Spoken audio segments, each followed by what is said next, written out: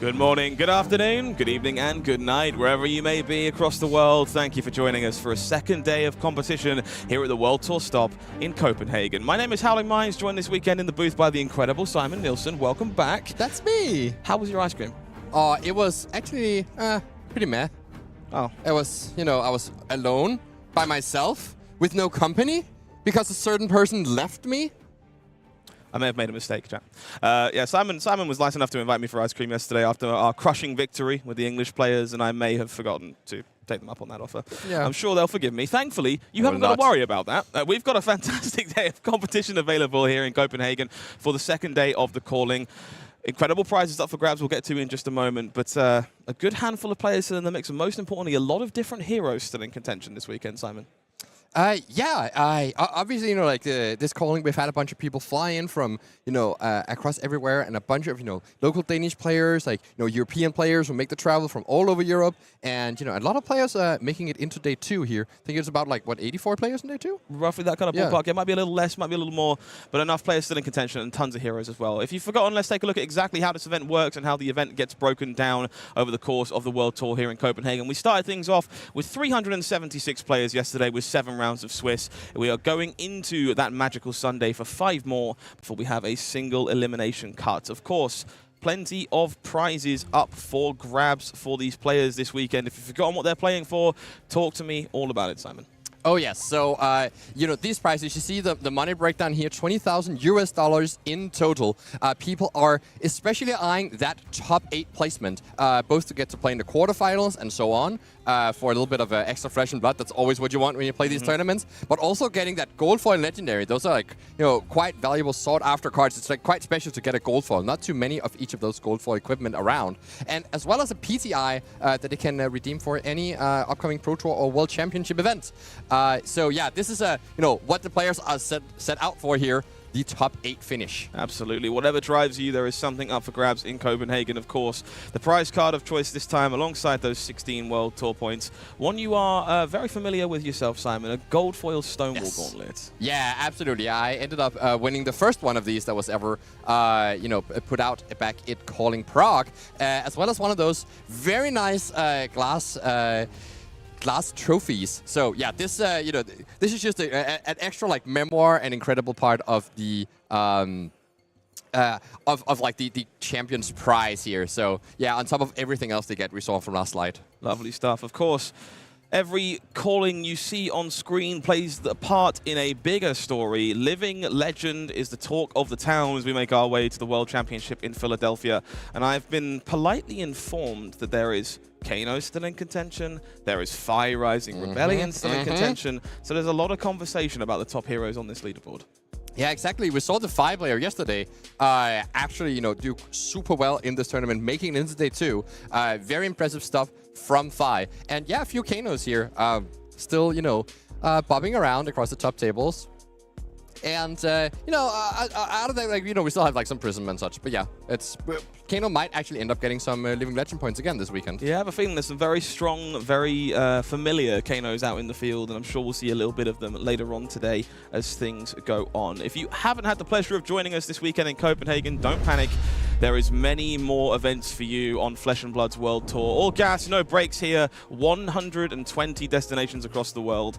$1.5 million in prize money. We've got all kinds of locations coming up for you. Walk me through them, Simon. Yes, so starting off here already next weekend with Battle Hardened in Orlando. A Living Legend Battle Hardened that is not tied to one of the Pro Tours. It's going to be quite interesting to see what that format is shaping up to be. It looks like the last Battle Hardened top 8 in Singapore was a diverse field. And then we go across to Manila and Munich for 2 more Classic Constructed Battle Hardens, as well as in Chicago, same weekend, also Classic Constructed. Yeah, really big events there. Incredibly passionate community in Manila. Very excited to see their Battle Hardened coming to fruition. If I'm not mistaken, I think they currently have 220 players pre-registered for that Battle Hardened, which is an incredible number. Will be a really, really big event, courtesy of the incredible community out there. Of course, the Battle Hardened in Munich, very special as well. Flesh and Blood in Germany for the first time. Yes. Why is that so important? Yeah, that's quite remarkable because the German gambling laws require that that Flesh and Blood would be recognized as a game of skill to be so that we could host tournaments in Germany. And that has gone through this year. The German government has officially recognized Flesh and Blood as a game of skill. They have looked at the top tables or leaderboards. They've maybe tried the games themselves. I don't know maybe. What that process is like. And that means that we can now host tournaments in Germany just like everywhere else. And that is very exciting. Munich being the first one of these coming up. Absolutely. We'll see Hamburg later on in the year for a calling in Classic Constructed over in October as well. Chicago, Shizuoka will be next on the list. Some more Classic Constructed available across the ballpark. And then a very unique event over in Paris. A little bit of Team Classic Constructed. Yeah, absolutely.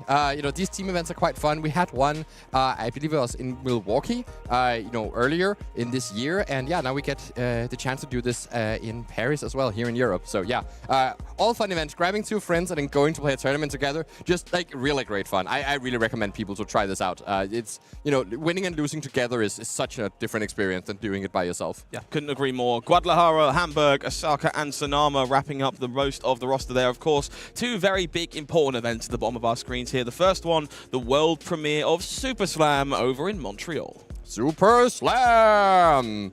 Yeah, this one is, you know, something I'm super excited to go to. I love these world premieres. You sit down on Friday morning, you have not seen most of the set, you crack booster packs, and you start reading the comments. Normally, when you crack booster packs, you do not read the comments because you already know what they do. But here at the world premiere, everything matters, and you got to try and figure out, like, what's your, you know, how do you build your seal pool? How does this format even work? Which hero are you going to play? It's so much fun. And then you get to play a calling the very next day, and all the practice you get is from the side events on Friday. It's awesome event. Yeah, I will see you there, and I will judge your games on camera accordingly. World Championship in Philadelphia going to be the big send-off of this year. Classic Constructed and Living Legend taking place in the main event over there. Oh, yes. So getting to see Living Legend at the Pro Tour stage is super interesting. So far, we've only seen it at Battle Hardens. The main story has been, it's been kind of the side event to the Pro Tour. It's the like Sunday, kind of like a little bit for fun. Whichever deck that you happen to bring. Oh, I just have my Construct CC deck that I turned into a Living Legend deck. That's how naive Mobasir won the last the last Living Legend Battle Harden over in Singapore. So yeah, it's so it's quite different to actually have an event where people are testing for months and months to prepare for. So super interesting to see what actually happens with the Living Legend format when it gets under the scrutiny of the pro scene. Absolutely. Incredible event. Huge prize money up for grabs in Philadelphia. Hopefully, we'll see you there. If you're unable to join us across any of these World Tour stops, don't panic. There is also plenty of Flesh and Blood to be found near you. Skirmish Season 12 now underway between August 16th and August 31st. Oh, yes. So these skirmish here, local events, people can, you know, the thing I'm eyeing most here that people can get from a top 4 in their event is these Cold Foil Cerebellum processors. You know, for any -IO player near you might be quite interested in getting their hands on those cards, as well as, you know, some nice playmats and this Cold Foil Scurv Stowaway. Stupid, sexy Scurv, now in shiny foil. Absolutely. Better than ever. Even those participation promos, the Flying Highs, we've seen this cutscene playing Gravy Bones, a number of other heroes over the course of the format as well. So very happy to see incredibly playable prizes for everyone across the skirmish season. Even better, you can choose exactly how you'd like to play this style of event. Oh, yes. So there is Blitz, of course, for the people who like these fast-paced games. You know, there's a core community of Blitz enjoyers, and hopefully there will be events near you. Living Legend as well. You know, if you're looking forward to participating maybe in Calling Philadelphia, you know, this is where you can start to practice out your deck. Your idea, maybe you have a hero that is long forgotten. For me, I know that's Lexi. I really want her to be good in Living Legend. That is a hero I miss dearly. And if you just don't have, if you don't want to bring a deck yourself, you can just show up to crack, shuffle, and play. This is with Mastery Pack Guardian. You get 3 packs, you shuffle them together, and that's your deck. No prior experience needed, no card collection needed. You just show up and you play. And this is riveting Guardian gameplay. You know, lots of clashing, lots of big hits. So yeah, I think that's going to be a really good event if you're looking to get into the game. See if you can go onto the event finder on fabtcg.com. See if there is a skirmish near you with any of these formats that interest. Absolutely. I'm looking forward to cracking some blacks and probably playing some Icelander just to feel something. Oh, yeah. But that's definitely my nature of the beast, and I'm looking forward to Skirmish season for exactly that reason. So make sure you head out to your local game store and find an event near you. Speaking of events, we're not the only one that was taking place this weekend. It turns out there was a Battle Hardened over in Phoenix as well across the weekend. And this This was a mighty interesting top 8 and a mighty interesting winner. This is so cool. Like, you know, look at these names here. Bert Cabrera, Peter Budenzik, Maxwell Mitchell, Cody Reddy, Matthew Vore, Alexander Vore, Eric Dauenheim. Like, there's just so many people that we've seen across these tournament scene. And, you know, they're, you know, it's tearing up this battle hardened here in Phoenix with eventually Alexander Vore, fresh up a top 8 at Kansas City, comes here and or in Auckland, actually. Fresh off a top 8 in Auckland, comes here and tears up this event as well. Congrats to Alexander Vore and Osilio for picking up some living legend points. Absolutely. Yeah, masterful stuff here. As you say, just tons of household names at this point. Bert Cabrera doing a fantastic job across the US national season. Cody Reddy, infamous for standing out on any pairings list across the world due to their name being big and bold. And of course, the Battle of the Brothers in the semi-final here, which is pretty phenomenal. And I'm sure Alexander made the car ride home comfortable and not at all awkward. Yeah, exactly. Very happy to see Osilio taking down another battle hardened, and congratulations to Alexander Vore for demonstrating exactly what the lamp can do. Always exciting to see. However, we've had our own metagame this weekend, of course. Plenty of heroes worth discussing. Let's take a look at day number 1. This was how things started when we shook things out. Was this what you expected heading into the event, Simon? Yeah, roughly this is what I thought would happen. Like, we see Gravy Bones and Arakni Slip Through Crax as the top 2 decks, and that is to be expected. With the third deck here, Osilio, kind of creeping up and being the like, people have kind of like woken up, you know, from their, you know, eternal slumber in the crypts of you know, of Arya, woken up to see how good this deck actually is after repeated calling success. And a lot of people want to get in on this. Osilio is such a fun deck and actually has game into the top 2 decks. The way this metagame works is that Gravy has some bad matchups, but Arakni is very good against those. And Arakni has bad matchups, but Gravy is good against those. So the 2 decks kind of cover each other's backs while being kind of 50-50 into each other. And yeah, that creates this metagame we see here where it's so hard to break through these 2 decks. But we have seen a lot of players kind of like figure out that puzzle. Osilio being good against Gravy and about, like, you know, slightly unfavored against the Arakni puts it in a better position than some other decks that are Gravy killers. And we also see stuff like Fang, which is supposedly good into both Gravy and Slippy.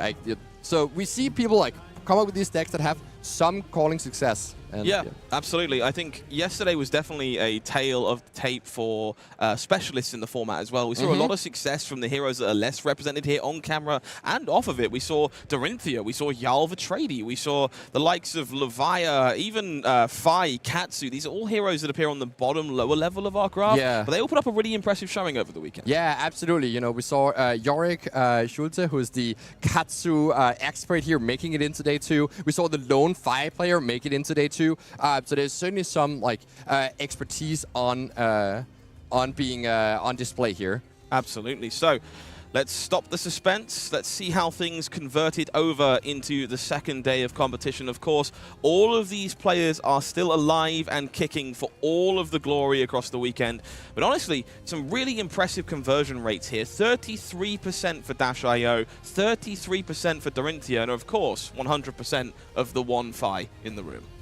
Yeah, that is true. Yeah, that's how you get to 100. Yeah, this is quite impressive, especially Dash.io had a great field day yesterday. And we also see it with the Dorinthias. Of course, you know, the percentage numbers become a bit more like obscured the lower we get in play rate. But seeing Dash.io crawl up to be the 3rd most popular deck on day 2 is quite telling. And yeah, that is a deck that has, you know, also, you know, it won calling Auckland and has been also putting up repeated top 8s over the past, long time actually.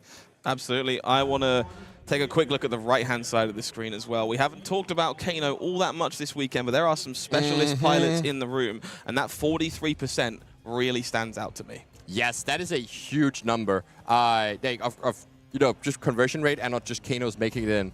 So it really like tells the story of the people who've been playing Kano for a long time. You know, I mentioned Anders Andersen yesterday, one of the Danish players who's impressed me a lot at the ProQuest scene, is still here, is fighting at 6-1 today. So yeah, definitely looking forward to see what they can do. Absolutely. Worth noting there are many implications for the World Tour leaderboard from this as well. CYK Lionel, of course, took a rather long plane flight to come and join us and is still out here at 6-1 on Dash.io, putting up a good fight and chasing down their share of that prize money.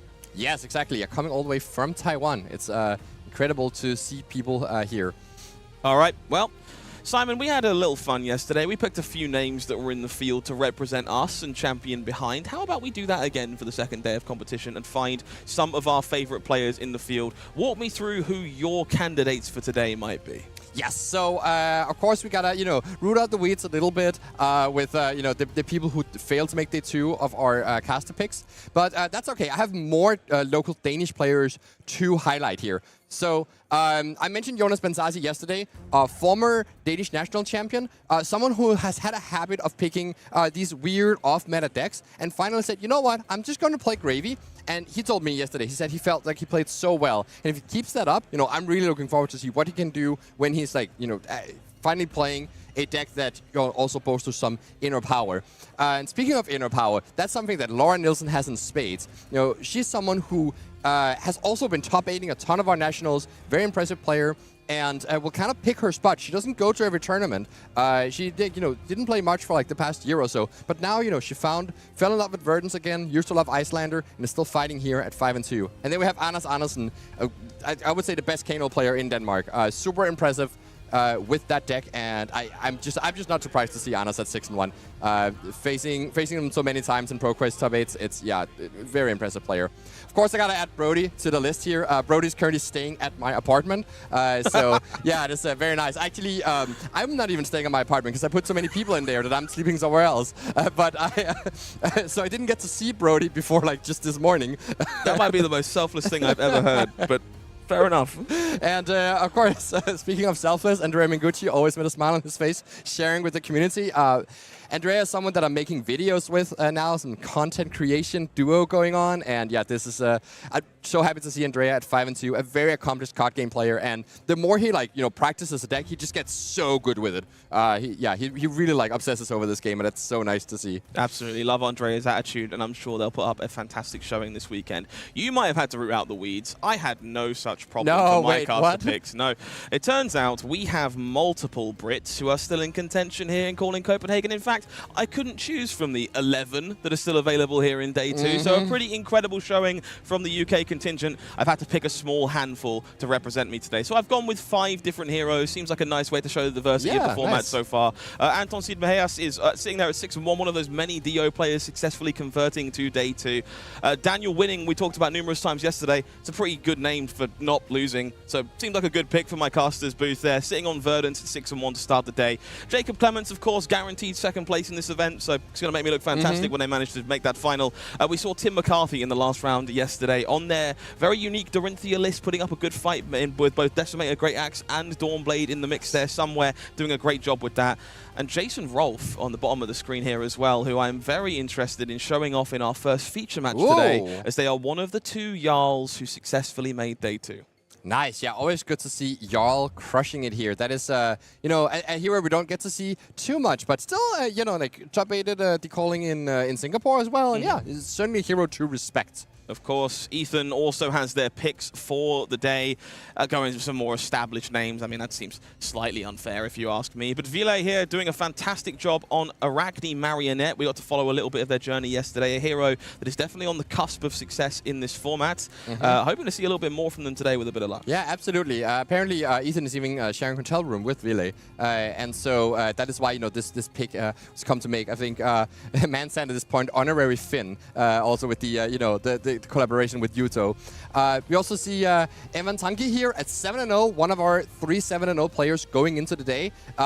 Super impressive player from France, winner of Battle Hard in Kuala Lumpur and the calling in Taiwan. So yeah, just super impressive lately, and absolutely a Gravy Bones expert. Wrote a long and detailed guide on the deck. So yeah, if you're interested in that, definitely try and find what Evan has written about that.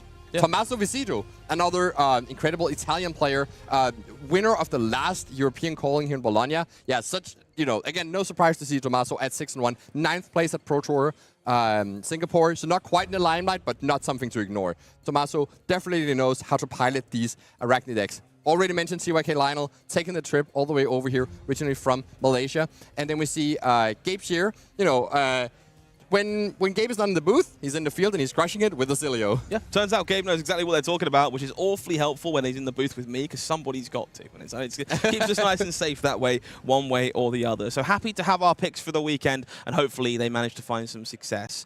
Of course, there's one more thing we have to talk about before we get the game underway today. Ooh. Everyone wants new card reveals from Super Slam. Yes. Well, Yes. we're saving the best for last. No. This is a really cool card. Oh. I'm very excited to show off. I'm sure it's going to crank a couple of decks in the format into overdrive. I'm very excited to see what it can do. But we're going to save it for just before the finals today. So if you want to join us for that card reveal, it will be before the final round. Make sure you don't go anywhere for that. Can I get a peek? That's not up to me. You might have to give a message to Oh Mr. my LSS himself, and we'll see if we can figure that out. Okay, I don't know if I can wait. That's fine. Okay, I'm going to pass the time with some nice flesh and blood gameplay here. Yeah, that sounds like a great idea. Let's do that. Let's make our way down to the feature match area and enjoy some flesh and blood together as we get things kick-started here on day number 2 of the calling in Copenhagen with Daniel Mulato from Italy on Arakni slip through the cracks against calling winner Jason Rolfe on Jarl Rathe.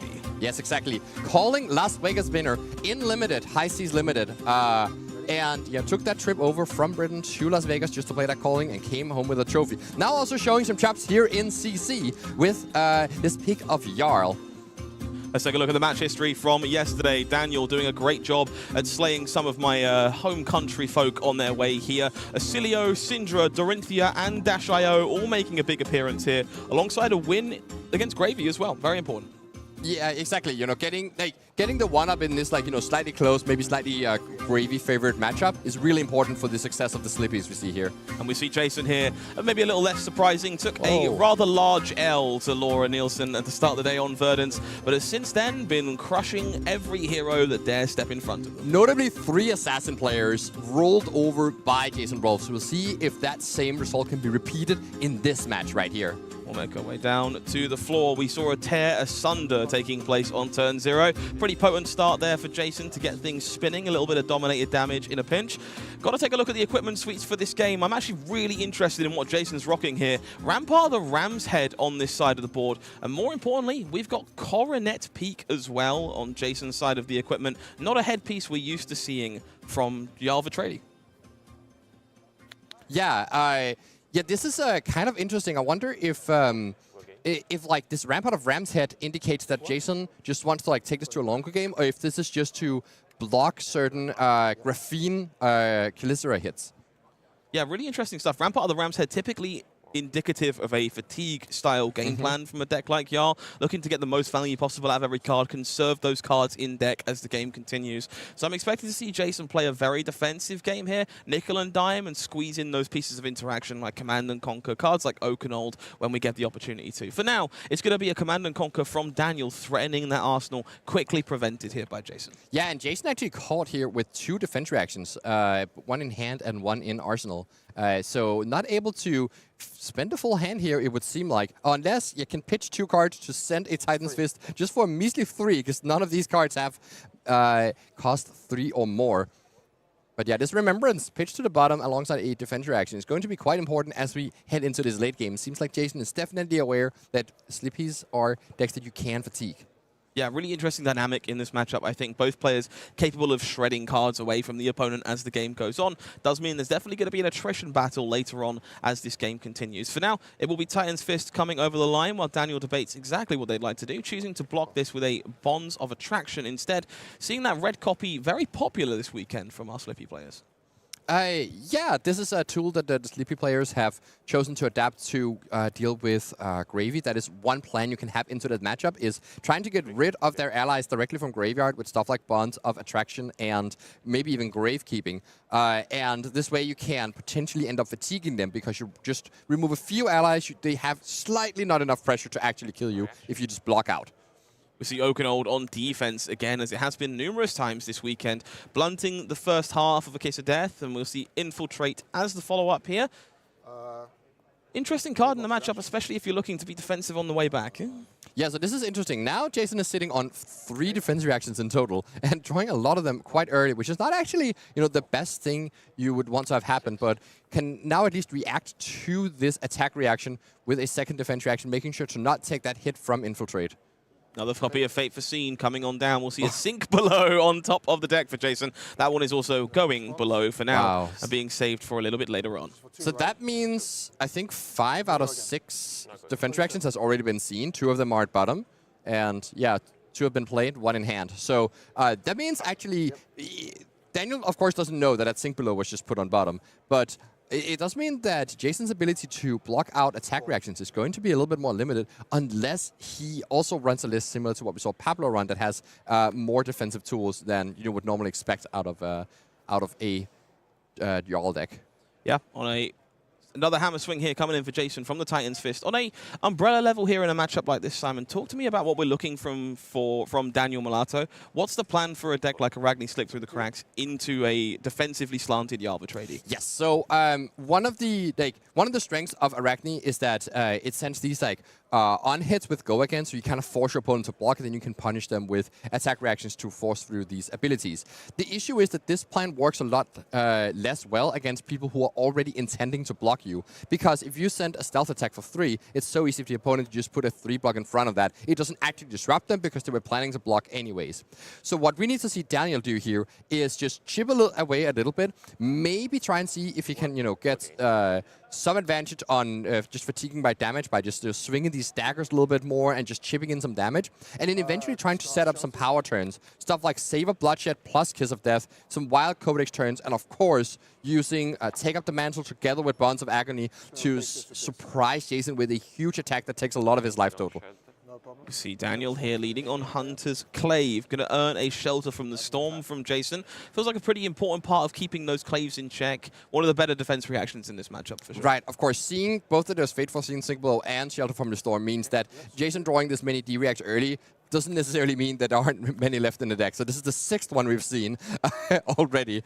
And yeah, preventing damage from these Hunter's Claves. Jason is trying to make sure he does not get marked so that it isn't as easy for stuff like Save a Bloodshed or Take Out the Mantle to actually function. If you force Daniel to use the Flick Knives to mark Jason, that's a big win for Jason because that's a limited resource. You cannot flick your daggers endlessly. You only have 2 and maybe a couple ways to bring them back. So this is why you see this seemingly unorthodox play of just using a shelter to try and prevent this Hunter's Clave. And here we see yet another one, Shelter from the Storm from the Arsenal, preventing damage floating from the previous Shelter from the Storm. So that's a fully 5 blocked. Yeah, that Save of Bloodshed there being covered. Interesting stuff. There's also a copy of that all you got in the hand for Jason Rolfe, which would have been pretty stellar into this dagger. Instead, forced to use Shelter from the Storm to soak up a rather large hit thanks to that Save of Bloodshed. We'll follow things on with a pain in the backside. Lovely little card that is, again, threatening to mark Jason if he allows it to connect. Yeah, I think actually Jason is totally happy to chuck that... Oh, I maybe spoke too soon. I was going to say chuck that all you got into Arsenal, but it's maybe considering here if just blocking for 3 or using that right now. It's definitely quite good to have these defense reactions available always against Slippy. It makes it much less likely that you get that Slippy gets through any damage with their attack reacts. And we see here kind of a measly turn here. Just is there a follow up here? Is that a Codex? Oh, it is indeed a Codex. Okay, so not so measly turn here. And there is that Command and Conquer. Notice the 1 resource floating here by pitching a yellow and a blue out of hand. You make sure that you don't have to discard a card to this Codex of Frailty, and you can use the 1 resource plus the Tunic to make sure that you can still play this Command and Conquer. So that's a huge hit here. And Jason forced to discard this, that all you got. Actually considering here, so you could discard the that all you got and then block with 2 equipment pieces and your 3 block on that Command and Conquer and still end up with a card in your arsenal. Or you could decide that you're just going to take the 6, and in that case you would rather discard the other card and arsenal that all you got. But yeah, Jason like here going with Jason here going with the Rampart of Ram's Head block here off the Tunic. Yeah, looks like this is an interesting choice, in my opinion. Choosing to block what is essentially 5 points of damage here total means we will still be losing that Oaken Old that was rebought from Codex of Frailty here. Jason clearly interested in conserving that armor for later on. Not massively interested in this Oaken Old, and definitely seems to be leaning towards this game plan of running Arakni out of cards. Oh yeah, this is very interesting. I certainly did not expect that that Jason wouldn't just chuck another equipment in front of this just to preserve that card in Arsenal. But there is this big problem with Oaken Old in the matchup, is that it takes a large hand to make work, and having a large hand means you have to take a lot of hits, and you do not want to take hits against Arakni. So I don't think Jason's plan at all is to try to play this Okanold. I think instead trying to block with them, and then if the position happens to line up, it is fine, but not actually that fussed about losing it here. Yeah, we saw those copies of Remembrance earlier on. That definitely means Jason can take a defensive stance with those copies of Okanold, not aggressively fight to keep them, knowing he will be able to retrieve them and finish the game later on if that is what's required. For now, we'll be making our way back over to Daniel as Jason draws a fresh hand of cards, and we'll be kicking things off with that arsenal from the previous turn. Persuasive Prognosis with Go again here. Yeah, absolutely.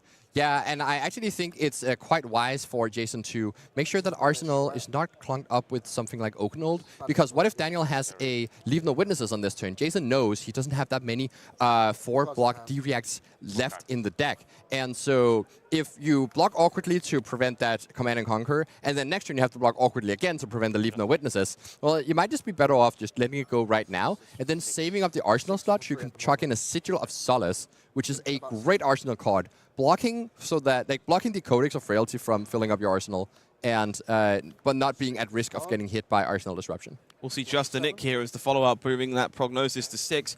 Follow-up will be a sink below from Jason in order to successfully block 7. A hasty block with Channel Mount Eisen here on a pain in the backside. The follow-up, another copy of Persuasive Prognosis, threatening to strip away that last card. So Daniel with just 1 card in hand. I wonder if Jason is just going to block with that Rampart of Ram's Head just for 1 here. Yeah, even if the Prognosis ends up hitting, it doesn't actually matter much. And this way, Jason gets to preserve a card in his deck. So it seems like Jason is very much on the fatigue plane. This is super clear to Daniel now as well. And it is all about setting up these big turns. Whenever Daniel has a turn like this one, where you just let Jason block with the entire hand and even get to preserve a card through that shield, those turns are not winning turns with Daniel. The turns you want are essentially doing a bit of small turns where you just, like chip away with the Hunter's Clave and make it awkward for Jason to block, and then do a big turn where you do a full 5-card hand and actually push through damage. So very important to, whenever you play against fatigue decks, doesn't play like you would normally play. Playing out a 4-card hand every turn is not actually that necessary. Spending all your cards, not necessary. You could actually end up saving cards for later just to set up bigger combos, and that will help you more getting through this fatigue. Alternatively, I think Daniel can do is making sure that the cards he pitching inefficiently, such as pitching red cards, is not actually that bad of an idea, because you know the game will go long, and drawing those Justinics in the late game they're much more potent than they are in the early game. Of course, Jason has been stacking his own bottom with some Sink Belows and Fate Foreseens, so might actually be ready to fight that fight if it comes to that. Yeah, you kind of get to see both levels of damage stacking in effect here. Both these players incredibly experienced at Flesh and Blood, understand the idea of conserving their resources for later on, and how to successfully counter-stack their resources for that original stack from their opponent. So some really high-level stuff we're seeing early from both players here, understanding this game is going to be a battle of attrition, and those tools might very well be more important later on than they are on the current turn. For now, we'll see Mark of the Black Widow as a start here for Daniel. We quickly blocked by a Thunderquake. Does have the ability to mark Jarl at instant speed, but unlikely to be particularly relevant unless Daniel wants to flick away one of those claves. For now, Razor's Edge will be the play, knocking this up to 6, and I believe, finally, we might not see a D-react in the hand here for Jason. So we're going to have this clave flicked, Mark of the Black Widow will be activated, and Jason will be forced to burn an extra card. Yeah, Daniel has seen a lot of Shelter by the Storm at this point, and so it's much safer to actually make this play of using the Flick Knives. It can be quite risky into damage prevention, but betting that Jason does not have much more of that in deck, and so can actually go for these plays, getting through some damage and getting a card out of Jason's hand. With that beautiful new artwork on Macho Grande that finds itself in the Banished Zone this time. Hunter's Clave coming across for 1 more point of damage, looking to remark Jason here. We do see a Heart of Fiendel in the hand there, a card that's very suggestive of that fatigue play pattern, but not one that blocks particularly well in the face of this Infect. Yes, absolutely. And I just want to highlight something here. Jason was marked, and Daniel had that Take Up the Mantle available. Now, you would be very tempted to just use the Take Up the Mantle now that you have the mark going, just giving +3, maybe turning it into something different, but I guess Mark of the Black Widow was the best thing available anyways. But instead of doing that, Daniel pitches it to the Hunter's Clave, preserving it for later and getting that 1 extra point of either a card block or a point of damage. So this is exactly how you would want to play it from the Slippy side, preserving those cards. It's okay if they go on the bottom of your deck, they are not lost. We're seeing Jason benefit ever so slightly from that last Hunter's Clave connecting, making their way back to 32, with the Heart of Findel being pitched here to fuel Titan's Fist. Only coming in for 3 this time, though, as the Heart does not activate that bottom condition on the weapon. Daniel down to 29, and we'll make our way back to them. Tunic ticking up to a 3rd counter there. Yeah, this interaction here between Rampart of Ramset and Tunic is quite notable. Every 3rd turn, Jason just gets an extra point of block value. And we'll see how well he can ride that going through the game. It lines up a bit awkwardly into a lot of the hits from Daniel if it's just all attacks for 3. Okay. But whenever there's a Leave No Witnesses or whenever Graphene Chelicera comes down, it becomes a lot more important. Oh, here we see, the Jarl players can't get enough of this card. Midas Touch, blocking here for 3. There's no allies inside, but it doesn't matter. You just have your yellow 3 block, and that is good enough. If the card blocks 3, it'll do the job. But definitely want to note that pitch zone there from Daniel Mulato. We keep talking about it. We're going to see Justinic and Codex of Frailty coming back later as this game progresses. Well worth keeping an eye on those cards. For now, Hunter's Clave will be marking Jarl Vitradi. We'll see an Infect as the follow-up here, trying to push a little bit of extra damage. Yeah, so again, I fully expect Jason to block here, but it's actually taking a bit of time to think on exactly which cards to block with. I wonder if this is which card would I rather draw in the late game? 29. And deciding to preserve the Crumble to Eternity as it is Earth and Ice in case there is a Oaken Old opportunity being presented later. We see Kiss of Death being flicked via Flick Knives here, bringing Jason down to 29, and they will have 2 cards in their hand. Now, interestingly, we're going to preserve that Enlightened Strike for a future turn, choosing to go with Crumble to Eternity here, specifically targeting those Flick Knives. I feel like they are the best way to push damage in the matchup. What do you think about that, Sam? Yeah, this is incredibly important. I see. So Jason understanding that this Flick Knives is the thing that is most likely to cause trouble for Jason. There are 2 ways to retrieve daggers, usually in the typical Slippy lists, and typically 3 copies of Aubrey was Spinneret to create another dagger. So that's a lot of unpreventable flick damage. Like if you just count each of these daggers as just 1 point of damage through that flick knives. So if you can use the cards from Jarl that do get rid of it, stuff like Buckle or Mangle, that can get rid of this flick knives, you might be able to not really you can turn on Jarl's ability, but that's not as important as just getting rid of the potential for unpreventable damage down the line. It also will make it much harder for Daniel to actually mark you if that flick knives is gone. Absolutely. Going to be worth keeping an eye on any of those frozen to death style effects that we might see in Jason's hand in the coming turns. For now, Daniel taking a moment to contemplate how they want to continue stacking their damage. Will start yet another turn with a copy of Kiss of Death, trying to make the most of those flick knives while they're around. See Oakenold once again deployed on defense here. Jason not being blinded by the power of the card. It will be Tarantula Toxin paired with this Kiss of Death here. This is a very potent 1-2 punch, able to use both modes on this powerful attack reaction. Yeah, this is the exact reason why you would normally not want to block the Kiss of Death. The issue with the way Jason has constructed his deck and game plan is that he doesn't have the luxury of not blocking Kiss of Death, because he just needs to try and prevent that damage, and then hope that this pairing doesn't happen too often. Hunter's Clave will be the follow-up. 1 more point of damage coming through brings Jason Rolfe to 21. Marked counter will land, followed by a Command and Conquer to threaten that Enlightened Strike that was strategically held last turn. Exactly. And is that a defense reaction in Jason's hand? Or no, that is 2-3 blocks. Okay, so he's actually able to cover that all up. Another Kiss of Death being flicked. That's, of course, extra damage that the flick knives have represented. Each Kiss of Death is representing 2 extra damage because of that flick knife. So Jason can't wait to get rid of that card and, relieve himself of some of these headaches. We'll see Sigil of Solace deployed there to bring Jason back to 22. And then Crumble to Eternity will, in fact, crumble for little to no effect here. No dominated attack coming through. Enlightened Strike still parked in the arsenal. We'll make our way back to Daniel Mulato, who will have another volley of assassin-based damage to work with. Let's see if we can just about see the hand there. Orb with a Spinneret, Save a Bloodshed, Command and Conquer Sigil of Solace. Not a lot of resources to work with, Simon. No, something really important here, though, is that Aubrey was Spinneret. So now you can see there is this nice empty spot on the right side of this Slippy hero card here. And that's a spot for this Graphene Chelicera. So this is a weapon that kind of resembles Harmonized Kodachi. Will attack for 1 with Go Again, courtesy of Slippy's ability to give the first stealth attack Go Again.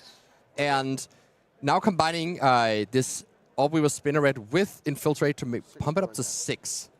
Yeah, 6 points of damage coming from Infiltrate here, threatening to steal a card. Want to talk real quickly about Fiddler's Green. Look at this. 2 copies in the hand here for Jason Rolfe. Going to tag team up alongside maybe the Shelter from the Storm or Ramp. Okay, we're going to be using a small amount of block here, but rebuying all of this life when this combat chain closes.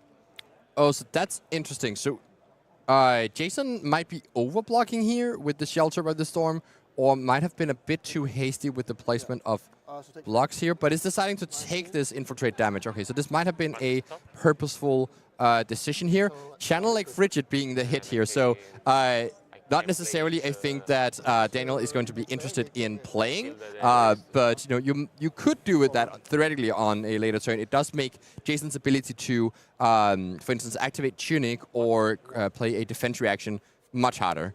Yeah, really difficult to keep Channel Lake Frigid around when you have no ice cards in the deck. So would be a good job at turning off defense reactions, making them a little hard to play. So there is some options there for Channel Lake Frigid, but one that's unlikely to have much of an impact. We'll see Sigil of Solace from Daniel here to bring themselves back to 32. And these Fiddler's Greens going to be gaining a bank of life when this combat chain closes. Really impressed by this card out of the Jarl deck. Fantastic in the face of specifically Hunter's Clave.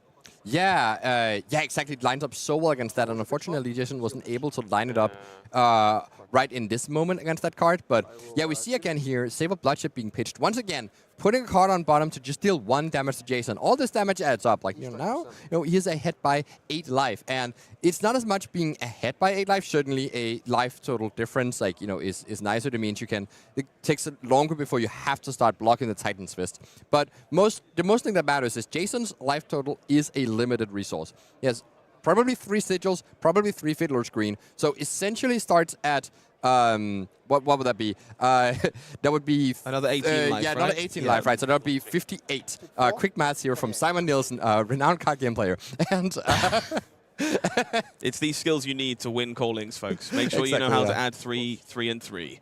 Yeah, so essentially, like, Jason, like, there's 58 life that Daniel has to jog through, plus the equipment blocks, etc. So every single point of that matters. It slowly adds up to that 58, but that is the goal that Daniel is working towards. And also making sure that he doesn't lose too much life in the process, deciding here to block this in Lightning Strike. Normally, your cards are better on offense than they are on defense when you play against fatigue decks, so you'd not block as much. Rather not block as much. But a card like Infect is worth the exact same offense and defense, because Jason is just going to chuck a blocking card in front of that anyways, and that is about the same amount of value. So you can take your chances to block out when it makes sense, just to make sure that again, you don't end up in a spot where you have to block Titan's Fist, because that is when you lose to the fatigue deck. Daniel taking their time there, just studying both graveyards, making sure they understand which cards have been played so far, alongside which they know have been pitched. For now, it will be Bonds of Attraction Red making its way onto the combat chain. This one going to have some interesting targets here, given that Remembrance is part of the plan. Yes, that actually makes a lot of sense. Plus, of course, removing cards from Jason's deck. It is not impossible that Daniel could end up also running Jason low on cards, especially with cards like Command and Conquer being sent repeatedly, and with these stagger hits maybe forcing blocks sometimes. You could actually end up in a spot where Jason is the one running out of cards, because Daniel is the one setting the damage. Going to be Leave No Witnesses, blocked by Crumble to Eternity. We'll have to see whether or not that extra point is earned, of course. Leave No Witnesses not threatening an Arsenal here, but does threaten to take away a card from the top of the deck, and we're quickly learning that's a pretty relevant factor of this matchup. So we're going to see Jason reaching for that Rampart once again. Yeah, so yeah, just obviously, like, getting to preserve a point of life whenever you can, but also preserving that deck count is kind of nice, and has the big value that you get to chuck that Command and Conquer to the bottom. There was also a line where you pitch the blue card here and then just put the Command and Conquer in Arsenal and pass. I would imagine that a lot of players would think that's good. Oh, this is interesting. I thought we're going to see a Titan's Fist swing here, but instead using Everbloom Life to keep that deck count going and gaining even more life. So when I said 58 at the start, no, it's actually more than that, because these Everbloom Lives can keep regrowing each other and thus actually outpace the dagger damage. If you have 2 Everbloom Lives, you are gaining enough life a turn that you can make sure that that you don't die to these daggers, even with very few cards left in deck. Everbloom Life, a very important part of the equation for Jason Rolfe's Jarl Vitradi deck, will help to stabilize in those endgame scenarios in the face of weapon inevitability. For now, those weapons will continue to make their way onto the combat chain. Graphene Chelicera was reached for to start with. Daniel realizing, hey, I do have a tunic. Probably best to tick that up. And we'll have that Chelicera coming across. Of course, does gain go again, courtesy of Slippy's ability. Oh, and here we see the nice Fiddler screen lining up super well against this Graphene Chelicera. And I actually think there is a Command & Conquer in Daniel's arsenal from earlier. So these two resources just lining up perfectly. And yeah, just do love to see. Oh, okay. I guess sending the Hunter's Glaive. I might be misremembering what is there. But this Hunter's Glaive, not something that you can block with your equipment very efficiently. So yeah, Jason actually had to make the choice there to block the Graphene Chelicera or the Hunter's Glaive. Would of course rather block the one that doesn't mark you. But Jason doesn't know if there's a Command & Conquer coming with the two resources or Hunter's Glaive. So the sequencing here from Daniel actually being really important. Going to be Mark of the Black Widow as the follow-up, making the most of that Mark token we see before. Jason going to commit 3 points of block, considering an extra little dose of block on this as well to perhaps play it safe against a Razor's Edge or similar card. Yeah, exactly. The issue, like that sort of block could make sense in case Jason could empty out his hand completely. By blocking and pitching to this Rampart. Because then you're preventing an extra point of damage in case there is an attack react, but you also are not, you don't have to like get rid of a card because you don't have any in hand. But in this case, it's probably better to just save that card for a Titan Fist swing, as that probably provides you more value than the 1 point of block. Daniel here taking a moment to go through both yards again. Makes you wonder exactly what's on their mind, of course, deciding if attack reactions might be worthwhile depending on the number of defense reactions that are left. If we can take a quick look, we see Take Up the Mantle is the other card in their hand alongside this Sigil. So the consideration was going to be turning this Mark of the Black Widow into something else, ultimately not finding something they're happy with on this turn cycle. Yeah, interestingly, I don't believe we've seen a Bonds of Agony yet from Daniel. So it is instead choosing to keep that Take Up the Mantle in hand. As I mentioned, it's totally fine to not spend all 4 cards and instead wait for an opportunity where you have a better thing to hit. Especially now that Jason is marked, you can save that Take Up the Mantle for the stealth attack on the next turn here, potentially doing something bigger. See Jason happy to swing the Titan's Fist and move back over to Daniel. Let's see if we can take a look at what they're working with this turn. It is that Take Up the Mantle, a copy of Just a Nick, Infiltrate and Sigil of Solace. So no 1 power attack to be found here, unfortunately, to pair with that Just a Nick. Might need to be saved for later. Well, you can turn your Infiltrate into a 1 power attack with that Persuasive Prognosis in the graveyard at least. So there is one way to make use of this Just a Nick, but I think that is a bit less efficient than just doing what Daniel is doing here, turning it into a Just a Nick, especially as it will be very tempting for Jason to just block this out with the Rampart now on this turn, which, oh yes, so it was a Command & Conquer. Interesting that Daniel was holding off on that and sending the Hunter's Glaive last turn anyways, valuing the mark so highly because of that Take Up the Mantle. And I wonder if Jason can get that read now. Yeah, interesting stuff. For now, we'll see Command & Conquer blocked out by Jason by 2 3-block cards. Another Sigil of Solace going to help bolster the life total for Daniel Mulato. And we'll make our way over to Jason, who this time does have 2 cards left in hand alongside with that 1 card in the arsenal. And we can quickly see that Jason is confirming which cards were pitched in that turn. You can tell both players keeping very careful track of what's to come. Yeah, exactly. Jason here pitching 2 more defense reactions to the bottom, ready for that late game. He has seen this Just a Nick pitch and this Take Up the Mantle pitch on this turn, knows that there's a ton of attack reacts coming up Daniel later, and it is so important to be ready for that in these matchups because it is in the second cycle that these Slippy players are trying to win. Worth noting here in this spot, we are now approaching, well, in fact, I was slightly over halfway through this game, and both these players with more than half of their starting life total, got to keep half an eye on that clock when playing a matchup like this one. Oh yeah, certainly have half a mind for keeping track of how much halftime is left, huh? It's a whole lot of halves. Yeah. Anyway. Well, two halves make a whole. Nothing gets past Simon Nielsen. Enlightened Strike going to be on blocking duty here in front of this Infiltrate. We will see an Art of Desire pitched away to fuel Graphene Chelicera. This one, no go again currently. Oh, no, does have go again, sorry. We're currently marked. That card has more text somehow. Not entirely sure who put that there. But Graphene Chelicera will continue the turn for now. More cards available in hand for Daniel. Yeah, so something else that is important to keep track of is, of course, I've mentioned these attack reactions to Take Up the Mantle that's been pushed to Daniel's bottom.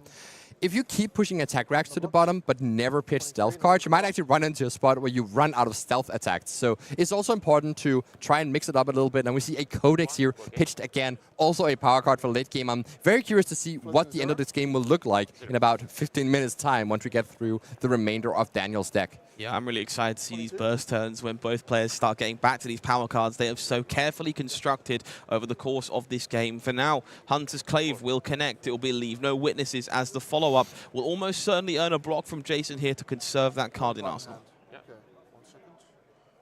Yeah, and again we see the Rampart of Ram's Head just preserving cards in Jason's deck here. I think with that Everbloom Life Train, it's going to be quite hard for Daniel to actually run Jason out of cards, and it is much more about that life total. This also means that the sigils that Daniel has been playing, you know, they look kind of nice here in Slippy. They get to like represent an attack react when in fact you have something different, so punishing the opponent for overblocking. But if the sole goal is to get through those, like, you know, well, now 60 starting life total for Jason, counting all the life gain available, the Sigil of Solace don't actually help with that specific issue, and neither does any stealth attack. Anytime Jason just blocks 3 on a stealth attack and ends up taking no damage on the turn, that does the same amount of damage to Jason, which is 0. So yeah, it's really important that you preserve your cards when you think you can get damage over the top, and this is why these daggers are just so important. Everbloom Life rebuying another copy of itself, putting it on the bottom of the deck for Jason Rolfe. Will start things off for Hunter's Clave here for Daniel. He's certainly catched on to the situation here. As you say, these daggers proving to be the most important part of this equation. Going to put Jason to the test with those awkward blocks, and will make the most of them where possible. For now, Art of Desire will be the follow-up here. Full hand to work with for Daniel. Could be anything, really. Yeah, it's hard to say. As you see, another Mighted Touch added to the blocking duty here. And there's a Tarantula Toxin trying to push through this Art of Desire Mine. You will note that Jason is relying heavily on D-reacts to fight these attack reactions, rather than trying to overblock on these attacks. And this is very important when you try to fatigue your opponent. If you spend too many of your cards overblocking, Daniel can just, you know, not play the attack reacts and not waste that potential damage. Just wait until later. And that way you lose cards in deck at an incredibly fast rate. So Jason is just biting the bullet on whichever attack react you have. You might be able to push some damage through. This is why he has life gain, to kind of upset that sort of extra chip damage he's going to take. We do see this Tarantula Toxin forcing the issue this time. No defense reaction for Jason Rolfe. Takes them down to 19. No longer marked. It will be a Sigil of Solace stolen away here. That feels like a pretty impactful one to take. Yeah, this is huge. So I think that is the last Sigil for Jason. Unless there was one pitch, actually. I think that might have been. But like what Sigil does really well is that it's a 1 card that blocks 3 dagger swings. Which like, you normally wouldn't be able to prevent as efficiently. It's only Shelter from the Storm and Sigil that can do these things. And now Jason is like almost out of all of these effects. So like, it's just, the more you're just relying on having to just block with cards, the more effective these daggers get, and the more life gain you can take away from Jason. Like I just mentioned those 60 starting life total earlier. Well, that's been reduced to a 57 starting life total, courtesy of this Art of Desire hitting. Of course, on top of the damage it already deals by itself. So yeah, that was an incredible hit there, and maybe Daniel can even use that extra card drawn. But it seems like there's no go again on this Graphene Calicera, so there's no guarantee of that. I'm kind of enamored with these players as they continue this game. We just see them both feverishly checking both graveyards over and over. You can tell just the level of understanding required to play this matchup at the highest level is really high. These players know what these pitch stacks are. They understand every card that's been expended, and they know what that means for these final few turns of the game. Attack action, right? Destroy. Yeah, that's fine. Okay, so... There's Jason here making sure that the Black Tech Whisperers cannot give go again to the Graphene Calicera, realizing that this means that there is just no... there just cannot be more damage being sent by Daniel here. And it's really interesting that Daniel decided to just send the Calicera here. I see there is a second Tarantula Toxin in hand. So I guess the point is to bait Jason into blocking here. Use the Tarantula Toxin. Oh, but you mark the opponent? That should still not give go again to the Calicera the way things work. Correct. Unless I am mistaken, yeah. But yeah, by sending a Calicera, you might bait Jason into blocking, and then you can use the Tarantula Toxin to both reduce the blocking and add the Calicera. Oh, yeah. So Daniel realizing this right here, and this might be a, quite important misstep. Losing a Flick Knives activation for not very much reason. Holding on to that Tarantula Toxin for later. I did notice a pick up the point in Daniel's hand, which is going to get back that Hunter's Clave. So it's not, as bad as that might seem here. As we see a Command and Conquer hit the combat chain. Does feel like a painful oversight there. That pick up the point, lining up very well with the tunic that was available on that turn cycle should the turn continue. Honestly, I don't think it's very painful. I think it's like not super relevant. So Daniel already wanted to use one of his Flick Knives activations to rebuy that Hunter's Clave anyways, just to get that 1 extra point of damage off the pick up the point. And he ended up with a few extra cards left over, but that doesn't matter. Now he gets to just use his Crown of Providence to block out that Command and Conquer, and didn't really waste many cards, still keeping onto all those attack racks, trying to bunch them up on the same turn.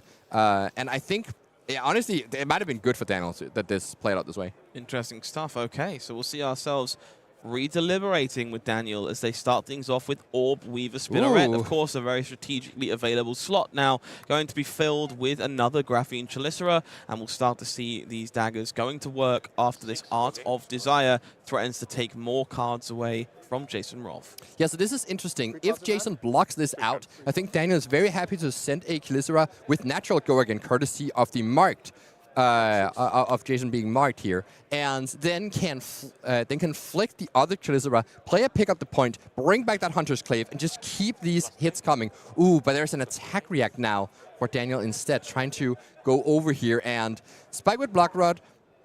Oh, this Pulse of Eisenluft coming in here and defending that out. Yeah, I want to give a lot of credit to Jason here. We've seen that Pulse of Eisenluft floating around for a hot second. A card that is surprisingly impactful in this matchup. Does a great job at soaking up these much bigger attack reactions. And once that headpiece has been expended, a Frostbite is exceptionally painful. Oh, Scott, this is huge. The Frostbite trigger from Jarl actually means that Daniel does not really have much of a turn. Can't even use the Tarantula Toxin to get through here because the Pulse of Eisenluft does buff up those elemental cards that were blocking. So, and can't even swing the pick up the point and bring back a Chelicera because because of that Frostbite token blocking that out. So yeah, just has to wait a bit again with getting anything through. And you see the value of these defense reactions for Jason here. Carefully considering whether to attack with the Titan's Fist or use the Crimson Peak. But does indeed decide to attack for 4 here with the Titan's Fist, trying to get Daniel's life total low, walk it down so that eventually he will have to block that weapon. Yeah, it was quite a difficult choice there for Jason, I think. We're getting to that stage of the game where card density in hand for Arakni Slip Through the Cracks is going to be a very relevant factor. And Coronet Peak does offer the ability to strip away cards during your own turn if you're willing to forgo those Titan Fist swings. For now, Jason choosing to go with the Titan's Fist means that I don't think we're quite there just yet. No, yeah, it also, the issue with Crimson Peak is that, unlike Titan's Fist, it doesn't create any deck damage, because Daniel would just be able to pay for that and send those cards back to the bottom. So you're essentially doing nothing with your turn. Rather than swinging the Titan's Fist, you're converting, you're just creating 4 points of damage out of nowhere. Graphene Chelicera will be the start here. Going to be followed by Leave No Witnesses. No Arsenal to threaten this time, but again, cards on top of the deck, a very relevant factor of this matchup. We'll see if we find Jason pitching another card to Rampart. No, this time reaching for those Gauntlets of the Boreal Domain to soak up this painful little breakpoint. Yeah, I wonder if Jason gets a little bit of space here to play. Is that... What is in Jason's hand here? I think that's Frozen to Death lurking in the hand there. That can actually destroy the Flick Knives. So with this space that Daniel has given here by, trying to IP some cards and set up a bigger turn. Remember, by the way, Daniel has still not found a Bonds of Agony anywhere. And I wonder if, they were for some reason bought it out because you can't afford to spend. But that seems weird to me. So they might have just been placed. Unfortunately, sometimes you have 3 cards in the bottom 10 cards of your deck. That can definitely happen. Yeah, it definitely feels like they're a bit gummed up in this matchup. For now, Flick Knives going to be flicking that Graphene Chelicera away. Might be the last activation of that powerful piece of equipment that we see, knowing that Jason very much intends to freeze Daniel to death here. Worth noting, this interaction will give another Frostbite to Daniel. Yeah, it's actually 2 Frostbites, right? One in the head slot, one in the arm slot. And yeah, this is huge. Getting to get rid of this Flick Knives, making sure that making sure that no more unpreventable damage is coming from that card. And I think this is too early in the game for Daniel to contend with. Now, the whole question is, can Jason finish the game in 13 minutes, though? Yeah, this is going to be a tight finish for Jason Rolfe. He's got a lot of damage left to do, courtesy of an abundance of Sigil of Solace over the course of this game. But these Frostbites likely to lock Daniel in a rather painful scenario. And we see that first Bonds of Agony. For better or worse, it's forced to play resource duty here, meaning we still haven't had access to one. Yeah, you'd really like to get it into the graveyard so that it's available to... take up the mantles, but you know you have a couple more coming. Like it's got to be in there, right? And right now, Daniel is looking to use this pick up the point to rebuy that Hunter's Clave, making sure that his equipment suite is nice, his weapon suite rather is nice and buffed up again. Love to see this. That spike with Blood Rot being placed right next to that Bonds of Agony. Worth keeping an eye on that one as we make our way into the end game. It will be Channel Mount Eisen on blocking duty here again to pick up the point. But most importantly, that Hunter's Clave has been retrieved. Daniel no longer weaponless. And we'll look to utilize that last card, pain in the backside here coming across, threatening to mark with that Hunter's Clave. Yeah, again, just another, head jab, essentially. Just trading cards with Jason and not actually getting any advantage, because this is not one of those turns where you go wide enough to push over the top. And without Flick Knives, it becomes even more important to do this thing where you create more damage out of nowhere. I wonder if that's an important card in Arsenal, but no, Daniel just happy to pass here and try and see if the next 5-card hand is something that can push through damage, or if we had to wait even later until we get to... Oh, this is the Remembrance coming down. So have we hit pitch stack then? Yeah, it must have been, right? The Fate Foreseen and the Remembrance being pitched earlier. Yeah, turn 14 is that magic number this time around. We'll find attacks back into the deck for Jason Rolfe, courtesy of Remembrance. Interestingly, we're reaching for those Command and Conquers and a copy of Tear Asunder. Oh, Tear Asunder is interesting here. So yeah, that is a way that is much harder for Daniel to interact with. Jason has noticed now there are no defense reactions in Daniel's post-board configuration here, which means that these Tear Asunders are gonna find purchase, and they're gonna take 2 cards away. So they're both gonna it means that you both deal some damage and you take away cards from Daniel, making it much harder to set up these pitch-stacked big turns. So yeah, very smart from Jason here, shuffling those in the deck and making sure that you can really leverage on any tempo that Daniel decides to give you. But again, 10 minutes left. These players really gotta ramp up the pace here to make sure to close this out in time. Yeah, this one is going to be down to the wire for these players. Worth knowing that is the true timer on this round. It's going to be the one we're following for this feature match. So worth watching that clock as we make things dial down to the finish here. Jason going to be parking a card in their arsenal for now. We make our way back to Daniel with all the momentum. The hand they're looking at, we are back to that stack. We're going to see multiple blue attacks, including Bonds of Agony, alongside 2 copies of Take Up the Mantle. No way to guarantee a mark anymore with Flick Knives no longer part of the equation. So Jason is looking to maybe put some cards or equipment in front of that Hunter's Clave, making sure to not get marked, knowing that our Take Up the Mantle is coming. And yeah, this could really put Daniel in an awkward position, because that was kind of the whole game plan from the start. You can see now there's a bunch of Agony that Daniel could send and just close the chain, go to the graveyard, and then use to Take Up the Mantle to get to copy it, or at least threaten to copy it, making Jason respond to it, overblock, and then you just don't play your Take Up the Mantle until Jason finally puts just a single block on one of your attacks, and then you can go large. See both the players here with the quick deck count, understanding how many cards each of them has left to solve this puzzle in the remaining 9 minutes of this round. Sifting through the yard here, analyzing what Jason has left. Daniel knows that every point of damage left in their deck is going to have to count, and being very, very deliberate with their choices. Graphene Chelicera coming across here for 1 point of damage. Gonna have go again, courtesy of that copy of Arakni slipped through the cracks. Of course, worth noting, if we do find ourselves going down to time, we will have a final selection of turns for those players to navigate. If we do not find a winner in that small turn cycle, we will end up with a draw. So here, Jason decided to not block out this Hunter's Clave and actually getting the mark, I believe. Wait, what happened here? There should be a mark, right? It Unless looks I like missed our something. players maybe haven't remembered to mark, so we're going to see pick up the point coming across free of charge, and it will be Bonds of Agony at the end of this turn. Of course, 2 cards left in hand for Daniel, alongside that copy of Black Tech Whisperers, does mean that this can theoretically be online, if that's what Daniel is looking for. We do see that very timely sink below in the hand for Jason Rolfe, though, has the ability to keep themselves prepared should this punish come into effect. Yeah, especially with the defense reaction in Arsenal as well. You can cover up this Bonds of Agony just fine. It's going to come up to 10 points of power, but spending that Black Tech Whisperers, which means it's going to be so difficult for Daniel to make future Bonds of Agonies work, because you have to have 3 actual defense attack reactions on that. And I think there's not that many left. You know, there's the Spike with Block Rod, there's the Just a Nick, and probably not too much more in terms of attack reacts once these Take Out the Mantles have been expended. So we see a block for 4 here, which isn't quite a breakpoint for these, unless Jason is indeed not marked, then the 2 Take Up the Mantles would just be +2 damage each, and would actually only pop the Bonds of Agony up to 8 in total. So yeah, this is actually a pretty smart block if Jason is not marked. Yeah, I think you can see it on Daniel's face here. We saw it on their face just moments ago. There was very much head in the hands. I think they've just realized that Hunter's Clave did not mark. That wasn't a trigger that was announced, and we can see the disappointed head shake once again, realizing very quickly that these Take Up the Mantles are not going to do everything we were hoping they would.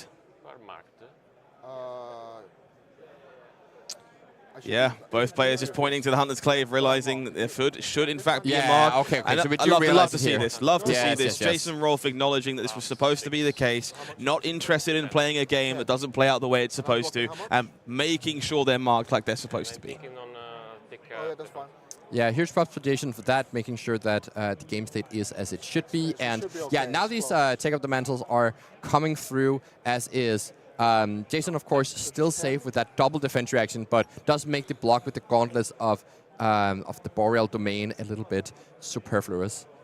We'll see Fate Foreseen from the Arsenal take a peek at the top. Cranial Crush straight to the bottom. Not interested in that one as the game continues. And we're going to see quick dodge flexers reached for here to cover up the numbers and keep that defense reaction for yet another turn. Really impressive play and incredible sportsmanship there from Jason Rolfe. But worth noting, we're almost down to 5 minutes. This game is going to get very tight. That turn took a good 5 minutes, and that is too long for a turn to take. So, yeah, really need to make sure that all these decisions now are snappy for the Slippy.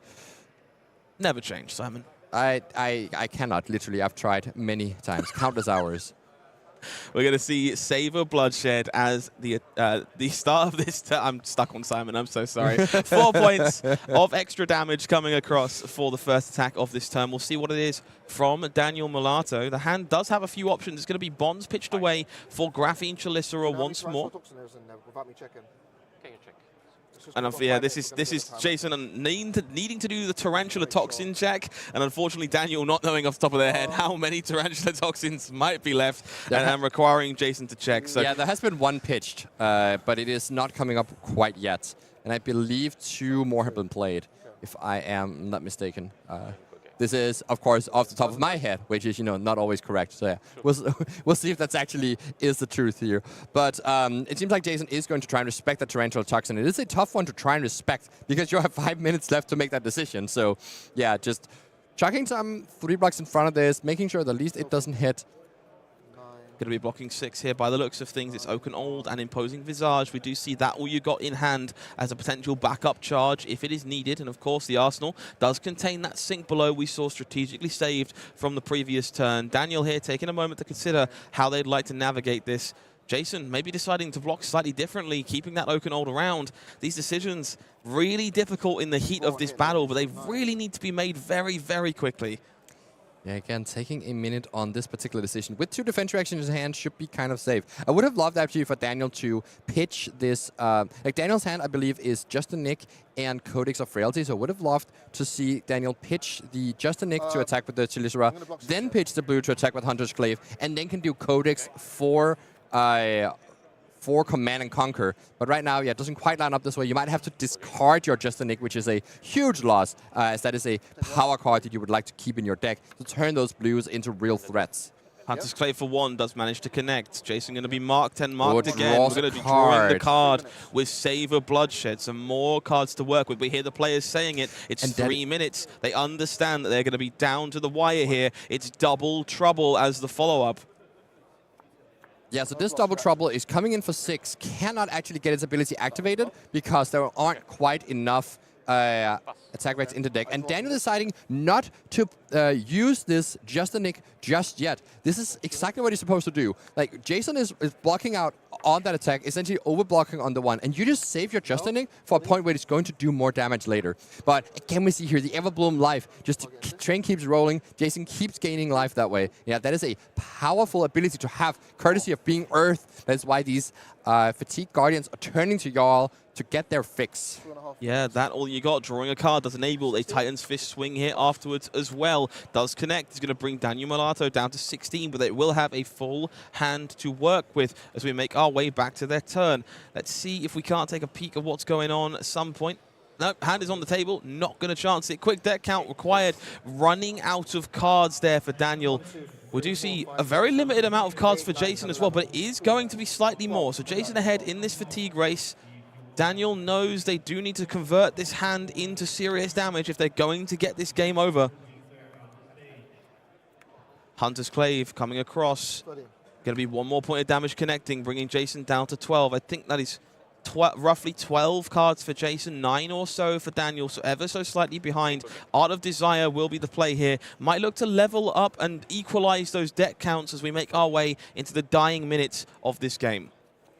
Yeah, so just quickly putting blocks down there. Daniel just passing here, trying to set up for the big good turn. Knows the time is out here. If you just let Jason block out, it's going to be a problem. Here we see Cranial Chorus, which the ability, if it hits, is going to prevent Daniel from drawing cards during his action phase, which doesn't actually matter much. So might not even need to put blocking cards in front of this. Especially dangerous to put a Codex, such a power card, in front of that Cranial Crush. But still tanking on this decision with no time to tank. Yeah, unfortunately, the hand here a little disconnected for Daniel Mulato. We see a Codex, we see that Bonds, we see Take Up the Mantle. Of course, Jason already marked, so we're going to see Cranial Crush connecting. Going to need all those cards if they want a chance to put this turn together. We see another Sigil, another Sink below. Jason has the defensive tools. Daniel will kick things off with Graphene Chelicera, and Rampart will immediately jump in the way. Take 1, 12.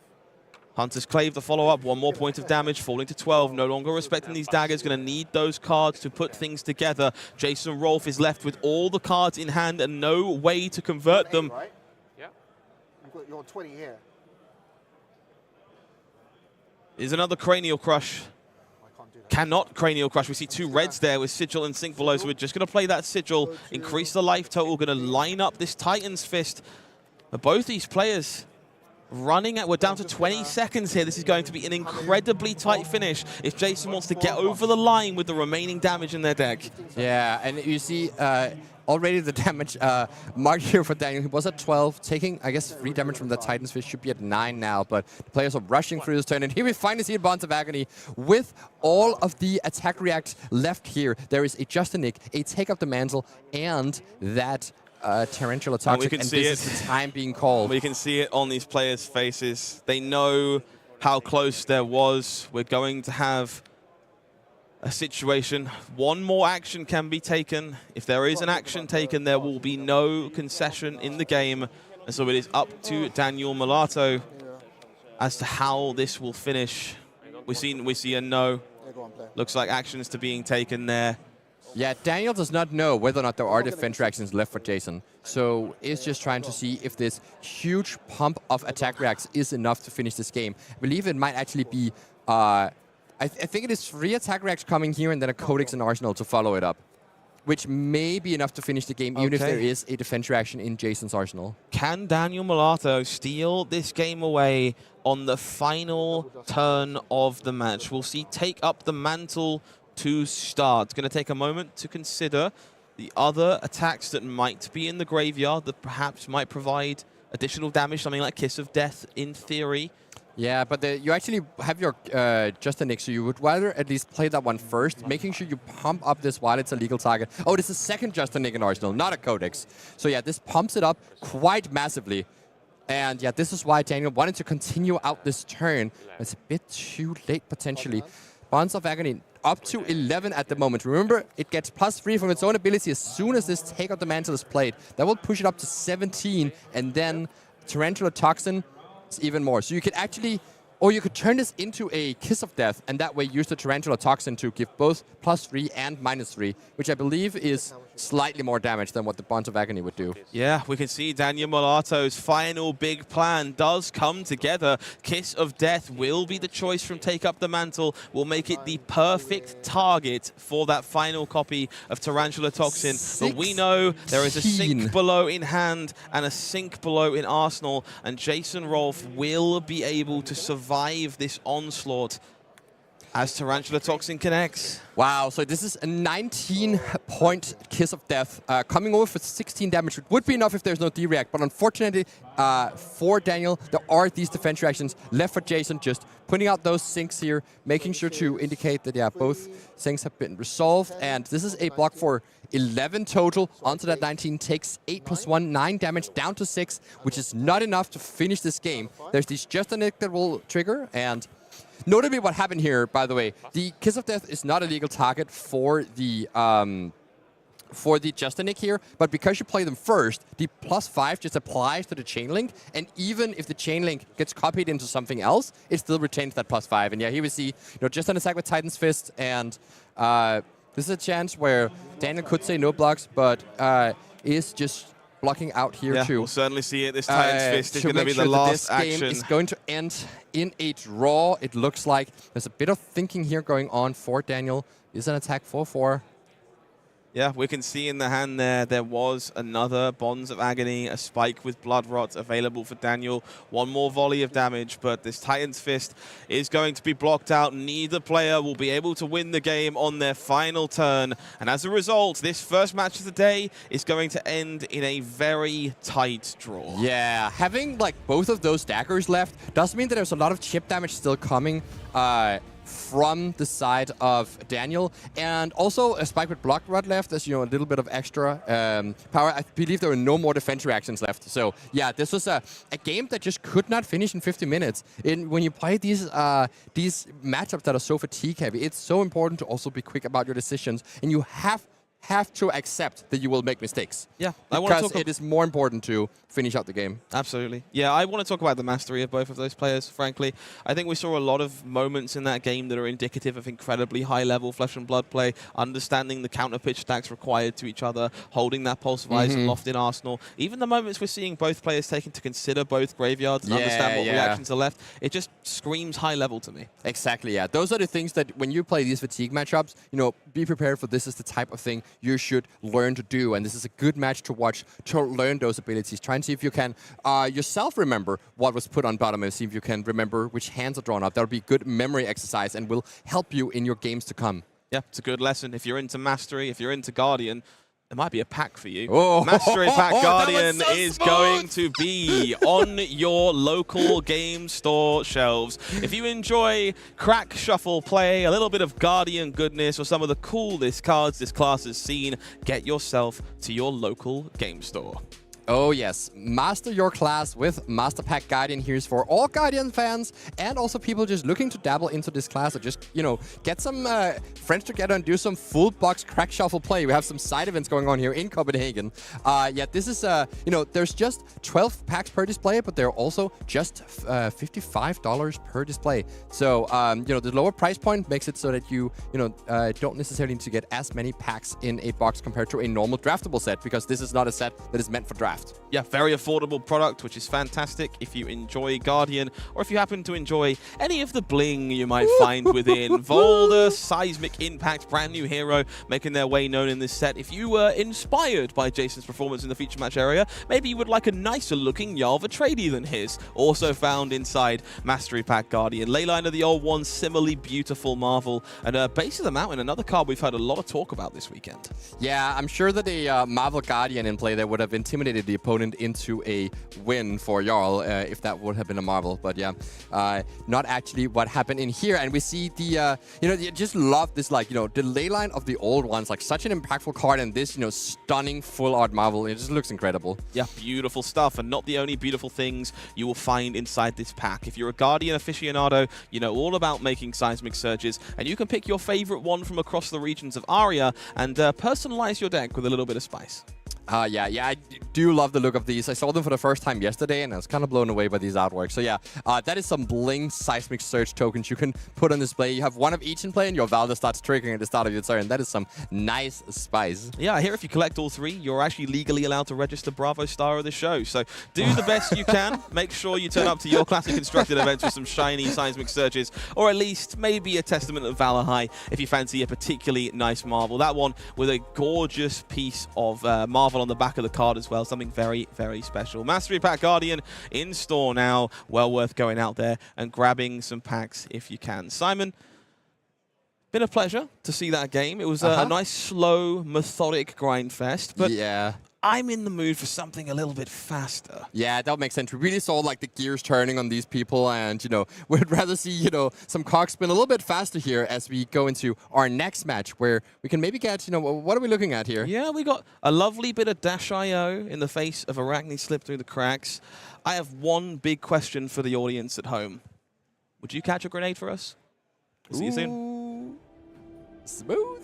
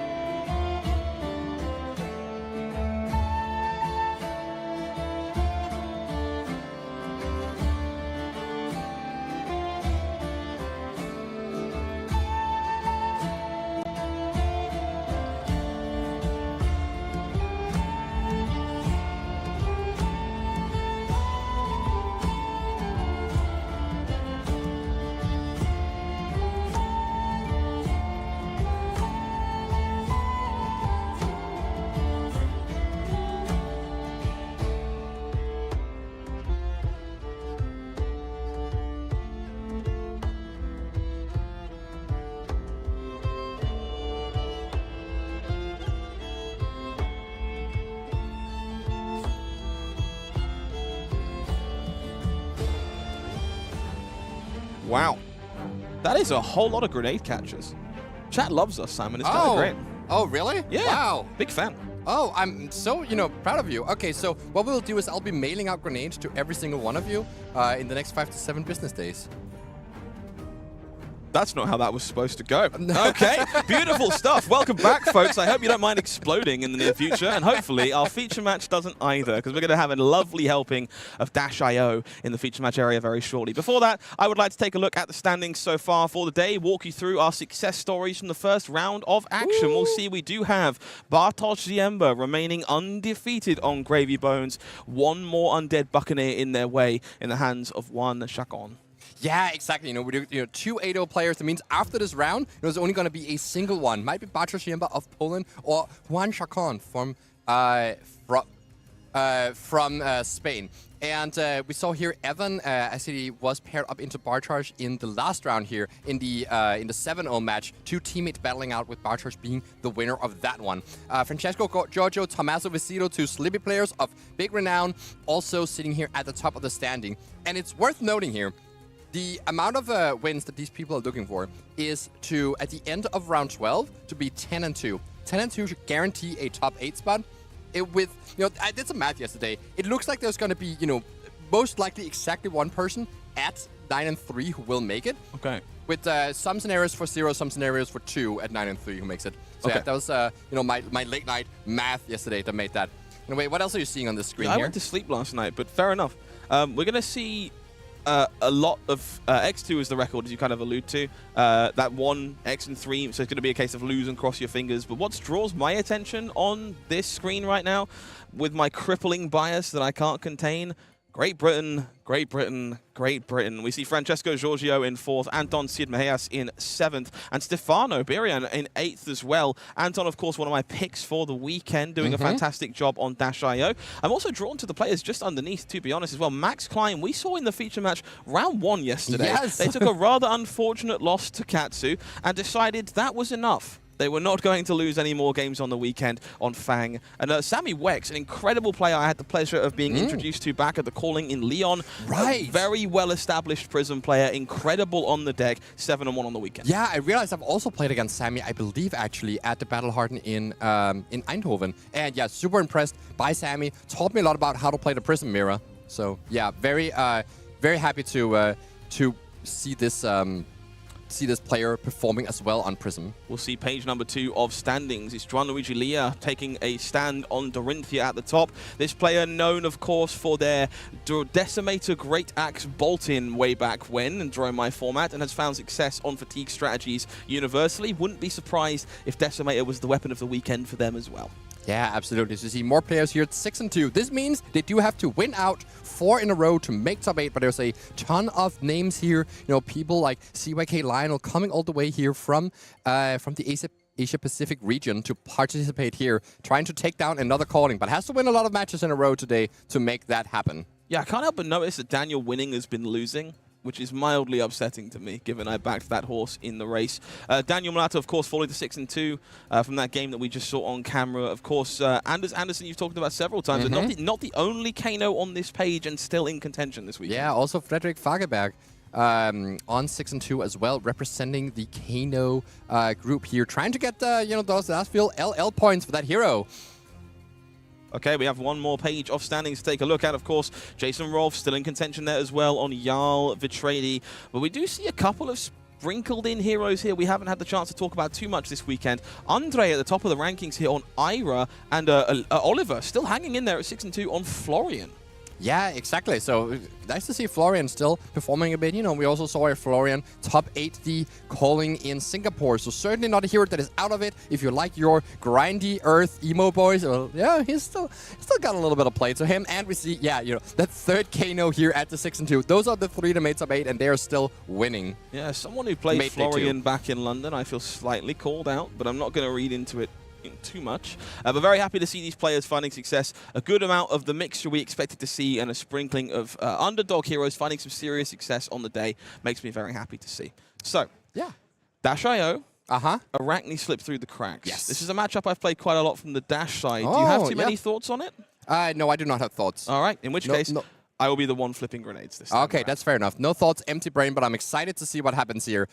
From my experience, it looks like this is a matchup where the Slippy player is supposed to try and fatigue the Dash.io. Interesting. So we'll see if that is actually happens. I've seen Yuki Bender play it, that matchup at the Pro Tour coverage, where it was one where she managed to just block out a lot and ended up with the Dash.io player fatiguing out. Okay, interesting stuff. We'll see if we get a repeat of that down in the feature match area this time. I'm looking for a Teklo Pounder with cheese. We'll find out what the starting items might be as my pick in the race. Anton Mejias is taking on Tommaso Viscido, a bit of a renowned name. I think Ethan might have picked them or something, but they're also a calling winner. They're ninth at the Pro Tour in Singapore. This is two giants of our game today, battling out in a matchup that I think a lot of people might be seeing for the first time. Yeah, exactly. It's a kind of an interesting one as well in that I mentioned like Slippy trying to fatigue out the Dash.io, but you can't just do that by just blocking because the Dash.io players have gotten too good. They have a huge stack of cards in their deck to make sure they don't run out of cards, and they can set up these, do these setup turns where they don't present any damage and then have a huge swing coming at them. Let's take a look at how Tommaso Viscido got here on the day. Tommaso, we're going to be having some words. That's a rather lot of Great British flags on the side there as we take down a variety of Arakni, Gravy, Verdance, Victor, even a Kano last round. So a really good mixture of matchups, and also playing Dream Crusher to Yorick on Katsu down in round 7. Yeah, absolutely. Great performance from Tommaso, as we expect of him. Just an assassin expert winning, of course, calling Bologna with New and finishing 9th with Slippy in Singapore. Let's take a look at the other side of the equation. Anton Mejias is going to be taking down, well, multiple marionettes to start the day. Looks like a bit of an Arakni-focused weekend for Anton here. Yeah, absolutely. This is the 4th Slippy opponent and 6th assassin opponent in total. So Anton has had a lot of practice into this. And would you say, is Anton the type of player who's played a ton of Dash? Yeah, Anton has a ton of experience on this hero. They know exactly how to navigate this matchup, and I think we should be settling in for a masterclass. Something else I want to note here, Anton going first in this matchup is a deliberate choice. Dash.io, one of the rare aggressive decks that's interested in going first in this game. They want to set up items for free before Arakni has a chance to interact. Yeah, that makes a ton of sense that this is how you can leverage those setup turns to do those way above rate swings that even if the Slippy player is blocking out fully, still deals a ton of damage, hopefully finishing up on a maximum velocity. So from Tommaso's side, this is why you can't just block out. You need to find your spots to try and land a Take Up the Mantle for Bonds of Agony to strip important cards out of Anton's deck. That is a very important key feature, and every time you can make Anton block with cards, you make your job so much easier down the line. I want to take a moment to talk about these equipment suites from both players. They're really important in this game. Balance of Justice, really very relevant factor. Dio will draw a number of cards, but most importantly, Tommaso here set up with 3 attack reactions on board will be able to play a quick and small Bonds of Agony hand whenever they need to. On the other side, we see Adaptive Plating and Cogworks Tinkerings, which can combine together to both block 5 and provide 2 points of damage on Symbiosis Shard. Yeah, nice little pickup of the Cogworks Tinkerings here for these Dash.io players. As we see, this is some item development like you were talking about, Spark of Genius coming down here. Yes, Spark of Genius is a pretty fantastic one, actually. We see very deliberately a large number of resources pitched into this to find Teklo Pounder. This is kind of the best possible situation for Anton on the first turn of the game. If you're looking to push through Arakni's defenses and play that kind of game with evasive damage, forcing through boom grenades, you need to damage stack and put some of that damage on your items up front. Yeah, that makes a ton of sense. I also note this null time zone that is being pitched as well. We've seen these Dash players originally just playing this as a Kano hate card and then noticing that it just has leverage in more and more matchups. Eventually, just at this point, seems to be bringing it against most people. What are you trying to name with null time zone in this matchup? Null time zone is a really intriguing card for Dash as a whole. You'll find sometimes your priority is to remain aggressive. You need to name those defense reactions you're worried about seeing. That might be Shelter from the Storm. That might be Sink Below. But sometimes you really need to stifle the card that's going to ruin your fun. Sometimes it's Command and Conquer. Sometimes it's Leave No Witnesses. And sometimes it's Bonds of Agony, which we find in play immediately here from Tommaso Viscido, threatening to cause all kinds of damage from the start. However, what we might not know otherwise, Tommaso's hand has no reactions. If they want to activate this Bonds of Agony, they would need to cash in all of their equipment immediately. Yeah, so that's not going to happen. I would imagine that is just too costly of a cost to pay for that Bonds of Agony trigger. So the thing here is that you just want Anton to try and respect this Bonds of Agony, putting cards in front of it, and then you're so happy to just take advantage of this go again and just swing a Command and Conquer, which might take out the arsenal or at least take out even more cards from Anton's hand. Exactly lining up the way you want to play the game, but you want to force the Dash.io player to block as much as possible. Yeah, you can see Anton in the blender slightly here. Another Teklo Pounder found in hand does suggest a setup turn would be viable, but they don't know that Tommaso's hand is free of danger, and so do feel like they have to respect this Bonds of Agony. Losing your impactful cards, your big, high-impact items, is a surefire way to quickly fall behind. Yes, exactly. So that is going to be a bit of a problem there. Just like any card that you can remove from the deck makes it so that there are fewer turns where you can boost to enable those big go-agains. That's, of course, a important mechanic here for the Dash.io player, boosting through their cards, which means there is a limited resource of them. And, you know, where we talked about fatigue in the last time being, you know, Jason trying to preserve cards in his deck to make sure he was up on cards on the opponent, that's not going to be the same thing here. You can be as reckless as you want when we play against Dash.io, because I can guarantee you they will be more reckless than you, and they can never fatigue you. It's only the other way around. I take a sick amount of joy in the way Tommaso just fanned their hand out next to the Bonds of Agony here. Yes, there is in fact still 3 cards remaining. I would like you to be very aware of that as you consider your blocks. And it is a very considered block here for Anton. Is going to pop 0 to 60 face down briefly. Gonna again change their mind. I don't blame them at all here. This is a very difficult turn to be staring down immediately out of the gate. Yeah, I think honestly, the thing you might be supposed to do here is either you block 7 or you block none. And it might just be safer to block none. It is very likely, like if Tommaso, regardless of which hand Tommaso has the Bonds of Agony in, he would just be starting by sending it, because he just wants that card in the graveyard for Few to take up the mantle. So, yeah, Anton here making the correct call here and just taking the damage of Bonds of Agony. Tommaso, of course, you know, flipping up his hand and saying, yeah, I do not actually have the attack reacts. My bluff was called, and instead is sending in a Command and Conquer. Yeah, incredibly well recognized there by Anton. Understands what they need to do in this situation and rewarded for making that choice. However, Command and Conquer, a little more threatening, but also a little more face-up. No way of necessarily adjusting how much damage this one's going to be doing. So Anton going to have to consider whether or not that card in their arsenal is worth some of those powerful boost attacks we see in their hand. There is going to be a Pulse Wave Harpoon, red copy of Zipper Hit. Looks like a yellow 0 to 60. So we're just going to be seeing that Crown of Providence cashed in here to maybe just maximize the gasoline. Yeah, that makes sense. I also wonder if there's any merit to just blocking with the 2 red cards and then playing a second Teklo Pounder on this turn, passing back, setting up for even more damage over the next few turns. But of course, that is giving Tommaso full tempo back. And Tommaso will, you know, whenever Tommaso gets any sort of cards, he will try to use those to strip away cards from the Dash.io player. It's incredibly hard to keep 5-card hands against Assassin. Yeah, I've got a lot of time for that. You can see the deliberation Anton had to go through there, clearly considering this Crown of Providence and also the line you just talked about. It's very clearly a face-up Teklo Pounder that would be easy to optimize in this spot, but instead choosing to prioritize a wealth of damage while they have the ability to do so. So we'll see Anton going into their turn with a full 5-card hand to work with in this case, and it is flush with red boost attacks. Zipper Hit, Throttle, Pulse Wave Harpoon, alongside a blue 0 to 60 and that Teklo Pounder. Yeah, so utilizing Dash.io's ability to see what's on top of deck before deciding to block with a Crown of Providence, knows that they'll be drawing into a Throttle, and that this hand can actually produce a ton of damage here. This is an attack for 17, I believe. 15. 15 of those three cards, plus of course the 2 from Symbiosis Shot, and that's not even counting any items that you might hit off top to push even more damage here, as well as the Pulse Wave Harpoon, forcing a block out of Tommaso's hand. So yeah, this is an incredibly important boost turn. Anton just trying to figure out which order you play your cards, and do you play this item off top? And yes, you do.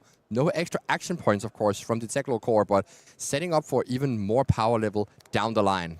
Yeah, those bonus resources are going to afford Anton Mejias with the flexibility to block with more cards on future turns, maybe play around some of those potent attack reactions, because the cards that you would normally pitch can instead be used on defense, with Teklo Core instead footing the bill. For now, we've got 2 resources floating. We're going to see the first attack of the turn kicking things off here. Looks like Anton debating between that throttle and that zipper hit. Yeah, so the decision here for Anton is you could actually send the 2 1-cost boosters and the blue zipper hit. And the blue 0 to 60 to get up to like the 3 boost mark for Pulse Wave Harpoon to work, and then Arsenal the Throttle to go along with that Technical Core next turn. Or you could make it in this way, where you do slightly more damage right now, and then leave yourself without an Arsenal to disrupt from Tommaso, which can be an advantage sometimes. Of course, leaving you more vulnerable to Codex, so it's a bit of a give and take situation. Absolutely, we see All Weaver Spinneret being placed face down as a consideration for the blocks for Tommaso. The hand, pretty robust here. We see a Codex of Frailty, a Take Up the Mantle as well. Mark of the Black Widow at the front, so only the 1 stealth attack with plenty of tricks to go alongside it, and of course an unknown Arsenal card at this time. This Pulse Wave Harpoon is going to line up so beautifully against that Codex of Frailty, forcing out not only one of the most powerful cards from Tommaso's deck, but also a 2-block that you're forced to block here. It's not what you want to be doing when you're trying to play these, like, slightly defensive, trying to find some space hands. And Tommaso's saying no blocks here, maybe even respecting the Pulse Wave Harpoon, taking 8 already, so potentially not even trying to be on a fatigue plan in the first place, knowing that Anton is just going to be too adept at navigating around that, as we see a zipper hit here. And if Tommaso doesn't block this either, okay, does actually finally bite on that, but he didn't block that, would actually not be able to, could actually reveal the 3 cards that aren't Codex from hand to not have that get eaten by Pulse Wave Harpoon. But that would be kind of a sick read and unreasonable thing to do, honestly. So there we see here 3 cards revealed to that Pulse Wave Harpoon.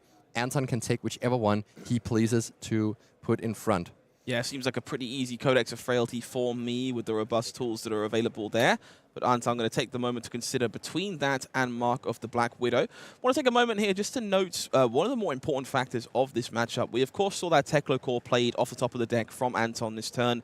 That does mean there will not be any boom grenades lurking in the near future coming off the deck during this turn. It does give Tommaso more freedom to perhaps block a little less this turn and be a little more reserved and restricted when they know they have to respect a surprise boom grenade. Yeah, exactly. You saw Tommaso there take the first 8 here in general. That's what you want to do when there's vanilla go again damage sent at you. You might want to save those to block on hits later, such as a heist, for instance, that could come down.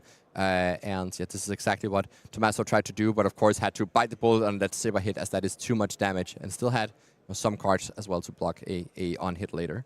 This looks like a surprisingly difficult choice here for Anton between Mark of the Black Widow and this Codex. Of course, no knowledge about what's in the arsenal, doesn't know whether or not clearing it out would be at all problematic. And Mark secretly always online if Flick Knives decides it would like to be. Yeah, kinda. It is kind of important to note that there are, a few Mark-relying cards in Tommaso's deck. There's both the Mark of the Black Widow and that Take Up the Mantle. So there's a limited amount of daggers that can be flicked. Tommaso only starting with 2, and I don't know how many pick up the points were put into this matchup since it is a 2-block. But noticeably, the decision here to leave Tommaso with that Take Up the Mantle actually means that Tommaso next turn can send the Bonds of Agony through Take Up the Mantle. So you send Mark of the Black Widow, and then you flick the Hunter's Clave. That's 1 attack react. Use the Black Tech Whispers. That's the other one. And then Take Up the Mantle, 3rd one, activate the Bonds of Agony, and it's going to be really hard for Anton to respond to that. So that's why the decision was so tough to decide whether to take the immediate power card of Codex and get that extra point of damage out of forcing Tommaso to block with a 2-block, or just taking away to Take Up the Mantle, or even the stealth attack, potentially stranding Tommaso with all reacts and no stealth. Yeah, I think blocking with that Black Tech Whisper is there very telling about the intentions of Tommaso Viscido. Unfortunately for Anton, this hand is a disaster. That is 3 items alongside a copy of Spark of Genius. Not an awful lot of flexibility afforded in the face of this interaction. So you do know that this Bonds of Agony is going to rise up to 7 unless there is an attack react in Arsenal. You also know that last turn Tommaso decided not to try and react on the Bonds of Agony that was unblocked. So there is a bit higher chance that there isn't actually a attack react in Tommaso's arsenal. And I think maybe Anton just needs to bank on that and block exactly 7 on this Mark of the Black Widow, respecting that Take Up the Mantle that we see Tommaso here hiding in hand from us. This is an incredibly difficult choice here for Anton. You do only access this equipment suite of Cogworks Tinker Rings and Adaptive Plating once over the course of the game, so correctly picking your spot to pick a fight is an important part of winning this matchup. And here, Anton decides, no, I would rather lose any of the cards that I find in my hand, these items that I could otherwise not successfully utilize in the same turn, and just accept that this is going to happen to me. And I think this is a really high-level decision. A lot of players panic in the face of a card like Bonds of Agony, but correctly analyzing the situation is a surefire way to find a victory. Yeah, so this is the second time we see Anton just accepting the potential Bonds of Agony. In this case, it was much more face-up. But the deciding factor here is that Anton's hand is just not very good on offense anyways. And so even if you were to, like, let's say, throw out all that equipment block in front of that, you're not actually protecting a very important turn. So you could just save that equipment for later to, let's say, block a Command and Conquer so that you can keep your entire 5-card hand, maybe keep that maximum velocity in Arsenal to send a huge turn where it's much more important than this turn will be. But you see actually Anton here, importantly, getting to preserve the boom grenades by pitching to play that backup protocol off the top, and making sure that at least Tommaso doesn't get to remove the red boom grenades from Anton's deck. That would be a disaster scenario if you can no longer present those surprise damage. Yeah, that's a huge deal. A lot of players do forget Dash.io can be activated during either player's turns. If you find an item on top, which you might do at various points of an assassin's turn as they manipulate your top card on their behalf, you can play it out and utilize any resources, or in this case, keep an important card safe from Bonds of Agony. This is, however, costing your cerebellum processors. That's what it's called. Wow, I thought I didn't remember the name, but it just came to me. Wow, must be some cerebellum tricks here. It's almost like that cold foil is a prize for Skirmish Season 12 that's currently going on at your local game store. I'm just completely blinged away by this card. Yeah, so cerebellum processor could be taken away from Anton's deck entirely. Truly limited the amount of offensive output that he can put out. Means that he's going to have to play the game a lot more mid-rangey. But the fact that Tommaso was so willing to take the damage early means that maybe it's okay to just mid-rangey chip away Tommaso's life total with these efficient boost attacks. That is, what's so good about Red Throttle and Red Zipper Hit and all those friends is that they do deal more damage than they're supposed to, and potentially can still win without access to the cerebellums in deck. Yeah, this was a really tough choice for Tommaso, actually. In this scenario, you're leaving another Teklo Pounder behind, and we know those resources can be spent from Teklo Core in order to play it this turn and just bank that Spark of Genius for a bigger turn in the future. Alternatively, Anton could even turn that Spark of Genius into one of the many red attacks that are in their graveyard already, courtesy of that backup protocol. So they're going to be able to use these cards incredibly efficiently, regardless of this point of interaction, and rebuild, try again as the turns continue later down the line. Yeah, it's going to be quite interesting to see what Anton does with this turn. I imagine it might just be pitch the Spark of Genius, play the Teklo Pounder pass as the most efficient thing. Well, the Teklo Core resources, you don't need to pitch that Spark. Oh, right, there's a Teklo Core. Yeah, of course. That's incredible. And then you can just save that Spark for later, yeah. Yeah, that seems to make a lot of sense, getting to draw that card of Spark down the future line. So, yeah, this is... yeah, so I could really see the hesitation here. It's basically, are you disrupting now or are you disrupting the future? If you just took away the Teklo Pounder here, Anton would not have nearly as good of a turn this turn, but would still have all the Cerebellum processors left in deck. So yeah, this makes a lot of sense. And here's a Leave No Witnesses to finish it up. Just vanilla 4 damage. And this is also very interesting that despite Tommaso expecting that Anton could end up arsenaling that Spark of Genius, is still sending the Leave No Witnesses right now, of course knowing that he's going to end up with a full grip, and that it might be hard to spend his action point. So that's why we see this vanilla 4 damage coming in. Yeah, very heads up, of course. Very important to consider the top cards in this matchup as well. Of course, Anton can look at the top card at this spot, and they'll know whether or not this Leave No Witnesses kind of matters. It sounds weird with no Arsenal on the battlefield, but you need a high density of resources in this matchup, and if there's a random boom grenade or important card lurking on top of your deck, you might be slightly hesitant to let this Leave No Witnesses connect.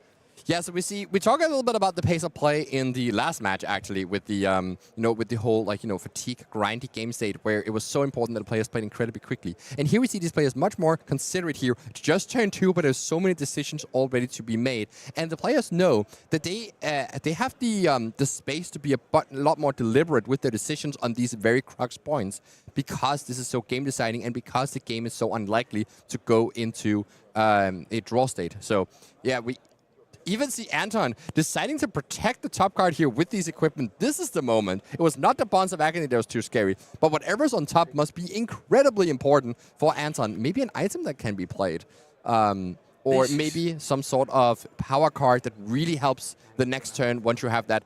Get to start your turn with Teklo Core and double Teklo Pounder. This is so interesting. That's such a deliberate decision from Anton Mejias that I think a lot of players wouldn't have made. Leave No Witness is, of course, infamous for its Arsenal interaction. Not so much the other half of the text, but clearly very impactful here. So we're going to see Anton double-checking that card, letting these items tick on down, and we'll see those resources generated. I'm super curious to see how they navigate this, and above all else, I want to see what that card is. Yeah, I'm keeping my eye on that top of deck. Maybe it's actually being played right now. Is that I think that is a boom grenade. So Anton decides to just play out this boom grenade right here, and actually changing up the plan for the turn. Already lost one boom grenade to boosting it away, and is being extremely careful, trying to hide that boom grenade, of course, in response to that Bonds of Arakni hit. So really protective of these boom grenades. Not too many left in deck. And might just not even play the Teklo Pounder here, but just play Spark of Genius and Arsenal Pass, or even just pitch the Spark of Genius to the Teklo Pounder. But no, yeah, you can... we have enough resources to... Okay, that's not what's going on here. So getting backup protocol, getting a boost attack here, maybe even the red throttle, and then playing Spark of Genius afterwards could be a way to leverage this turn where you kind of force some cards out of Tommaso's hand. Definitely got to respect this throttle, and you make sure that Tommaso doesn't again have a full tempo 4 cards to send at you, kind of like buying yourself more space on future turns. It makes a lot of sense for Anton to navigate this in a way where you actually, instead of just doing endless setup turns that keep getting disrupted, you can do it this way where you provide some pressure. Yeah, this is masterful. This throttle coming in for 8 points of damage courtesy of that early Teklo Pounder. And we're going to see that Spark of Genius buying another item for Anton and drawing a card because we've boosted this turn. Important to note, if we played Spark alone, there wouldn't have been an Arsenal necessarily if we'd played things in a different way. Instead, navigating this turn to perfection and finding a way to create the maximum number of resources going into next turn, threatening a red boom grenade this turn, and threatening it again next turn. I don't think many players would have played this turn cycle this way. This is so impressive. And I'm so curious what Anton's going to get here. Maybe just another backup protocol here. Does need to get the backup protocol if Anton wants to spend an action point, let's say, on just a symbiosis shot, or maybe even if there is another attack off the top, a red 0 to 60 would be the perfect rip off the top here, demanding more cards out of Tommaso to not trigger this boom grenade, which is... Reminder, still has a crank count on it. It's going to threaten. It's going to be threatening again next turn.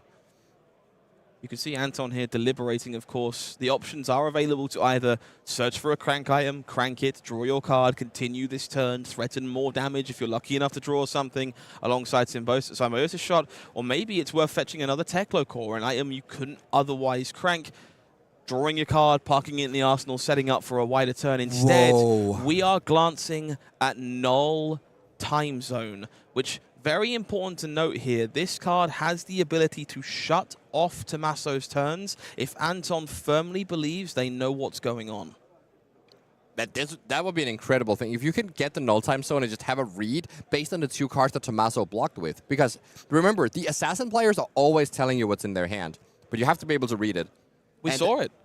We saw Anton grabbing the yard, fanning it through, double-checking the cards that were just blocked with, and using that information to remove possible worlds from their turn cycle, which might inform this null time zone. If you have prognosis in hand, you probably do and block with it. You probably don't have a Justinic because you would have wanted to keep the prognosis and block with a different card, and so on. There's like these logic puzzles you can do. It gets a little bit tougher to do it when one of the blocking cards was a D-react because, well, that's a card you would block with anyways. But the whole thing about the Slippy deck is that their cards are so modular. They block well and they attack well, and so whichever cards they decide to block with tells the story of, which pieces they don't think they need for their hand to work, which makes the other pieces possible in their hand. It is Protocol Red that we see this time around. It does choose to crank this and draw a card. It's followed by Symbiosis Shot before that card is parked in the arsenal. So worth noting here, if that card wasn't something Anton wanted to keep, they could have pitched it to this backup protocol to put something else in their arsenal. So clearly the card they drew, very impactful, and it's going to need to be because we're looking at Bonds of Agony again. Once again. But this is only a 2-card hand, so I wonder if this is something like a Spike with Block Rod. You could do your Flick Knives, you could do your Shroud to pay for the Spike with Blood Rod, and that is the 3 attack reacts necessary to make the 3rd Bonds of Agony happen on this game. Of course, the first one wasn't really a Bonds of Agony, it was just a 1 power go again. But yeah, this spot is now interesting for Anton. Do you play around in an attack react such as a Razor's Edge, or even a Just Nick is actually back on the table because now Tommaso has revealed that there was indeed another 1 power attack coming. So yeah, it's going to be tough to figure out how to block this. Maybe you just block this for 7, playing around Razor's Edge or Spike with Blood Rod. But the issue is that Tommaso can just say, okay, I won't do anything, and Arsenal. So you might even want to let Tommaso spend the entire rest of the resources here, the Shroud and the last Hunter's Clave, get disrupted once more, and then try and see if you can make something work with the remainder of your cards. It's worth noting here again that if Anton wants to dodge the Bonds of Agony, that backup Protocol Red will allow them to do so. They can pitch away a card they do not want to get torn out of their hand, grab a red attack they are more willing to lose. And of course, we don't know if there's another item lurking on top of the deck for Anton either. If it's a blue card in hand, there's all kinds of permutations to consider here. For now, we're reaching for that adaptive plating, which of course partners beautifully with that golden cog that would otherwise not be doing an awful lot on this board. And a couple is an Expedite and a Zipper Hit joining it to try and contest this Bonds of Agony. And that is a full block for 9, so even playing around just a Nick in this situation here, and Anton saying, hold up, I might activate my my backup protocol. Of course, this is a bit risky because you don't know if Tommaso has another attack to send here. There is still an action point. Yeah, Tommaso, I think, giving away some free information by gesturing towards their arsenal there and their intent to end the turn. Anton almost certainly making this play regardless, but a little safer to do so, knowing that intention. We see Anton here deliberating over which of these attacks they wish to grab. They're looking at Red Zipper Hit, of course, just a premium card, and an Expedite there as well at the front. That one typically reserved for those Gravy Bones allies, but just a 0-cost attack, plenty efficient along the way. Yeah, you gotta, fill up your deck with some of these less valuable boost cards. You can't just play all 0 to 60s, no matter how much you would want to. And so, yeah, when one of those boost cards actually also has some relevant game takes against the most prominent deck in the format, well, it makes sense to include that one as you're filling out the roster. Yeah, those 0-cost boost attacks do matter if you're trying to set things up off of like a maximum velocity, for example. But Zipper Hit, of course, here is the pick. This is actually an incredibly heads-up choice by Anton. I'm just enamored with Anton's play so far. These 2 resources from Teklo Core, they might look innocuous, but by choosing a 1-cost attack here, you can make sure you have a resource floating for either Teklo Foundry Heart or any item you might find on top of the deck. So again, just efficiency at its peak here. Yeah, absolutely. You could have taken the red throttle once again, but just enabling yourself to play an item instead. And this is a beautiful Fast and Furious here, putting a charge count on that boom grenade, going to continue to threaten Tommaso for turns to come, and also starting off with the Expedite as you pump up those breakpoints, sending 5 into 5, making sure it's so as awkward to block for Tommaso as possible. Going to see those 2 resources floating. We'll see the balance of justice reached for here. Tommaso debating, getting the block value out of that card. As we see Teklo Powder, of course, expiring here as Expedite gains an additional bonus. See if we can see what Tommaso is working with. It's Take Up the Mantle, Shelter, Tarantula, Toxin, and Infect. It's another Bond's turn. That does look like another Bonds of Agony to me, if that's what Tommaso Viscido wants to do. The Italian Arakni master, again, showing their prowess with these card combinations. However, this is a little scary. We know those resources are floating. There is a Zipper Hit coming after this, and of course, Dash IO unused here. So Boom Grenades, a very possible outcome. Yeah, the Torrential Toxin, though, is a bit left over in this situation. Because if you just send an Infect, it's very unlikely that Anton will block that, and then you won't be able to use the Torrential Toxin as a attack react on the chain link. So it depends a little bit on what's in Arsenal here, but I still suspect it is another attack react here, based on how that last turn played out and how willing Tommaso was to just end the turn and not follow up that bonds with anything else.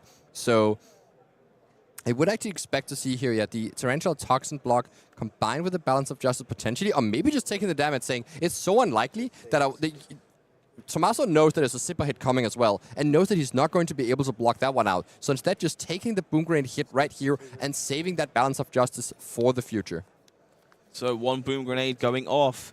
Resources still floating for Anton here. Does have that Zipper hit we know about, and I love to see this Teklo Foundry Heart activation.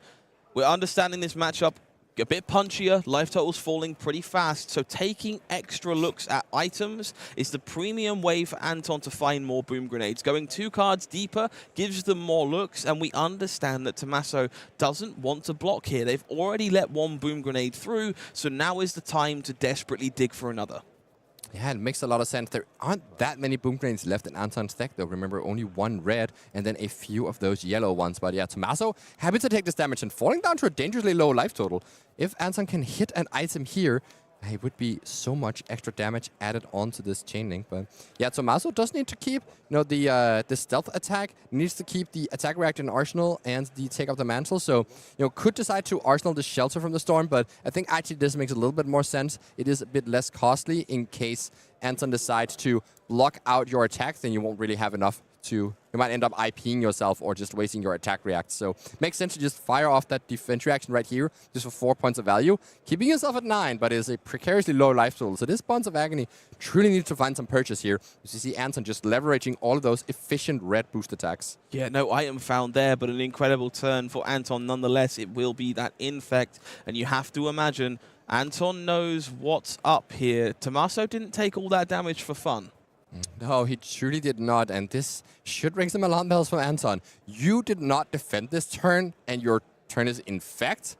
That cannot be right. There must be something afoot here. And, but also, are you really going to play around the second take up the mantle of the game here? Maybe you have to. We see there Tommaso requesting a quick deck count from Anton, so clearly fatigue on the mind. We have expended a pretty serious number of cards at this point. Yeah, it is actually pretty hard for, 2 take up the mantles on Bonds of Agony happening so early in the game, because Tommaso not only needs to draw the 2 take up the mantles, but also needs to draw 2 separate Bonds of Agony to go into the graveyard, because the first one does get banished from that first take up the mantle. But yeah, you see the play, just block for 3, and Tommaso is ready to go all in on this attack here with the Flick Knives, with the take up the mantle, and could even just use the Red Pack Shroud and not use it, but it is indeed a Razor Edge in the arsenal. So the attack from Anton, the block from Anton the previous turn for 7 on the Bonds of Agony was well respected. I guess it was a block for 9. Was well respected of that attack react. Yeah, this time 10 points of damage coming through from this Bonds. Of course, 3 block already committed here. We do see a 0 to 60, a Zipper hit, and a T-Bone in the hand for Anton. Remember, if there's an item on top of that deck, they do have the ability to save one of these if that's something they're interested in. Yeah, so that's going to be... Seems like that is the decision to be made here, because there's still some thinking from Anton here with no, instants or reactions at the moment. So must be because there is something on top, and you could actually save, let's say, your Zipper hits, making sure you still have the red ones left. Though I guess you've already spent 2 of your red ones, so maybe that's not even the most important one. Maybe actually the 0 to 60 is the important one, because there's still more 0s to 60s to come out of the deck. Or maybe you just, let it go and just play the item on your turn, taking advantage of getting those extra resources. Something I want to note so far from Anton as well, we haven't seen any maximum velocities this game.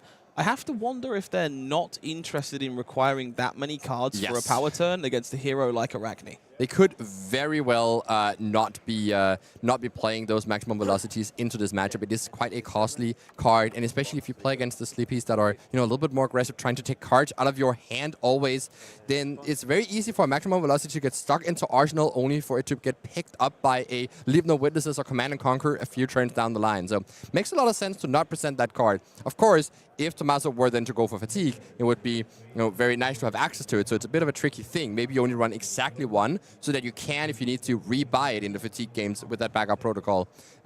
Always very interesting to sideboard against Slippy because you don't. It's such a flexible deck that can both go for this like aggro-ish damage disruptive plan and can also just go take you to the long game.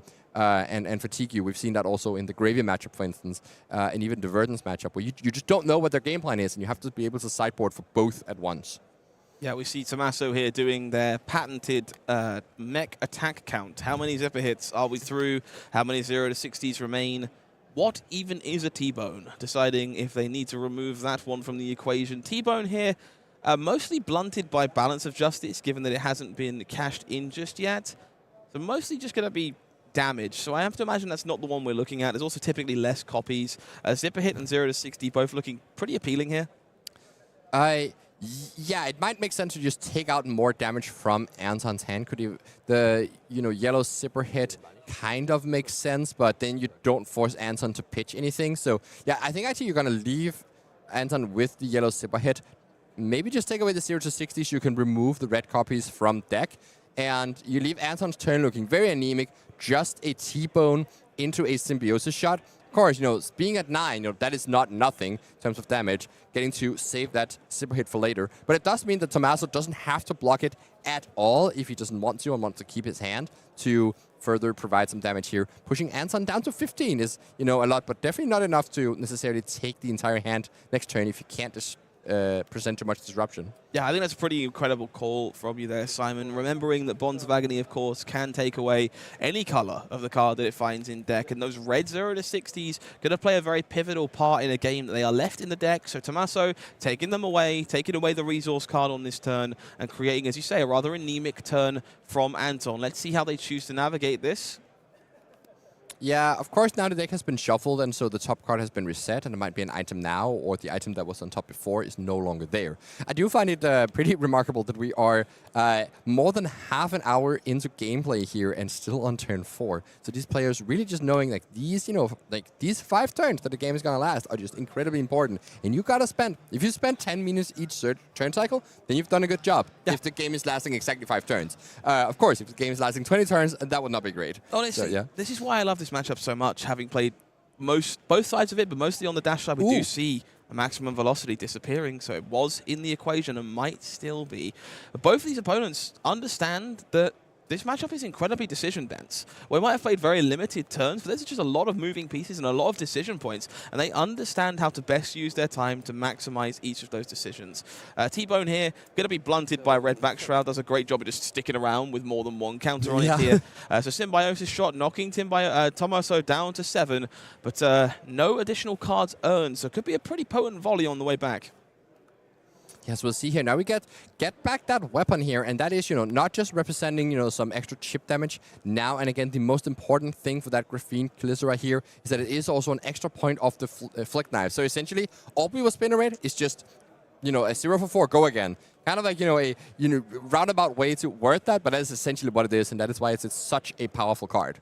Slightly awkward hand here for Anton. We see multiple copies of Null Time Zone lurking in the hand there. Not really one you're looking to draw if you're not looking to pay for resource cards. And most importantly, limiting their defensive options on this turn against an otherwise slightly problematic Art of Desire. This card, well, Anton will know if it's going to draw a card and gain some life. They'll know what's on top of their deck. So, well, truly, maybe they only know how important this is. Yeah, it's Anton keeping these top cards hidden from us as it is part of the decision making. And, really matters a lot. This is, again, if you're learning how to play Dash.io and wanting to watch these games, pay important attention to that and try and see if you can track what is on top once it is revealed. Go back and then look at the decision again with full information and try and see if you can follow Anton's line of thinking. This is a, very impressive way to play. And I love this, Tommaso just turning the 6 upside down to make it into a 9. That is exactly how it works, and coming in with that razor's edge. It's about efficiency. You need to spend as little time possible with those dice. Just got to rotate it around. We do see a Pulse Wave Harpoon biting the dust. And the follow-up is leave no witnesses. What? That is an incredible draw here off that razor's edge. I bet that the reason Anton wasn't respecting this this Art of Desire is so that, you know, in case Tommaso had a Codex or a Leave No Witnesses coming as the next card, and it was indeed the next card, but after a Razor's Edge as well, just a free 3 damage with a point of life gain on top for that Razor's Edge. And luckily, Teklo Foundry Heart did have a point of block value left, so not too disruptive for Anton. But now he is out of armor at all, so the next Leave Them Witnesses is going to be painful. And, you know, it kind of leaves Anton in this do-or-die situation of if you put cards in Arsenal, well, then it can be disrupted. If you leave your Arsenal empty, well, then the Codex can come and get you. That breakpoint covered, but no equipment left as Anton Mejias makes her way down to 6 life here. Staring at a hand with 2 null time zones. We're going to be playing one of those here. What are you expecting to see named here, Simon, at a guess? I think you're going to name Sink Below, because I think Shelter has already been played. Yeah, you definitely should name a defense reaction if you play it first here. And there is a Shelter already played, yes, but no Sink Belows. So if you name the Sink Below, very likely that it is in deck, then you can potentially get lucky and trap Tommaso without that card in hand. If it's not a defense reaction you name, then... oh, I see. He might be writing it out here for us to see. If it's not a defense reaction you name, you'd want to preserve the null time zone for later down the combat chain so that Tommaso just doesn't block with the card you name. Thank you, Anton. It's Sink Below. It's a 100% hit rate for Simon Nielsen. Still got it. And more importantly, it's a 100% hit rate on the correctly named card because there is a copy of Sink Below in the hand for Tommaso Viscido. And this is really important. If we'd named any other defense reaction, that Sink Below could just sink it away. Instead, this card is going to be stuck. It's going to have to find its way into the arsenal next turn in order to be efficient. And that's a bit of a problem if the Boom Grenade is here now. It is also a problem because of that Codex in hand that Tommaso would like to do, but he would have to discard the Sink Below to do it. So, yeah, this is just a full, like, null time zone trading straight up with that Sink Below and potentially also making future sinks that Tommaso could draw next turn also a problem. Look at that big frown on Tommaso's face there, trying to figure out what to do now. Yeah, that is not a outcast of breath of a satisfied human being. Tommaso rather upset with this null time zone, and rightfully so. Masterfully named by Anton there to make this turn surprisingly problematic. Trying to figure out what is in that arsenal. I believe actually Anton might have wanted to start with a super hidden arsenal because that is face-up information to Tommaso. Knows that from previous turns, Bonds of Agony, that must be a super hit in arsenal. Yeah, if true, small oversight there. Totally fine. We all do it. We'll take a peek at the top card again. Of course, those resources still floating for an item if Anton is lucky enough to find one. And let's see here what the block is. So you might just have to suck it up here and discard that Sink Below 2 Codex. Or alternative, you have to block with the Codex here. Instead, blocking for 3 with a Spike with Block Rod. Not wanting to expend that on this turn. Maybe just trying to block for 3, and then sending Codex into Leave No Witnesses, which is, of course, an incredibly strong play here. Just accepting that you're going to lose your Sink Below. Love to see this again from Anton. Understands the importance of finding an item in this exact spot of the game. Willing to use Teklo Foundry Heart for more looks and to keep that bonus resource around once we fire off this arsenal that we are aware of. And we see a difficult choice there. Head kind of in hands for a moment. Yeah, you could technically preserve the Zipper Hit. It could also be that there's an item on top that isn't super impactful. Like, let's say, a Teklo Core. Maybe at this stage is not actually what you're looking for. You'd much rather have one of the items like a Boom Grenade or something that gives extra action points at least, so that you can fire off the Symbiosis shot twice. Because those extra pings for 2 is going to help decide this game as Tommaso's life total is so low. Yeah, Anton here a bit stumped with the card they appear to have found on top of their deck. Seems to be creating a meaningful decision point. Can't wait to see it. Of course, on the other hand, a Teklo Core type item might just be too good not to play, as it lets you block with an extra card next turn and still be able to play out a turn with resources without having to pitch. Yeah, so this is an interesting one. It could also be just saving that super hit for later, but would be surprised if that's the line. Of course, just right now you have the resources, and you might want to present the damage now, threaten the possibility of a Boom Grenade. That Tommaso needs to respect. You can see the gears turning in real time. There's a math all over the screen. This is the way these things should be. And we are going to see that Arsenal card picked up, that Zipper Hit, we believe. part of the debate here. We are going to see a Teklo call played out. Fantastically called by Simon Nielsen. Understands the situation perfectly. Item was found, but not a super impactful one here. So Anton deliberating over whether they were supposed to cash in the value they successfully found, or if they were supposed to go one deeper and desperately look for that boom grenade. And we're about to find out if they were correct when this next attack comes in and another car gets boosted off the top. Yeah, now you're just parroting off me, but that is all good here as we see Anton still deciding whether to continue the turn or maybe keep that zipper hit now that he knows there's extra resources coming. I just want to let Tommaso be stuck with the cards in hand at the moment. But the issue is that you might have a pretty good read that that sink below hit was accurate given Tommaso's reaction. And so you don't actually want to let Tommaso arsenal the sink below and then block cleanly for 4 next turn, which might mean it's actually a good idea to send your 4 attack right now when Tommaso cannot block it cleanly. What a surprisingly decision-dense turn this has been. We were on limited cards to start with for Anton, and it looked like quite a simple layup turn with these null time zones, maybe future-proofing a little bit, but we found ourselves with multiple decision points, and in the end, it's just a symbiosis shot here at the end of the turn. Yeah, so this is not letting Tommaso block with his entire hand, but he's actually totally fine to take this damage, send an infiltrate, and then send the codex. So that is the downside you get from not sending the zipper hit right now, is that you will not take that card out. On the other hand, you won't have to discard a card to that codex coming along. So maybe that's the exact thing that Anton is trying to play around here. Very interesting decision that, you know, I don't currently have an explanation for, but that just means that I haven't found it, but Anton has. Funny story, the card that was underneath that Teklo core was a Teklo core. Yeah, so even if he had boosted it away, you know, it would have still been the same spot. So yeah, all of that thinking for essentially nothing here, but I guess now you have a Teklo core in hand, which is not where you would want it. Infiltrate here does come onto the combat chain. Of course, the unique dynamic of this matchup at play again. Anton does know what card they'll be losing and whether it would be impactful for Infiltrate to steal. Yeah, and actually drawing this Teklo core is kind of a massive letdown. Already having one in play, you do not want to pitch on this incoming turn. I see now why the zipper hit was kept in Arsenal, by the way. It guarantees that next turn you could go start with a boost attack off the Teklo core resources and then activate the Foundry Heart and then continue your turn. Maybe you have a Spark of Genius. Just guaranteeing that you have a boost attack makes a lot of sense here. So that is what Anton has been doing here, saving up for later rather than getting things right now. We see that card laying face down, considering being committed to this infiltrate. Of course, Anton does not know the follow-up is a Codex of Frailty. Trying to figure out how best to sequence this turn that is full of meaningful boost attacks. The T-Bone looks to be the consideration here. Again, not doing all that much outside of some slightly below-rate damage given Tommaso's current equipment setup. Yeah.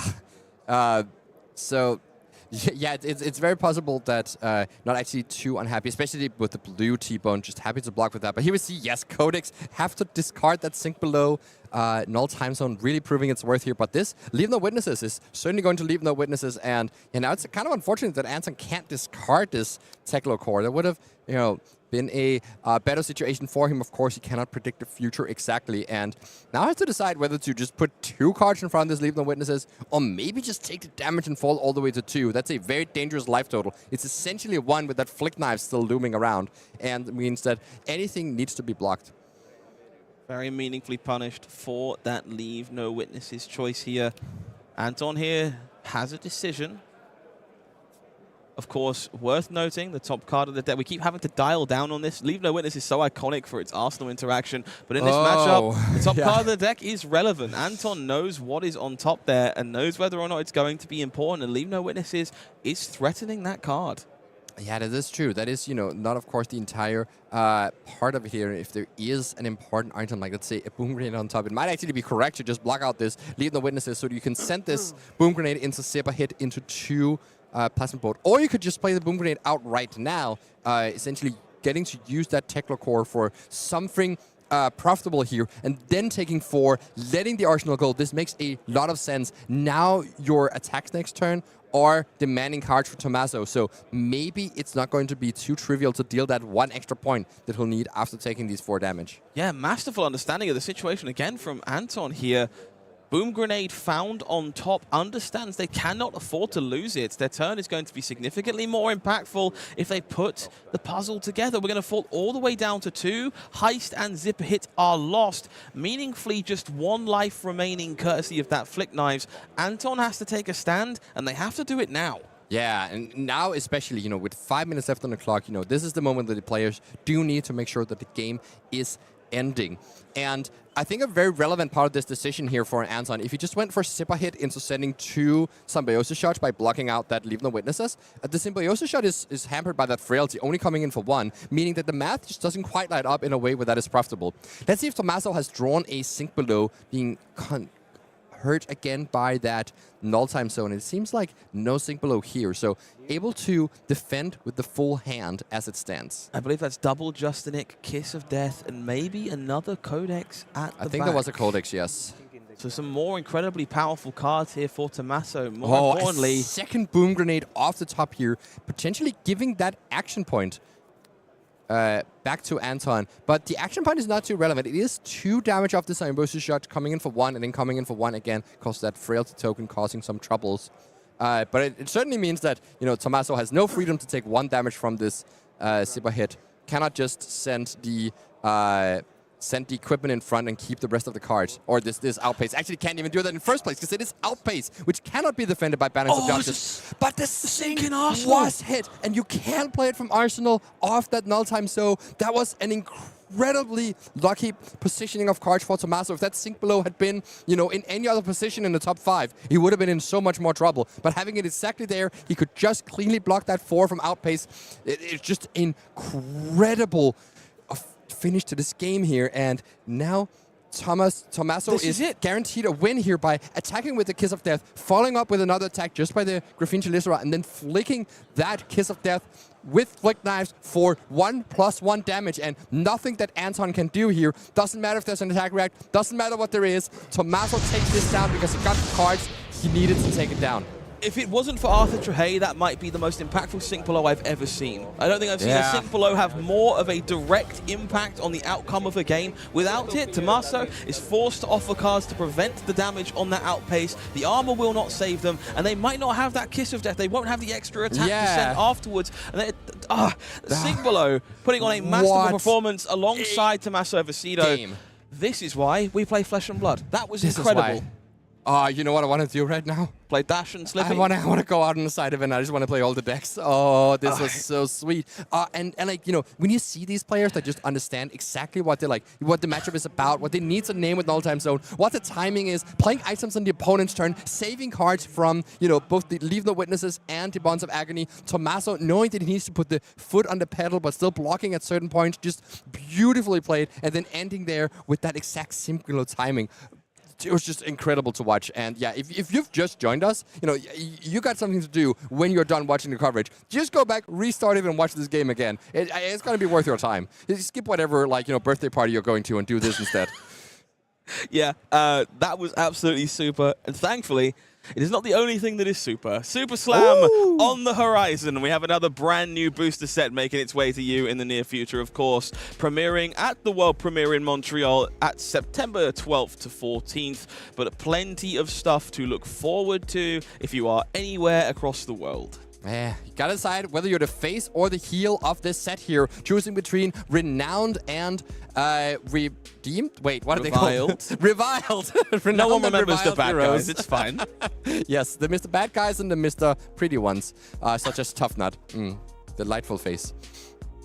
No, that's fine. We're going to leave that right there. 1,600 pre-releases. Well, I'm completely frazzled. That's Simon Nielsen, ladies and gentlemen. Worldwide for you, starting on September 19th. And, of course, release day celebrations coming up for you as well. This set stands to be a barn burner, and the only way to prove your mettle is to get into the ring. So make sure you're coming to join us with Super Slam starting in September. Well worth checking it out. Yeah, look at that jawline. Oh.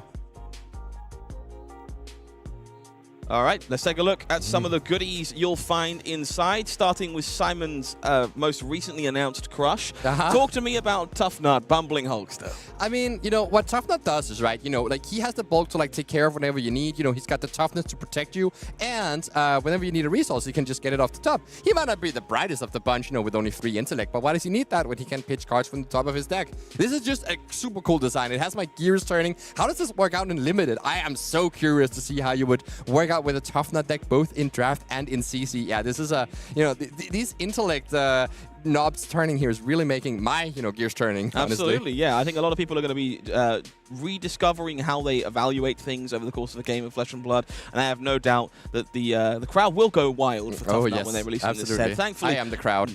Simon is the crowd.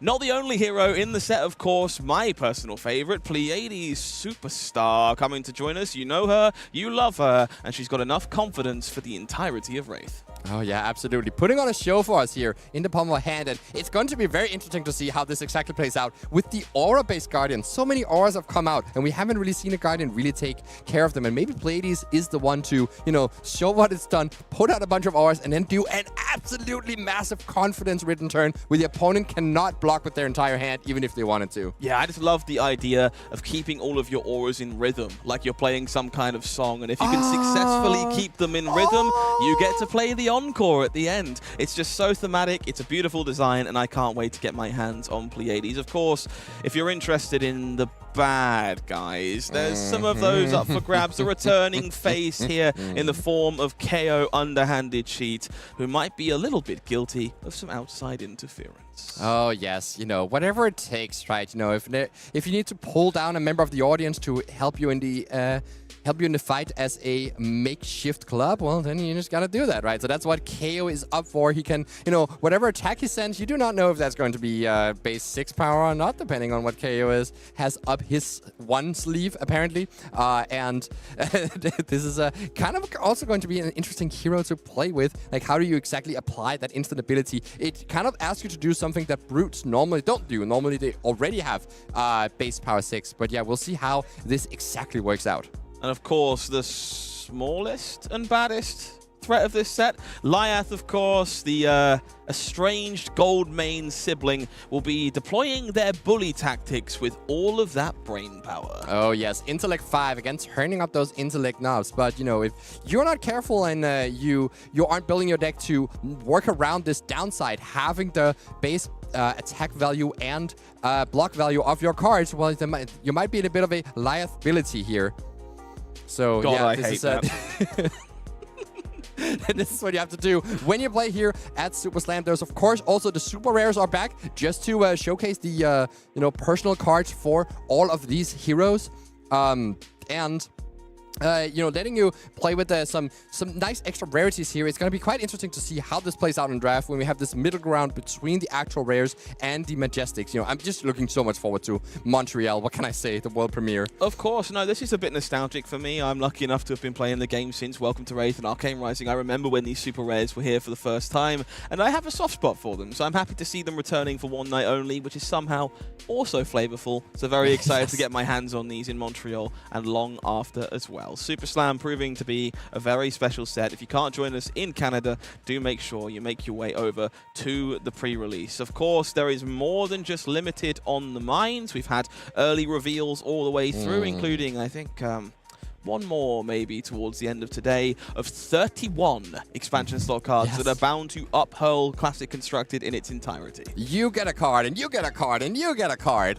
That's exactly how it works with this set. No matter which hero you play, you can open the goodies in this set. And yeah, we'll exactly see how this affects things. We've already seen, you know, an incredibly cool card for Verdance and one for the Arakni Huntsman that we spoiled just yesterday. Yeah, so, you know, the two people out here in the calling playing Arakni Huntsman, you know, they're also going to get their hands on this set to try and get some, you know, hunt or hunted, or whatever it's called. Something for everybody in Super Slam. As I say, make sure you join us wherever you can across the world. World premiere in Montreal in the middle of September, heading into 1,600 pre-releases across the world on September 19th, and that big release day celebration on September 26th. Come on, Slam. welcome to the jam. Fab will never be the same ever again. You know what else isn't the same as anything else you'll find in Flesh and Blood, Simon? A wizard mirror. Ooh, wow. I've not witnessed a wizard's mirror at all in my life, I don't think. It's going to be very interesting. So which wizards are we talking about here? I'm about to have a very hard job this round, aren't I? No, you're not. I'm gonna figure it out. Don't worry. I figured out this thing below naming. I can do That's it. true. He's really good at that. Okay, we're going to have some Kano and some Verdance coming up on opposite sides of the table in our following round. We've not followed too much of the Wizards so far. This matchup is a bit of a barn burner, really. Yeah. A lot of things to move and follow, and I'm really looking forward to exploring it. Yeah, I actually love watching the Kano games. It's kind of like, I get to like pause the video and then do the little puzzle myself, and it's like just a nice exercise. Or you could just watch like, with your hands clenched, like, do they have the combo or not? It is, I really love to like not know whether or not I'm going to die in a game. If you also like to solve the Sudoku, don't go anywhere. We'll be right back.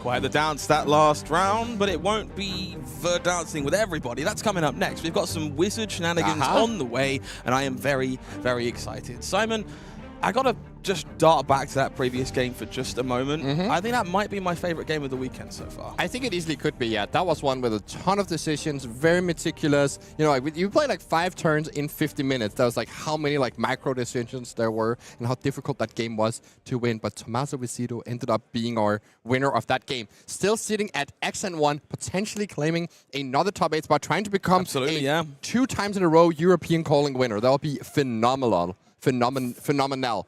If you're also phenomenal, let's take a look at the standings so far in the event. We've got some phenomenal players to take a look at. Bartosz Jemba remains uncontested at the top of this event. They are the final undefeated player at 9-0. Yeah, Francesco Giorgio saw him pick up a win yesterday and is still sitting at that 8-1 bracket. Also, Maximilian Klein, losing round 1, has not lost since. 8-1. You know, what an impressive performance here for Mr. Klein here. Such a warrior expert. Evan Tanguy here from France, started out 7-0 yesterday, but is now down to 7-2. So really got to pick it up here and win the next 3 to get into that top 8. Yeah, a few other standout names here. Martin Hollick repping Orsilio, currently 8-1 with the big lovable lamp. Still stands a good chance of making the top 8 of this event. Stefano Birian also was supposed to be one of my regional picks this morning, and I feel a bit stupid by ignoring Cindra. Now 8-1 on the board in 6th place as well. Sammy Wex bringing up the end here. One of only 2 prisms in day 2 and still putting up a pretty reliable charge. Just underneath, Juan Luigi finding themselves at 7-2 on Dorinthia, and a smattering of other very interesting heroes here, including that second prism. Yes, exactly. Yeah. So we have, you know, the second prism here from Toni Schwarze, and then we also have 2 Kanos here. I've mentioned Anders Andersen's name all weekend long, and is just an impressive Danish Kano player who I, did expect to see good things from, and I'm so happy to see it happen here in Copenhagen in the Danish calling. Absolutely. It'll be Fredrik Fagerberg that we are featuring in this round. They'll find themselves against Daniel Winning, who did get back to winning, finding the only victor in the room, which is a little bit profitable for Verdance, wouldn't you think? Yeah, that would indeed be, the nice thing to happen when you are playing Verdance, to play those Guardian matchups. Absolutely. A lot of healing potions there, and I'm expecting a lot of healing potions now. So let's make our way down to the feature match area and check out the finest magic on this side of Rathe. It is going to be Kano, Drakaev Aether in the hands of Fredrik Fagerberg against Verdance Thorn of the Rose in the hands of Daniel Winning. Yes, exactly. And we'll see if Daniel Winning can stay winning here, playing this Verdance deck, starting off your turn 0 with just an Enlightened Strike, with Go Again coming in for 5, demanding some cards out of Fredrik, and maybe even getting to sneak some damage in here, or just potentially just filling up the graveyard for those Earth cards. Yeah, worth noting here at the moment, I'm kind of curious about this equipment suite in the matchup. I believe this is the understanding to my understanding this is the normal opinion, but both of these players starting Waning Moon, which might not be something that you would expect from the Kano side necessarily. Yeah, this is kind of interesting. Yeah, using the Waning Moon here from the side of the Kano. Of course, that is the standard equipment these days for Verdance, but for Kano, this is indicative of trying to play this Wizard Mirror where you're not necessarily trying to just burst out in a single turn, but instead trying to nickel and dime a few extra Waning Moon hits now and again. We also see the equipment here. Very importantly, Daniel with that Arcavia Constella AB2 equipment that can make the Waning Moon hits come for 0 cost, but Fredrik is actually on Findel's Spring Tooting instead. So, might still be trying to do a little bit of a combo. Yeah, it's going to be interesting to see exactly how he's supposed to play this out. But this looks like much more of a mid-range. He just sends some arcane damage at the Verdance face here with Aether Spark into a Waning Moon activation. Yeah, Aether Spindle here, going to be one of those more powerful cards that will let you opt nice and early. I think it's fantastic for you to call out the amount of Arcane Barrier available to these players. We look at AB3 on the side of Fredrik, thanks to Metacarpus Node and Stormstriders, and a total of AB4 for Daniel here with Alluvian Constellus, Metacarpus Nodes, and those Stormstriders as well. So a little bit more protection on the Verdant side of things. Does have the ability to shut down this Aether Spindle if that's something they were interested in. In this case, pitching slightly awkwardly, choosing to leave a resource floating and letting 1 point of damage squeak on through. Is that actually 1 point of damage through? Because it is AB4 on the side of Daniel, and there was 5 pitch, so that actually you're right. works out. I simply cannot count. Oh, okay. Well, you're not the only one. Okay, we see here, interestingly, so this is a notable thing here. We see Blazing Ether being put onto the bottom for Fredrik here. And instead of, that could have been put in the arsenal and set up for a combo turn, but that's not where this game is going. Fredrik respecting that Daniel has AB4 and a ton of life gain available to him. So it's going to be quite hard to actually do the full combo turn as you might normally want to do. Yeah, I think that's a pretty spectacular call out from you, Simon, honestly. Blazing Aether, of course, a very powerful endgame piece of those biggest Kano's combo turns.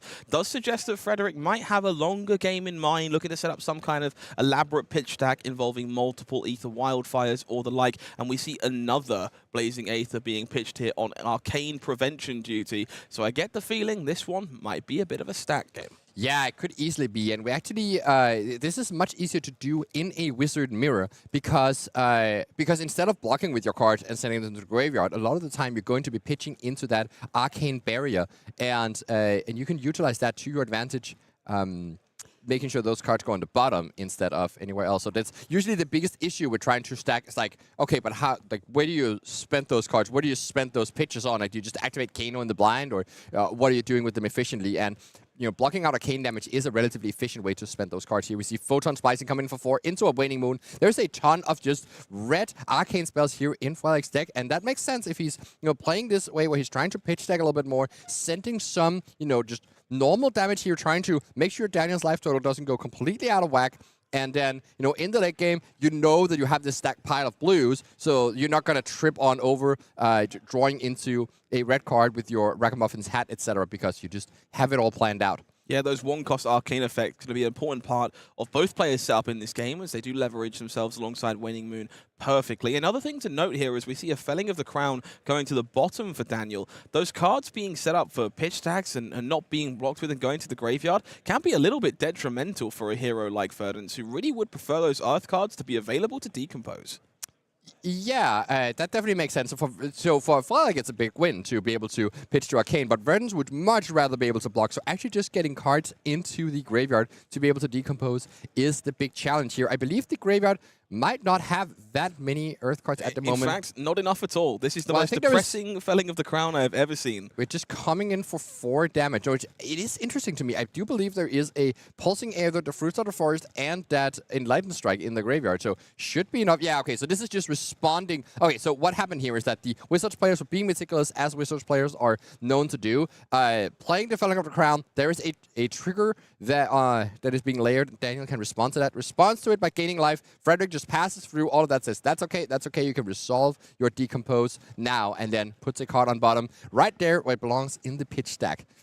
Yeah, that Fruits of the Forest being discarded in response, doing a great job of filling up the graveyard with enough fuel to make Felling do something, of course. Only coming in for 4, not enough Earth cards in the Banished Zone just yet, but does put Fredrik down to 26. Daniel here passing the turn. We see Tunic ticking up to 3 for Fredrik. Of course, that is going to be one of their linchpins in this game in the absence of Alluvian Constellus. And we see another copy of Photon Splicing. This one in red, very impressive in multiple copies, and you can see the deliberate effort to have these arcane effects align well with Waning Moon. Yeah, it definitely makes a lot of sense here, where you can just, do the very simple pitch curve here with just 4 into 2. The issue is, of course, that because of all the arcane barrier on Daniel's side, it is going to be trivial to prevent that pitching 2 blues here. So Fredrik doesn't even bother setting the Waning Moon because knows that that'll just also be prevented. Actually doesn't want to do it because that puts more counters on the Constellas here. Yeah, the Alluvian Constellus does only trigger the first time each turn. It prevents arcane damage. So once you put a counter there, it's there for the turn. You're not getting another one. But you can do some tricksy things in these mirror matches by targeting yourself with your arcane effects and turbocharging those Alluvian Constellus. So worth keeping an eye on those counters as the game continues. Also, importantly, can't put more than 4 counters on it. So we see Daniel here using those triggers aggressively. Knows they'll be preventing plenty of arcane damage over the course of the game. Simply paying for a Waning Moon here next to their first healing potion. Yeah, exactly. Yeah. Noticeably that you cannot activate Waning Moon unless you have played a non-attack action this turn, and so this healing potion lines up perfectly. Daniel doesn't even have to pitch to activate this, so the Alluvian Constellus is just providing, its first bit of, what's probably going to be a lot of value over the course of this game, given what Fredrik's plan is here. So here we see a Kano activation, since he's left with quite a lot of cards in hand now, and Arcane's winning there, not the best hit. This is Zap with flavor. Probably the way of putting this. 1 point of Arcane being thrown as an instant. Might as well do something with it. And Daniel saying, this is fine. Interesting. Yeah, so I wonder what sort of tricks Daniel working up to. Maybe has the ability to work even more towards that... a combo turn here, setting up a bunch of healing potions and then trying to go for the Rampant Growth Life.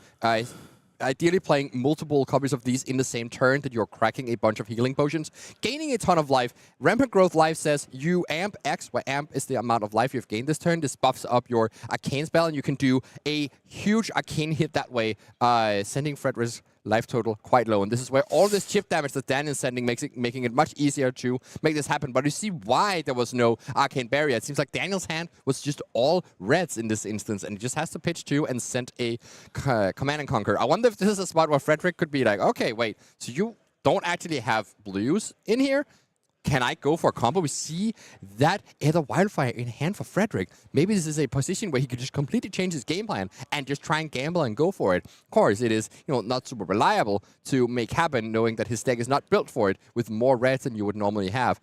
Has a second... Yeah, unfortunately, his hand is a big old pile of reds, which is going to make that incredibly awkward. Swell Tidings, Ether Spindle, not going to be happening here. But yeah, worth noting this is coming from a place of pain for Daniel winning, not one that they are happy or overjoyed about. That arcane damage begrudgingly to throw this Command and Conquer.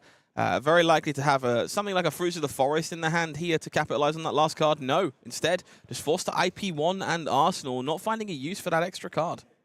Yeah, so when we mentioned the, I explained the Verdance combo here to you, trying to, gather up healing potions and rampant growth of life. But what Fredrik is trying to do here for the combo turn is trying to get this card that is pitched right now. This is a very important one here, Air the Wildfire, to be sent on the opponent's turn. It says it deals 4k damage, and then for each damage it has dealt, all your other Kane spells are buffed up by that amount. And that would be only if it's played on the opponent's turn. So you could use Kano's ability to play it off the top, or you could use Stormstriders to play it from your arsenal that way. So the thing I want you to know about Aether Wildfire that so many players forget, this is not a one-sided effect.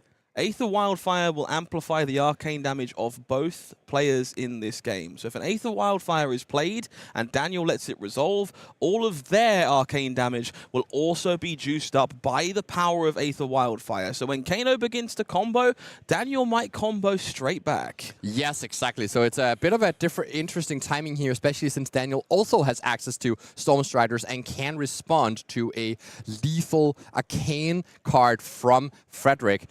To send his own lethal arcane card. So yeah, very interesting here with the Aether Wildfire. Yeah, Burn Bear going to be the damage effect of choice here. Very efficient turn for Daniel, winning 6 points of arcane comes across, joined by the Waning Moon briefly. Going to knock Fredrik down to 19 here. So a pretty significant dent put into that life total already. But Fredrik making pretty good work on building that combo pitch stack. Something interesting is happening. Here, Daniel had the opportunity to pitch that Heart of what's called Heart of Candlehold. Heartbeat of Candlehold. Heartbeat of Candlehold, yes, exactly.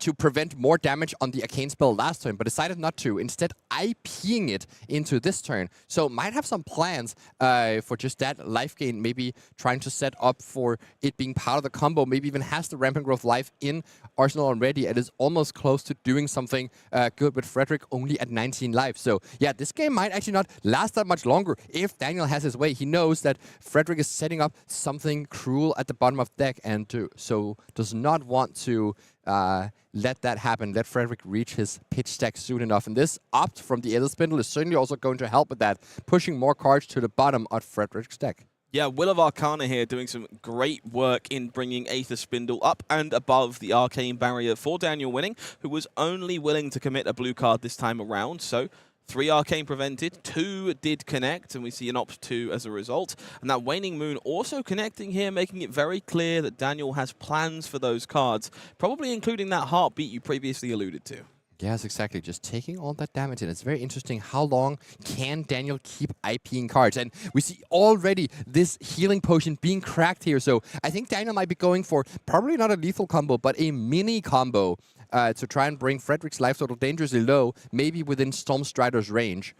That is the other part of the Verdance deck is, of course, you can, once you have emptied out the opponent's hand on your own turn, then on their turn, you can use Stormstriders to play a Burn Bear and send a Waning Moon for 9 total arcane damage that they're not prepared for. But here is just crack Healing Potion, then send Enlightened Strike, which is a curious sequencing of this. Yeah. Where I wonder if Daniel is trying to trap Fredrik in some sort of way with the sequencing, trying to get him to respond. Maybe you would rather have the 2 life before you send the Enlightened Strike, just make it a bit less likely that Fredrik kills you in response to the Enlightened Strike.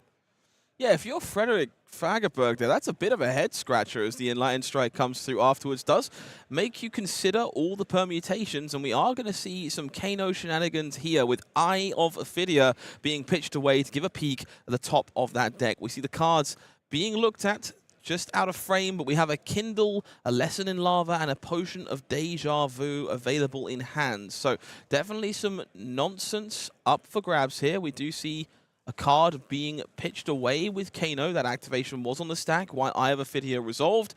Fredrik sculpting the top of their deck. Not happy with what they found. Pushed the ops to the bottom. Instead stuck with an 8th Arc for just the 1 point of damage and potentially a Ponder token.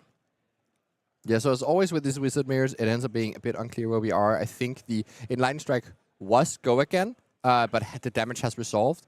And we are now looking at the spot after the chain has been broken, but before Daniel is moving a finger. Yeah, this is incredibly interesting. Ether Arc resolving here, that Ponder token being generated. And Fredrik being like, yeah, okay, you can continue. And we see a Fruits of the Forest as the follow-up here. This is just being discarded to gain some life. Yeah, it's very interesting because like now it's surely not that Daniel is trying to do any sort of combo turn here. So just wanted to cash in that healing potion and that Fruits of the Forest, trying to get out of range. But yeah, this is a bit of a head scratcher for Fredrik. Are you trying to respond to this and continue a combo turn, or are you just happy letting Daniel gain some life, knowing that you can do way more than 50 or more damage on your combo turn? Should it come to that? We will see a waning moon in response here. These players happy to play this nickel and dime based tempo strategy as they build towards a more potent pitch stack turn. I would not call this tempo. There's always been the meme of like, what is tempo, what is not. But yeah, this certainly is not tempo. And here we see, okay, so the Enlightened Strike was sent for 7, and Fredrik took that damage. We just hadn't marked that on the life pad here. So that explains everything that happened here. Daniel expending his action point, and that also explains the sequencing. It literally explains everything. But it is quite curious wanting to pop that healing salve. And I wonder if Daniel winning is intimately familiar with the range that the Kano deck can do in positions like these. And maybe knowing that the extra 2 life puts him in a position where he's a little bit more out of range than he would normally be. And maybe that is the deciding factor. Potion of Deja Vu here going to be the play for Fredrik. This one, a very tricksy little pot, does a great job at helping your pitch zone become the top of your deck, something you can imagine that Kano is quite interested in. However, the follow-up from Daniel, going to be that third Felling of the Crown. There's one left in the deck that was popped there earlier, but the second one of the game, hitting the combat chain, this is going to have more than enough fuel thanks to all those Fruits of the Forest we've seen over the course of the last few turns. Yeah, the way Fredrik is playing this game where he's not blocking too much, and instead just trying to ping down Daniel's life total, is leaving this position where his life total is not actually that high, and he will need to start, blocking some. Otherwise, he's in range of that Storm Stratus. That's exactly what Daniel wants to do. So we see this Felling of the Crown coming in, banishing a few more Earth cards from Graveyard, and eking towards that Verdance fully powered up here. That's going to be an important part of it, adding a little bit of extra arcane damage whenever you gain life, making that combo turn so much more potent.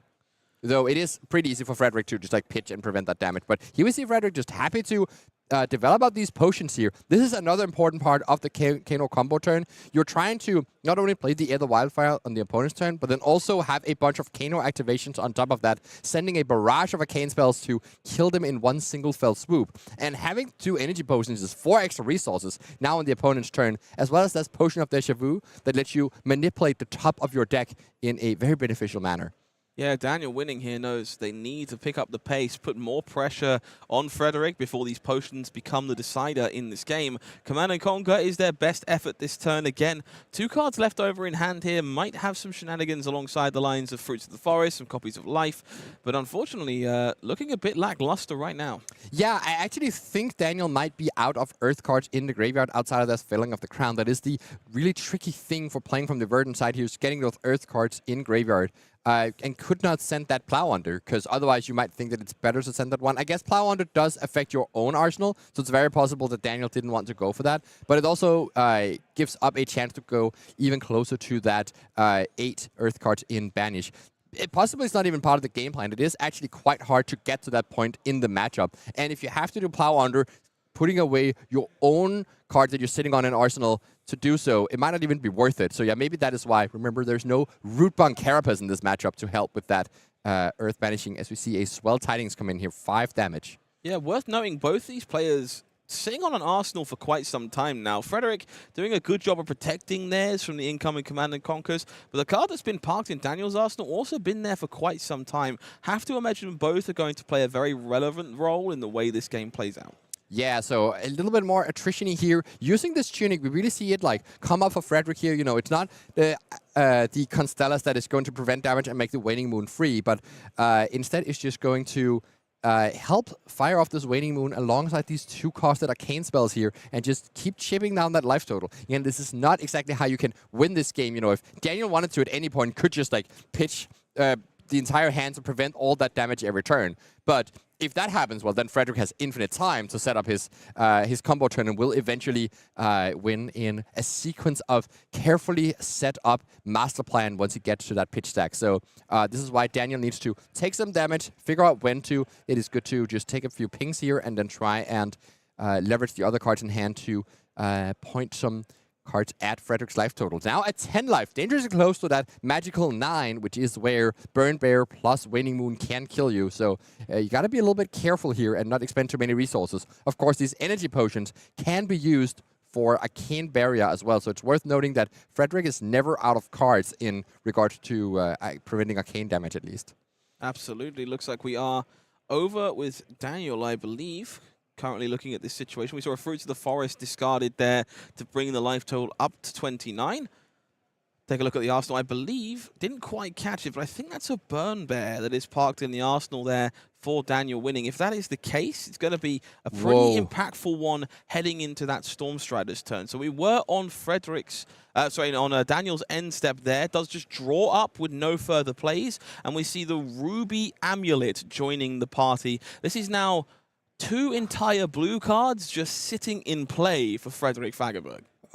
Okay, so Daniel decided to do literally nothing with his turn. Only pitched a single card to prevent damage and then drew up 1. So he's just trying to fix his hand. I think he's very, very close to comboing. And Fredrik can do nothing else but just play this Ruby Amulet and swing a Waning Moon. So we'll see if Daniel has found the 1 card he needs. Of course, the more cards you keep in your hand to try and look to set up a combo, the more unlikely you are to find what you need, since you're only drawing 1 extra card a turn in this specific case. So yeah, it might be something, very... not necessarily super specific that is needed, but maybe just any sort of life gain. So we do see Rampant Growth life here from the hand for Daniel. There's a couple more impactful ones in the hand as well. Looks like a couple of copies of Everbloom life as well. So some shenanigans afoot here. We're going to start expending these and extending into some kind of arcane damage, I would imagine. But of course, Rampant Growth coming first. A little unusual if that was the goal. Yes, I am still a little unsure what the exact game plan is. Maybe Daniel is just trying to outpace with the life gain. But if you were to do that, you might as well just have prevented more of the arcane damage still sitting on Arcane Barrier 5, I believe. Or is that just Arcane Barrier 4, maybe? Arcane Barrier 4 there, yeah, okay, on Daniel's side. We do say Arcane Twinning and Everbloom Life are the other 2 cards in the hand there. Of course, the additional amp effect available on Arcane Twinning does offer a little bit extra reach if you were looking to go a little bit further on that Stormstriders. I think this might be a little bit of bait here. So this is just saying that if this is giving the full tempo to Fredrik and saying, if you dare to go for it on this turn, well, I am ready to respond with my own lethal combo, maybe buffed up by the little extra amp 1, bringing the total Burn Bear up to enough in total. And here's the Eternal Inferno. So yeah, Fredrik not biting on that though. There's no reason for him to just go for it if Daniel's not pressuring up, making Fredrik need to do anything, and he can just keep playing these red arcane spells as he have been. I'm starting to understand Daniel's approach to this matchup. By holding this Burn Bear in the arsenal, if that is what it is, alongside enough resources to fire it, if Kano attempts to go off when priority is passed, they're going to die to their own Aether Wildfire. Daniel doesn't need to force the issue. They can just keep passing. And if Fredrik wants to play this tempo game aligned with Internal Infernos, these Photon Splicings, and some Waning Moon activations, Daniel can just gain enough life to stay out of range of that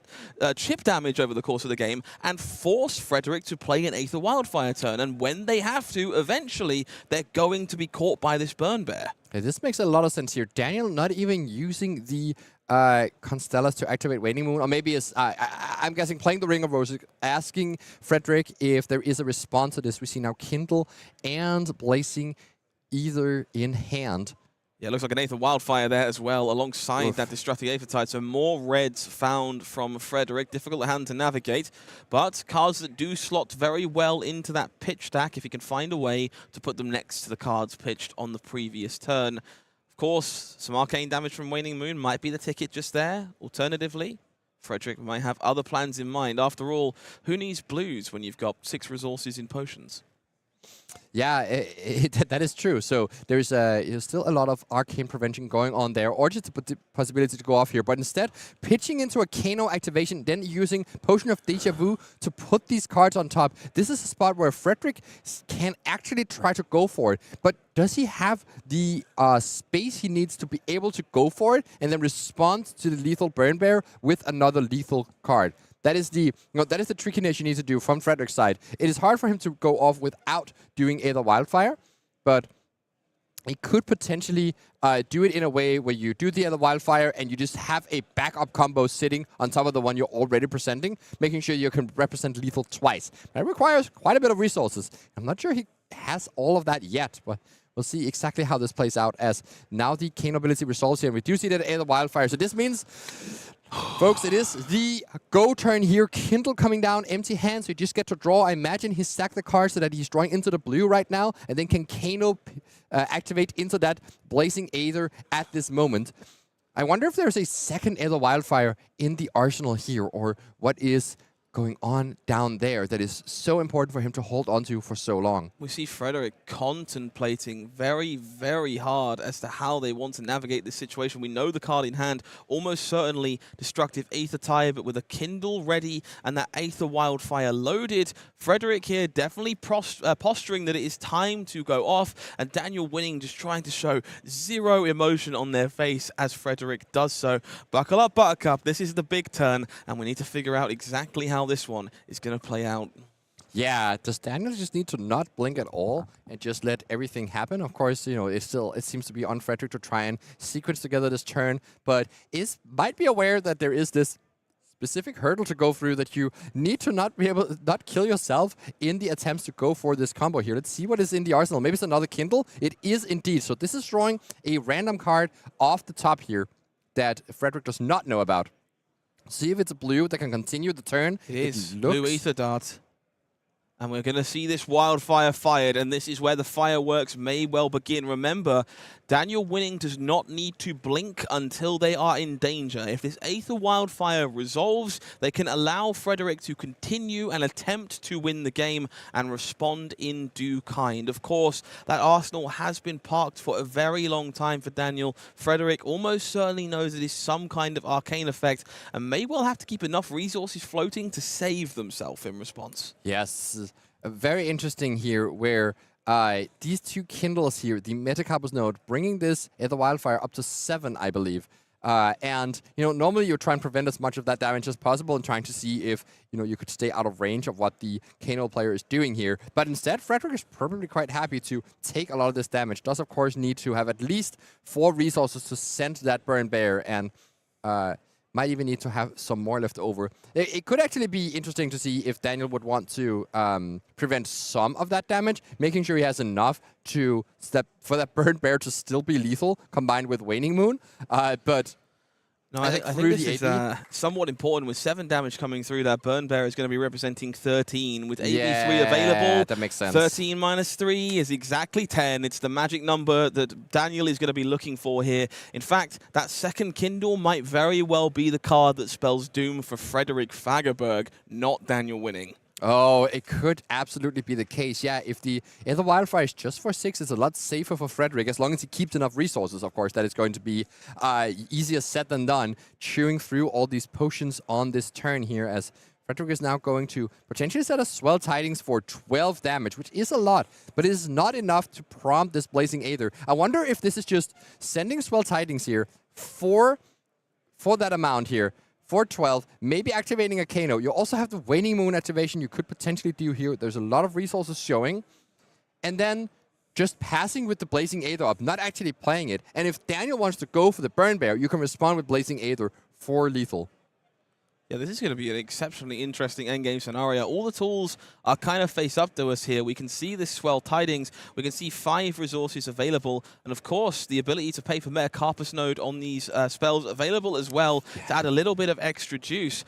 I think both players are very aware of the scenario they find themselves in. I think Fredrik knows there is arcane waiting from them on the other side of this equation, especially after Daniel says no prevention to an Aether Wildfire for 7. So they need to find a way to string together this win without getting caught in the process. Yeah, the biggest issue is here that if Fredrik puts the Swell Tidings, you know, on the layer here, that is this point where Daniel can just respond, and the Blazing Aether is not enough right now to kill in response to that. It's only going to be Blazing Aether for I believe 15, counting the Metacarpus node. So that's not quite enough to end this game here. So I wonder if the Kano player is going to have to just activate the Kano ability, see what they hit. It has to be something like Yeah, there's not many things they can hit. It could be, you know, some sort of zero-cost spell that deals a lot. Maybe make some extra resources.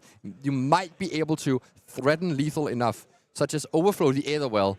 There is a few tricks here. Overflow the Aetherwell would definitely cause some chaos, would pay for that Waning Moon in the process and allow Swell Tidings to come out. So Overflow would almost certainly be the perfect hit here. But for now, we have a Kano activation. And of course, now the decision stands with Daniel winning. They have the ability to respond to this activation, knowing full well that if they do, Swell Tidings and Blazing Aether can be fired on top. Also remember, all of this is happening with Ring of Roses still, you know, on the layer. It has not resolved yet. That is a prognosticate, I believe. Prognosticate, yeah. So that's going to come in for 8, which pushes Daniel down to 12. And then you could send a Swell Tidings safely for another 12. So that's actually presenting lethal for Fredrik without extending the Blazing Aether. If you just sent the prognosticate first, Daniel would have to respond to that with a Burn Bear, can still die to Swell Tidings into Blazing Aether in response. So if Fredrik plays this out very patiently, just plays Prognosticate, let's see if that resolves, and then play Swell Tidings, might actually be in the money here. Of course, there's still the potential to AB2 from Daniel, you know, looming here as well. So this is you know, still quite tight. It might not exactly line up. Daniel can still AB2 on some of this, survive at 2 life, and still threaten that Burn Bear, which means that Fredrik can't play the Blazing Aether, otherwise he dies. So I predict what's going to happen here is Prognosticate might resolve for 8, or maybe there's a little bit of AB happening here. You could respond, sure, you can make the Waning Moon. Yeah, that makes sense. If you're planning to AB, might as well get rid of the counters right now, because we are still on Daniel's turn, remember? With the Ring of Roses about to happen. So, yeah, you do AB on this. Maybe AB2 here. Okay, so of course, not all these resources needed for Daniel winning to fire that Burn Bear. We can see them doing the mental math. So how they need to resolve this situation as Prognosticate comes in for 8 with a Swell Tidings and that Blazing Aether looming that threaten to deal lethal in response to their lethal in response to lethal. Yeah. This is very cool. Yeah. So the so this way, Daniel does get to survive here, and we still have like this, you know, Mexican standoff type situation where, you know, as long as Daniel just doesn't blink first on the Burn Bear, can actually survive and trap that Blazing Aether in the Banish Zone for Fredrik, who also cannot blink first. So yeah, it is just going to prevent the Prognosticate. I think Fredrik is safe to send the Swell Tidings right now, because the Blazing Aether should still be lethal at this moment. There was 13 damage dealt already. Yeah, so Blazing Aether is going to be for 20, so that's certainly lethal here. And I see there's just 2 resources disappearing, but I assume they're still floating. And, you know, does let Fredrik send that Swell Tidings. But I wonder if he's thinking about other things here. Anything else Daniel could have, making sure that there's no extra bits of trickiness outside of just that Burn Bear. Yeah, of course. Verdance with the potential to gain life does have to be a factor in all of your math. I assume that Aether Wildfire does not buff up Waning Moon, am I correct? It does not, yeah. Action cards only. That would certainly throw a wrench into all of this math, because that would make the Waning Moon lethal as well. So, but that's not exactly what we're looking at here. It's just 2 damage from that Waning Moon.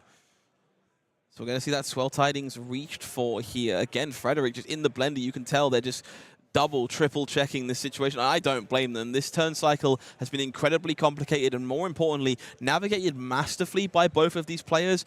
We've seen it from the start here. Fredrik building this opportunity for themselves, and Daniel on several occasions IPing themselves to threaten this situation in response to an Aether Wildfire. They clearly both have a pretty intrinsic understanding of this matchup. Yeah, I do wonder what Fredrik is thinking about here that could be the big punish for what is going on as these players just sit on this, you know, in response to this Ring of Roses for ages, and does fire it off here, is safe. As long as Daniel does anything, you can always respond with a Blazing Wildfire. And so Daniel says, yeah, I will not do anything. I'll take the 12. I'll go down to 2. That is okay. And then now, if Fredrik responds with the Blazing Aether, he will die.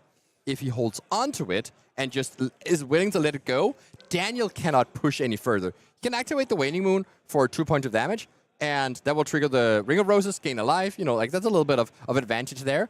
But Fredrik just has to sit still on that Blazing Aether, because if he does anything, he will die. And if Daniel does anything, well, then Daniel will die. It's incredibly difficult to say no to a lethal arcane effect here.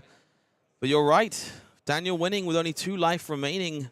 Kano, of course, very capable of putting themselves in a position required to deal that damage in the opposing turn.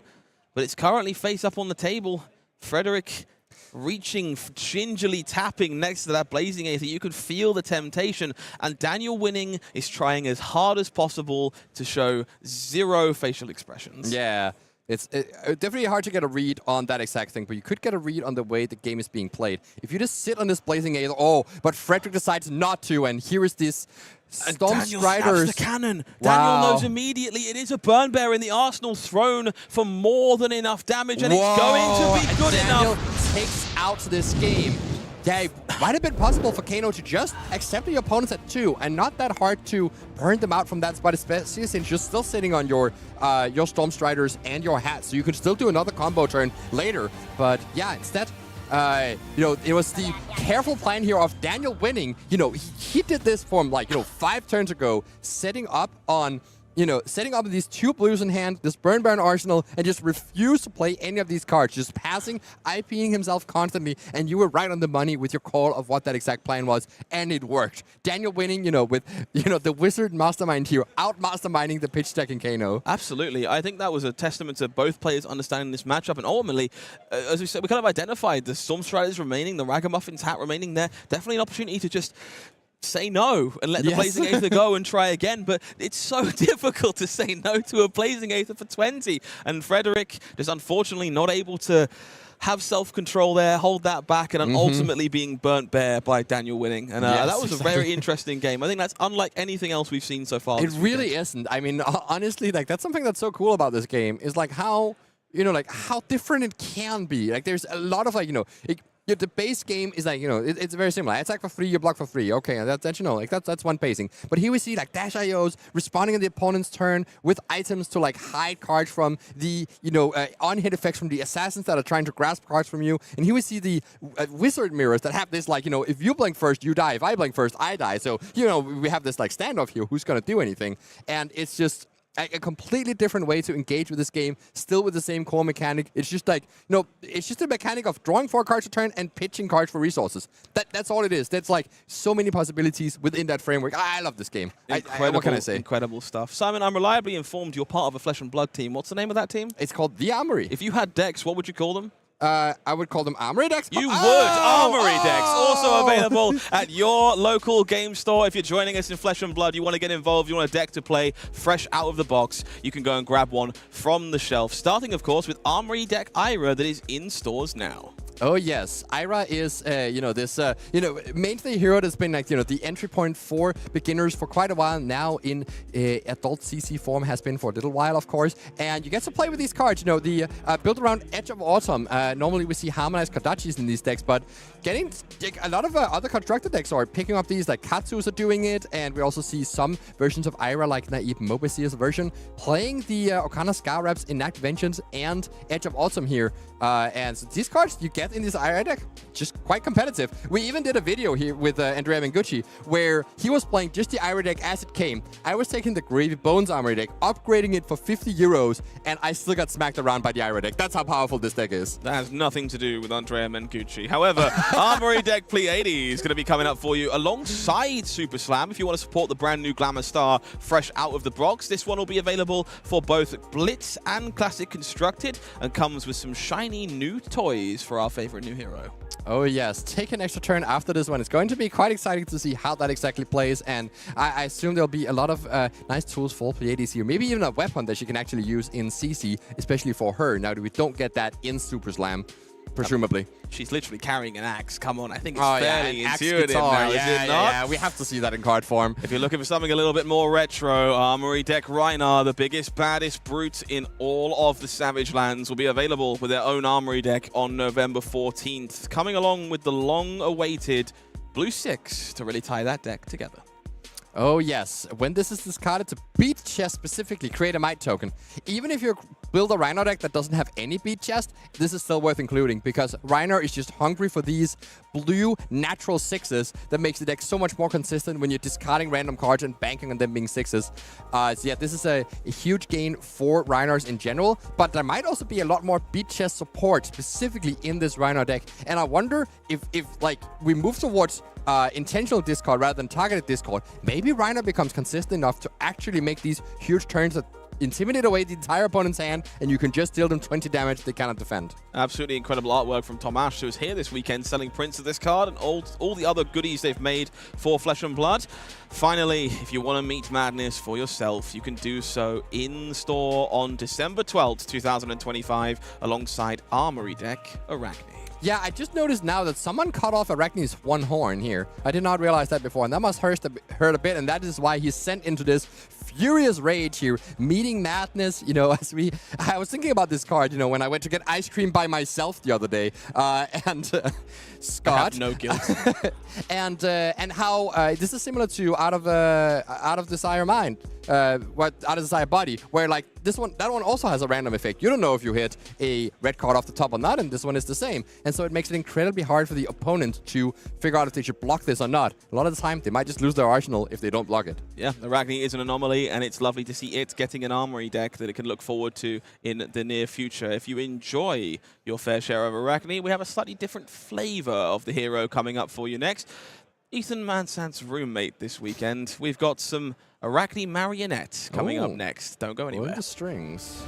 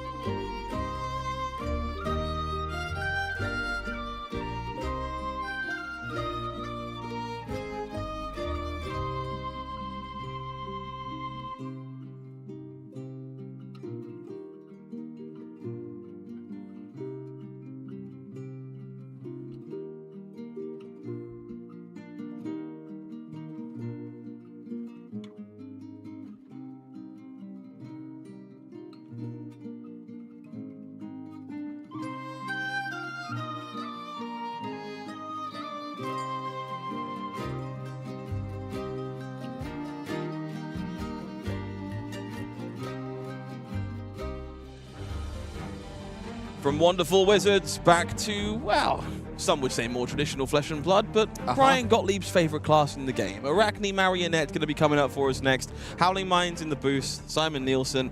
Have you got much experience with that hero, or is Slippy more your thing?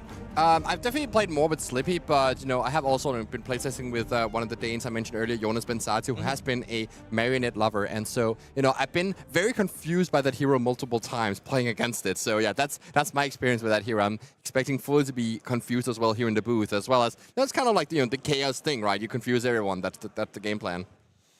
I feel like he's making excuses again. Canonical game, however, we've got Cindra, Drakai of Retribution on the other side of the table, so lore accurate. We'll have to see how it actually plays out. What should we be looking for in that matchup? Yeah, so this is a matchup where the Cindra's ability to do evasive damage through, dagger attacks, flick knives, etc., is going to bring down the Mario's life total quite low. And so even though they want to play this game where they can defend a little bit, it's not quite going to work. They need to put some paces where they can keep Cindra off the big hands. So yeah, the classic Assassin Disruption, making sure Cindra doesn't get a 5-card hand, because it makes it very hard to block out a Mask of Momentum. All right, going to be dagger to dagger this round. Let's make our way down to the floor and check things out on the feature match area. We got a quick moment to look at standings, though, before we do that. Okay. We, of course, have our players grinding away and doing a fantastic job at making their way towards the top 8. Bartosz Ziemba finally falling at this hurdle. No longer undefeated, no more of those. We now have, well, 5 players at 9-1 so far today. Yeah, exactly. And Maximilian Klein picking up the second loss after losing round 1 here. So, yeah, no undefeateds, and the field is certainly condensing. This looks exactly like one of those situations I pitched up yesterday night when I was figuring out how the tournament's gonna land here. This is after round 10. We have 2 rounds left to go.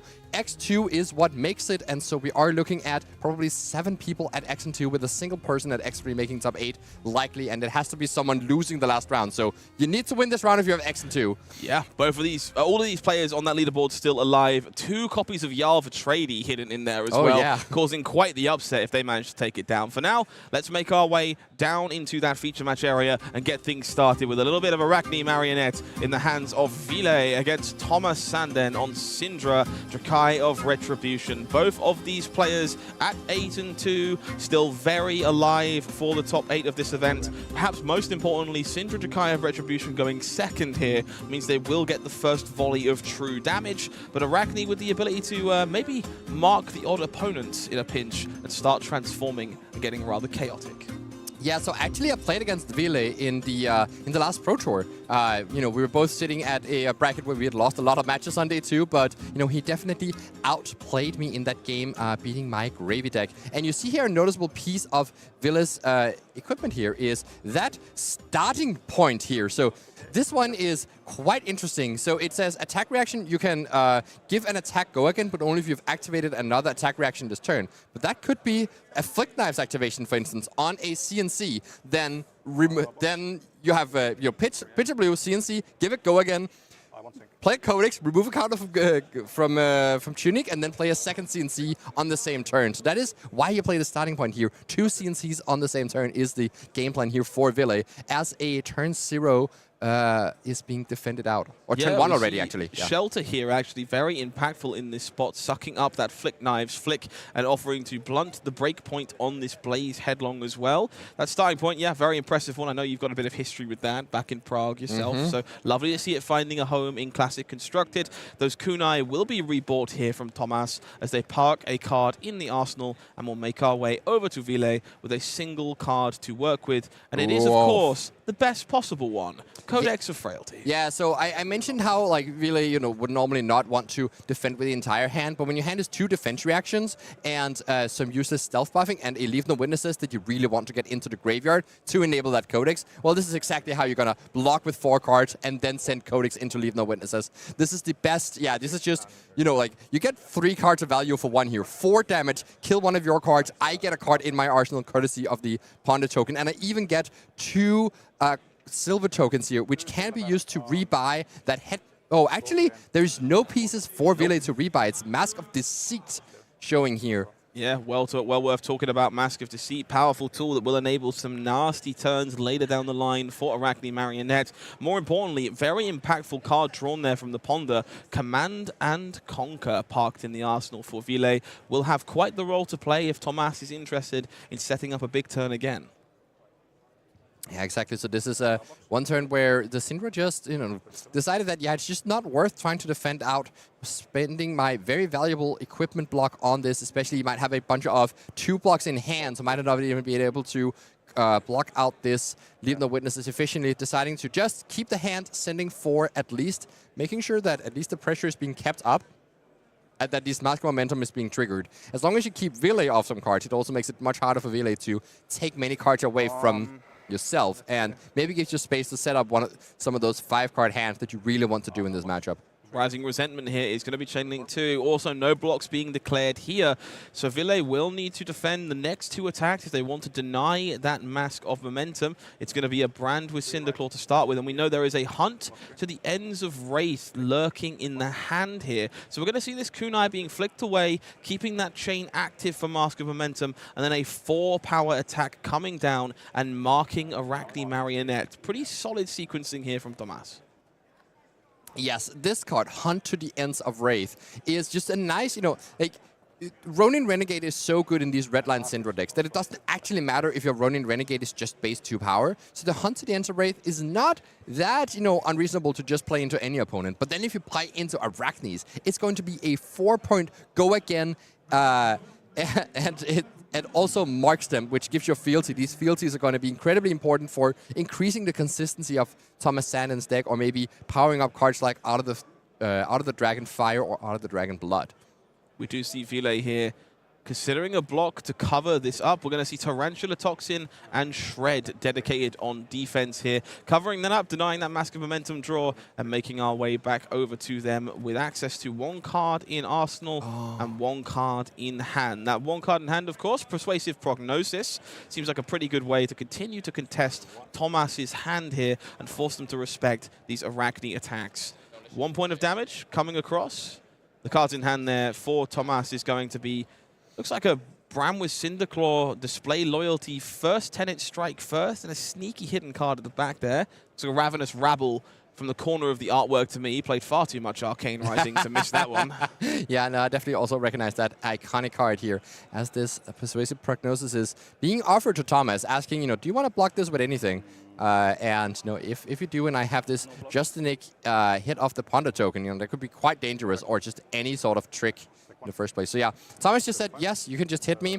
Maybe you get very lucky and, banish one of my blue cards from the top so you don't get to see anything in hand. But no, of course it is red card from the top. Thomas's deck, iconically playing basically no blue cards. This red line style Cindra is totally content to play off all red cards, mostly 0 cost, but then a few 1 cost powered up by that blood spattered vest. Yeah, the way this Cindra deck is built, it's just so beautiful. Yeah, taking the Bram with Cinderclaw here, very impactful. Does deny the Draconic starter here. Means there will be no clean way to give go again to that Display Loyalty.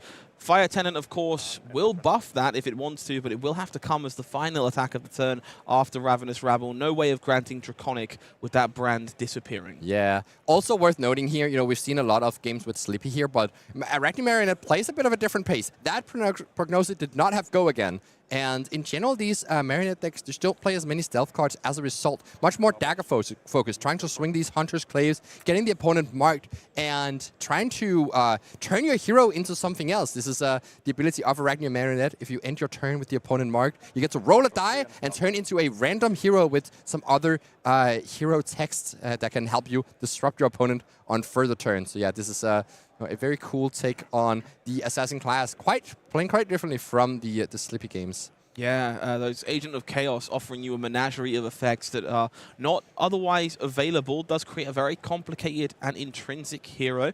We see Ville here repping them to an 8-2 score so far, still alive for a top 8 finish. A little bit of luck in this game. That Display Loyalty is going to follow a kunai here to make this turn function. We're going to use that as our Draconic starter. It will be Ravenous Rabble coming across, finding a blue copy of Throw Dagger for a very minimal 2 damage. Bit of a shame there. Yeah, also, I believe that Ville should no longer be marked and there should be a second fealty on Thomas's side. but I guess maybe that has been missed. I believe that is a triggered ability, but actually removing the mark is not. So it's a bit of an awkward thing. Maybe the players will catch it here and get up to that second fealty token. Of course, getting the fealties here will make the turns much smoother. You could see, for instance, here, because Thomas didn't start the turn with a fealty, had to pitch that Fire Tenet into a kunai attack to start with a Draconic attack, rather than using the fealty to turn the Fire Tenet into a Draconic attack and just getting a little bit more value that way. So yeah, this is why the fealties are so important, because every single turn needs to start with a Draconic attack that has natural go again. That is the way for this Cindra deck is built. So it has that little bit of inconsistency where you sometimes have to pitch into a dagger attack, which you absolutely don't want to do. Yeah, we see the players there catching that mistake, remedying it, and creating that fealty. Up sticks and run is going to be the follow-up here for Ville. This card, maybe not the most popular in comparison to pick up the point, but a fantastic way to retrieve those taggers. And in this spot, just 4 points of damage on raw efficiency. Really solid here in terms of a aggressively slanted turn, followed up by Infiltrate. This one, not quite at its prime in this matchup like it is for Slippy. It's much harder to utilize those cards when you don't have Go Again, but you can present a breakpoint on this courtesy of your opponent being marked and Arakni Marionette's ability. So Infiltrate, significantly harder to deny. Yeah, so the level of value of Infiltrate depends a lot on whether or not the opponent is marked, and that's why these daggers are so important. Of course, Arakni Marionette giving it +1 attack, and then when it hits, it gets Go Again. So whatever card you hit here, you also get to play that. This is a huge hit here. Spectacular. So you've already hit with a dagger because this is a dagger mirror. So that is 4 Go Again off that Infiltrate. Infiltrate being essentially 8 points with Go Again. What an insane card here. So yeah, so much value for Ville's turn here. Still has, you know, is that a Command and Conquer in the arsenal to finish this turn? Command and Conquer coming across here. Cut who, you ask? Cut you. Going to be finding all kinds of damage. The Go Again found, of course, from Arakni Marionette's ability will gain Go Again if you manage to hit with one of those attacks when your opponent is marked. And therefore, this turn was gigantic. The arsenal is gone.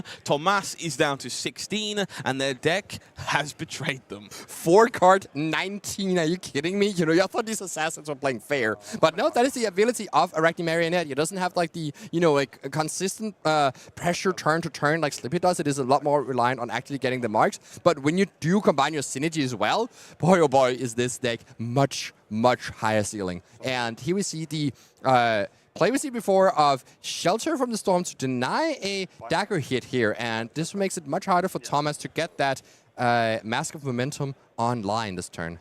We do see that Shelter played in response to the first kunai will, of course, prevent some flick knife shenanigans in response, but sending a second kunai immediately afterwards can't feel particularly good. No, definitely not. I mean, that's usually what happens whenever you pitch a blue in this deck. That's why the blues are tolerable, because they at least represent 2 kunai hits. But Ville here actually blocking with the Tunic rather than using the Shelter from the Storm to deny this hit here. And now this cut through isn't actually live because a dagger has not hit yet. So Thomas might have to arsenal this one, as there is a Art of Dragon Blood being sent here. A fealty was used to make this Draconic, which means it has Go Again, so that's 4 Go Again. Ville can put a single 3 block in front of it to prevent that damage and prevent the Flick Knives, but decides not to.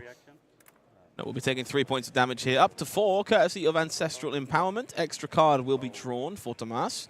See if we can get a look at that one in just a moment. But for now, points of damage are going to be coming across, and we'll see what the follow-up is in just a moment.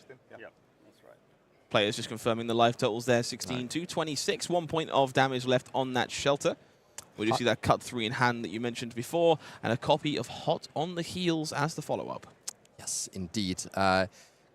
Finishing up that chain here, and we still have that one prevention from Shelter by the Storm. So I think Thomas is actually pretty happy too. I mean, I guess, you know, he's losing out on the flick regardless. So maybe just ends up sending this cut through just for 3. A dagger has not hit. Even if he flicks a dagger with the flick knives here, that will still be absorbed and prevented by this Shelter from the Storm. And so the cut through will not grow here. And yeah, and there is no Go Again, no threatening of Mask Momentum. So kind of a vanilla position here. I wonder if Ville is going to defend here and just arsenal that up sticks and run, or just happy to send what is essentially a Surging Strike, combining up sticks and run with Hunter's Glaive. Yeah, Tomas making the most of a awkward situation there. A surprisingly efficient hand, given the shelter from the storm that did shut down those kunai. We see Ville falling to 23, and we do know there are 2 cards left in their hand. One of them is Up Sticks and Run, will offer a pretty potent buff to a dagger if they prefer, but it will be Mark of the Black Widow that is the play here. This point of interaction seems very potent against a deck like Cindra. Yeah, exactly. This is one of those ways where you deny Cindra to have a full 4-card hand. If they don't have 4 cards in hand, it's much harder to, for instance, enable cards like Lava Burst. And it is much harder to threaten the Mask of Momentum because they don't have that extra chain link to rely on. And so in this case, where Ville also has Up Sticks and Run in their hand, actually quite happy to just use Flick Knives to flick a Hunter's Clave, marking Thomas Sanden at reaction speed, turning on the on-hit of the Mark of the Black Widow, and even giving it +1 and go again when you do. So even if Thomas just blocks this for free, that's not going to be enough. You have to block this as a 4-point attack. That is the power of Arakni Marionette. And if you block it for 4, well, then Ville is probably perfectly happy to just pass. A really interesting hand here for Tomas. 1 card face down on the table that we can't quite see. You're clearly debating blocking with it, but Wrath of Retribution alongside 2 generics, including a Snatch, 2 generics, and a non-draconic card here. So Ravenous Rabble, Snatch, and that Art of the Dragon. A little difficult to tie this all together, but some efficiency on the generics at least. No, I think what you can do here is you could start with the Art of Dragon Blood using the fealty and then flick a dagger, getting a resource of Blood Spattered Vest. Then your Wrath of Retribution will be discounted 1 by, the extra resource from the chest, and 1 by the Art of Dragon Blood, and 1 from its own ability, because you have a Draconic Chain Link. So can actually make that hand work in this way, and then you follow up, of course, with with the Ravenous Rabble into a Snatch. So this hand is actually pretty good here, but you would have to, I think, give up the Ravenous Rabble if the Mark of the Black Widow hits here. Alternatively, you could just block this out and send a measly Snatch or Ravenous Rabble to just start the turn and do nothing else. Like maybe Ravenous Rabble into Snatch as a pretty good line here. Oh, but we see Thomas here respecting the attack react, and Ville is still very happy to just throw away this Hunter's Clave. The reason he does that, even though it's not going to help you get through, is that this way Thomas ends up being marked, and this will flip the Arakni into something else. And you can just regrow that dagger next turn anyway with that Up Sticks and Run, knowing that you're not taking too much damage. This is going to be Arakni Tarantula joining the party. This one, all the additional dagger damage over the course of the next turn from Ville. Very interesting to see Tomas blocking 7 there. They chose to respect a +3 buff through Arakni's Mark ability to deny that Mark of the Black Widow. Instead, choosing to play this 2-card hand with Ravenous Rabble and this copy of Snatch. Of course, Ville here with one of the more aggressive Agents of Chaos might just be willing to take this heat and leverage their full 5 cards. Yeah, it is, of course, a bit awkward to take the heat when it is a Snatch coming at you. I would really like to block this so that Thomas doesn't draw a card. He can just chuck into the arsenal. But you also don't have that much equipment block to help you block out breakpoints. That is the issue with the way the equipment suite is set up here with that starting point. So Ville might just have to bite the bullet and take 4 here if they're able to convert the entire hand. Of course, Arakni Tarantula helps convert the hand as you can discard a card to give a dagger attack +3 or any assassin attack +3. I want to talk about a really interesting card in the hand here for Ville. Surgical Extraction. One of the more potent cards we saw from New over the years. Hasn't really found a home in either Arakni deck on account of being a contract card. Makes it rather difficult to utilize any of the most powerful buffs in the class to enable it, but a really powerful blue breakpoint that threatens to challenge the hand. I feel like that additional point of interaction is probably very powerful in a matchup like Cindra. Yeah, it's it could certainly be another one of those points that forces the center to block or lose a card from hand. I believe in this position is the only blue, and Ville does want to attack with a Hunter's Clave here, buffed up by that Up Sticks and Run in Arsenal. So I wonder actually if this is Oh, so this is turning into using Mask of Deceit. When the opponent is marked and you block with this card, you get to choose which hero you turn into, and instead deciding to choose into Orb Weaver, which is letting you get that Graphene Chelicera, which is so important for the efficiency of this deck. I love this line here from Ville, converting the hand to something efficient while still blocking out that Snatch. Yeah, I think a lot of Marionette players get blinded by the glory of Black Widow and the shenanigans you can pull with Kiss of Death and try and save Mask of Deceit for those transformations. But good value turns, including the Orb Weaver, are some of the most bread and butter plays you can make in a deck like Arakni Marionette. We see that Chalicera being generated, of course, will gain some bonus stats from the hero this turn. Most importantly, costing nothing to attack with too, and having go again because of that mark that does exist. Yeah, also getting the +3 buff. So this is an attack for 4, I believe, with the natural go again here. And can then follow that up with a Leave No Witnesses, if he so pleases. The Leave No Witnesses is kind of interesting. Would make it a lot more tolerable to take that snatch hit, as then you have an arsenal to threaten. But instead, Ville going here saying that he really wanted to just turn into this Orb Weaver because it really fixes the hand and make things work out nicely, as there is an attack for 4. Go again coming. Thomas cannot take too much damage here, but might also have to reserve his blocks for potential on-hits in the future. 3 cards left over for Ville. It is impossible to know what he's hiding. Real difficult to pin down Ville's plans here if you're in Thomas Sanden's seat. Let's try and take a look at their hand this time around. Ancestral Empowerment at the front there. Looks like we had another breaking point as well. Unsurprisingly, a good pile of reds, and we'll need the majority of that hand to put things together. We see Flick Knives cashed in on the Hunter's Clave. Going to look to reapply that mark. Definitely not, because the Chalicera are all hit afterwards. So sadly, the sequencing there not going to work out the way Ville would prefer, but scoring that damage from Flick Knives nonetheless. Yeah, 4. So you go to 10. Players confirming life totals there. Thomas falling to 10, courtesy of 4 damage from that Graphene Chalicera. And we'll see the follow-up. It's going to be that up sticks and run, pitching the blue to re-buy the Hunter's Clave that was just flicked away. Leaves enough resources to attack with this as well. Going to be coming in for 5 with the Clave, and we know there's a Leave No Witnesses waiting in the wings as well. Oh yes, to follow up this attack. Just efficient damage here. Not much like threatening Thomas's hand, but you can't really take 5 here and take 4 more from that Leave No Witnesses going to 1. You'll just die next turn to the Flick Knives. So when you get the opponent's life total low enough, every attack you do can be disruption. And in this case, you just need to do enough damage for it to be disruption, keeping Cindra off those potent 4-card hands. And that's exactly the position Ville has.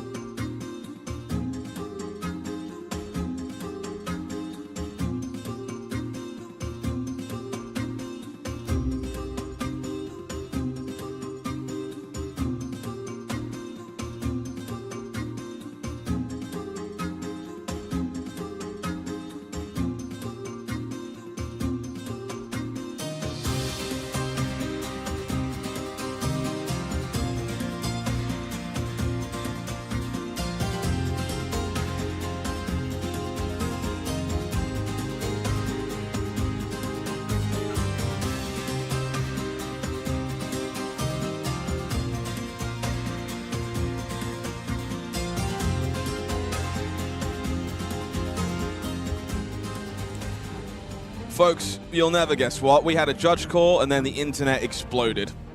That's what judges do. It was incredibly awkward. This game was so incredible that we simply couldn't handle it on the internet, but thankfully, we're now back. So let's not waste any more time. Let's get ourselves down back into that feature match area, into the game we were previously in, and get ourselves back into Arakni Marionette and Cindra here in Ville versus Thomas. We were in the middle of Arakni's turn here, 19-8. We've got a Leave No Witnesses making the way across, and Thomas debating their blocks.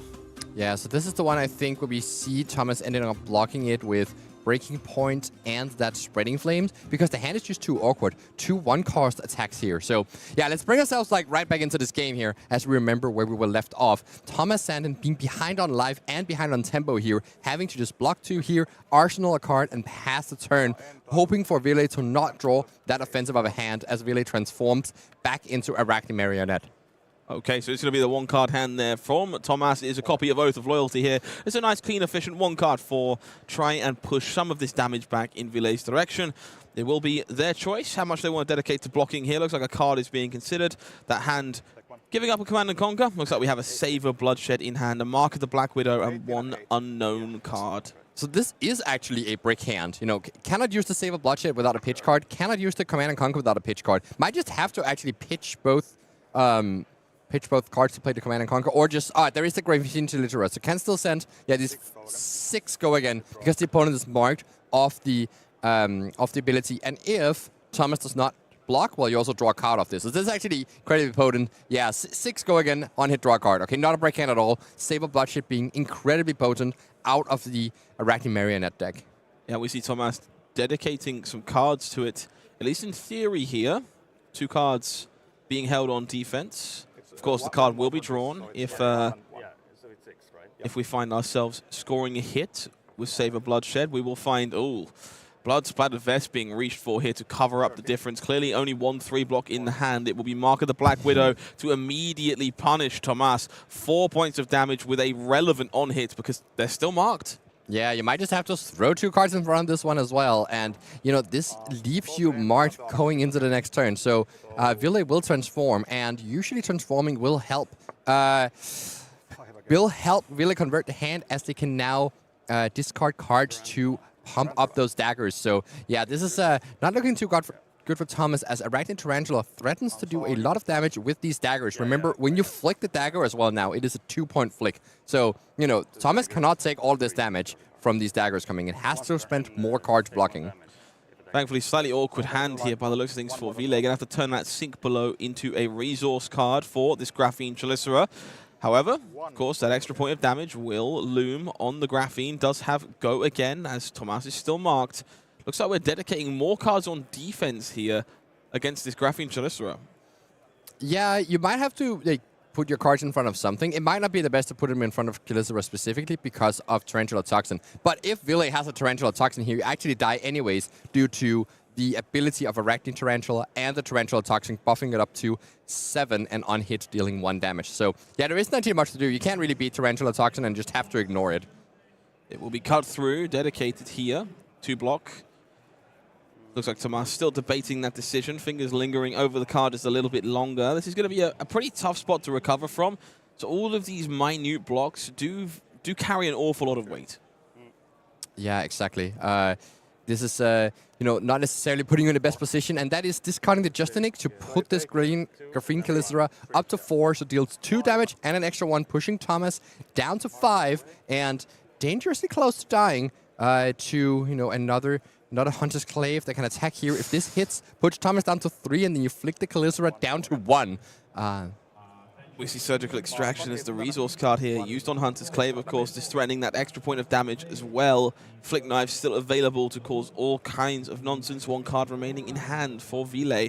Bit of an awkward position for Tomas. He's going to have to take the heat here from Hunter's Clave, falling down to 3. Going to be a virtual 1 if Ville wants to give up a card, and it's going to be Codex of Frailty to force the issue. Leave no witnesses going back into the arsenal here for Ville, and a card ripped out of the hand of Tomas. Yeah, you basically have to cover up this Leave No Witnesses. Now you're effectively at 1 due to the Flick Knife. So yeah, this is just Thomas losing the entire hand outside of that Oath of Loyalty. Might just have to pass it back to not let that Frailty reduce the attack value of that Oath of Loyalty. And, you know, at 1 life and against the Flick Knives, you don't really have much that you can even hit. You might just be dead on board. Let's see if Thomas has a Shelter from the Storm or some other sort of tech here in the deck that could help survive against the Flick Knives. Yeah, Shelter from the Storm going to be the card we're looking for in this hand from Tomas if they want to stay in this game, of course. Only 1 life remaining, courtesy of that Tarantula Flick. Let's see if we can see the cards as they come to fruition. No Shelter from the Storm there for Tomas. So if Flick Knives is activated, Ville is going to steal this. He's going to be up sticks and run, or weave a Spinneret into a gigantic copy of Hunter's Clave. Will force the cards out of Tomas's hand and then demand an answer. We'll see the Flick Knives. Graphene Chelicera will lock this game up, and we'll be making our way to 9-2 alongside Ville Teravainen. Yeah, this is impressive play from Ville.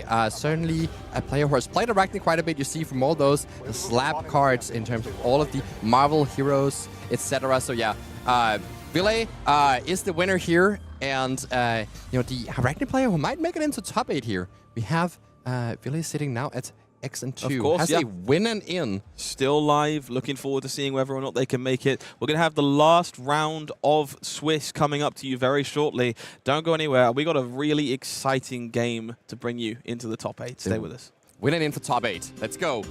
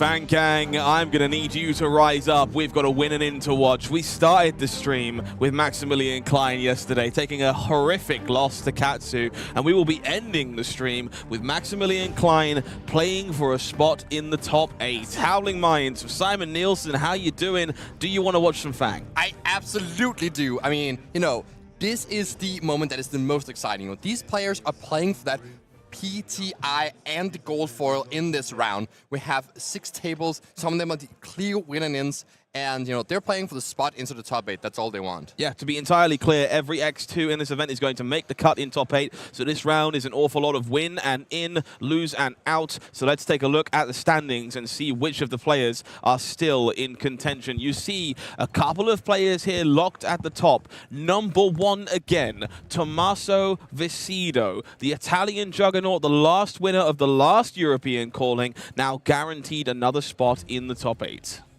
Oh yeah, so this is going to be exciting to see if Tommaso can go back-to-back on calling wins. Such an impressive player. Martin Hulik as well from Czech Republic.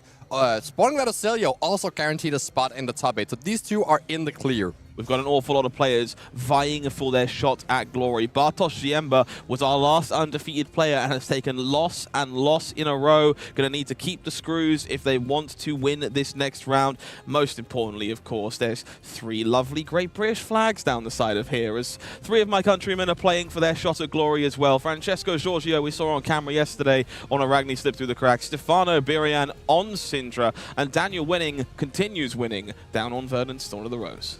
Yeah, exactly. We also see Maximilian Klein on round 1. Lost round 1 feature yesterday, but is still in there. And we also see Telemakos Sontakis. That's my best. That's my best attempt at this. Playing Doria. Doria at 9-2. Playing a winner in this round as well as these 2 Jarl players, Jason Rolfe and Luka Leko.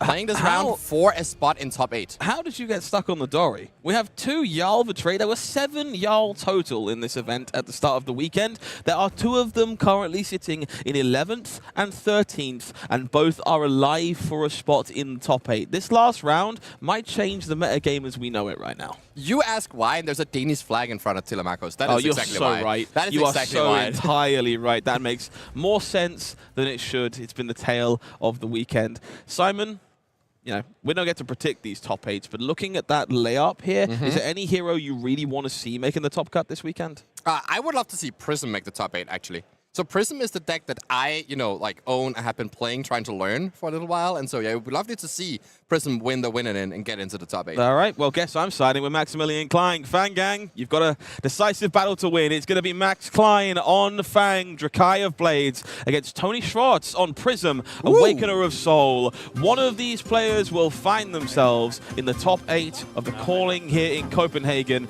and this match will decide which one.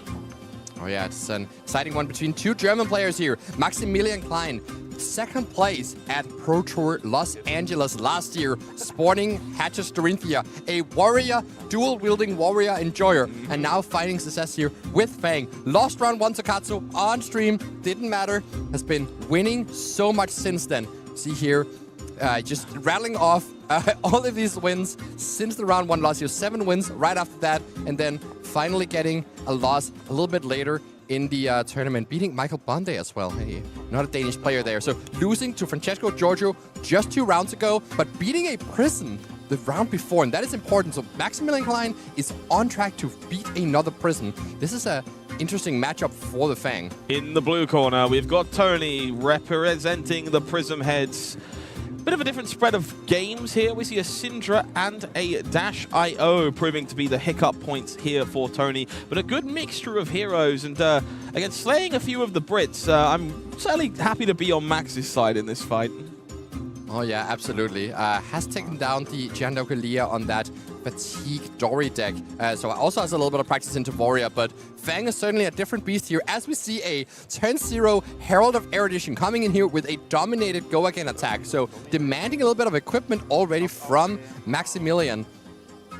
Yeah, kind of forcing the issue on this first turn of the game. Just Warrior, of course, infamously large fridge, does have the ability to soak up these heralds, but demanding armor, a good place to be, means it's not there later on to soak up other heralds. Yeah, exactly. And Maximilian does have the good block here. Can just block with the Valiant Dynamo, but there is an Angelic Wrath red from Toni Schwarze here, buffing up +4 to that Herald of Erudition. Is there a second defense reaction from Maximilian? No. So here on turn 0, the Prism is already getting started. So yeah, this is the game plan for the Prism player. You have these heralds. They have the first herald attack you send has go again if you've pitched the yellow card this turn, and the Prism deck has 30 yellow cards.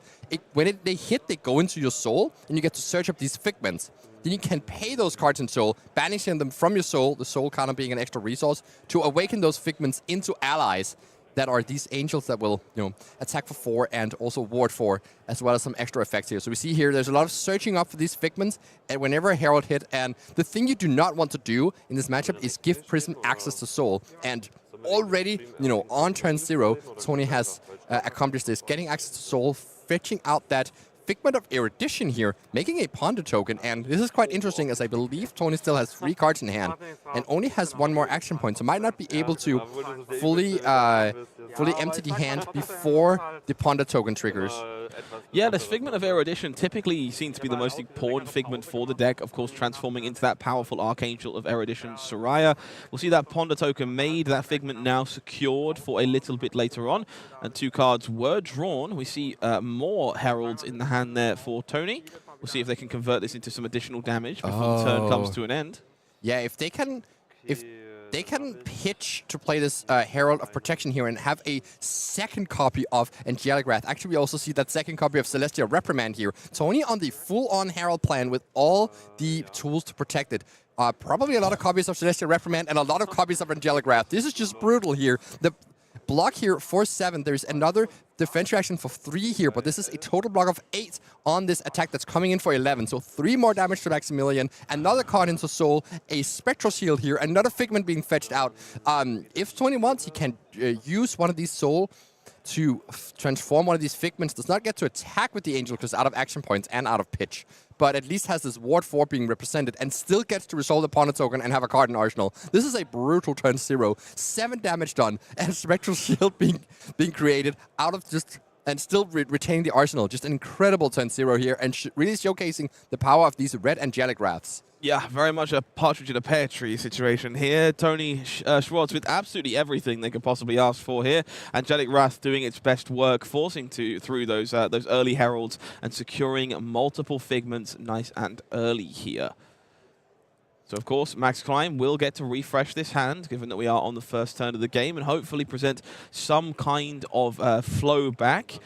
With Max so behind and with so many cards in Soul, we're seeing one of these Angels being flipped over here as well. Yeah. What are they hoping to see on the first turn of their game here? For Max, it's going to be a little bit tough. I think the first thing you want to do is to have some sort of instant to sidestep the first dagger attack here. So Tooth of the Claw would be excellent here. If you pump the dagger up to 2, it goes straight through 1 point through the Spectral Shield and can take care of that Ward 4 Angel without giving full value to Toni. And since there is no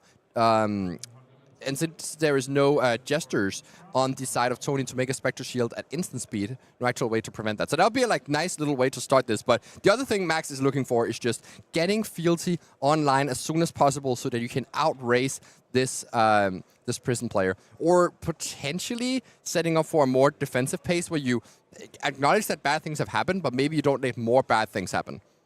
That sounds like a pretty good plan. We see a Soul Shield in the hand there for Toni as well. Obsidian Fire Vein making its way onto the combat chain. It will be Scar Tissue here to really juice the damage on this, but no Draconic card here to give Obsidian Fire Vein go again. This is brutal here. I think Toni has a Soul Shield in hand, and if he decides to go for it, can actually use the Spectral Shield and the Soul Shield to suck up the entire damage and prevent himself from getting marked, but decides to instead utilize those cards on offense.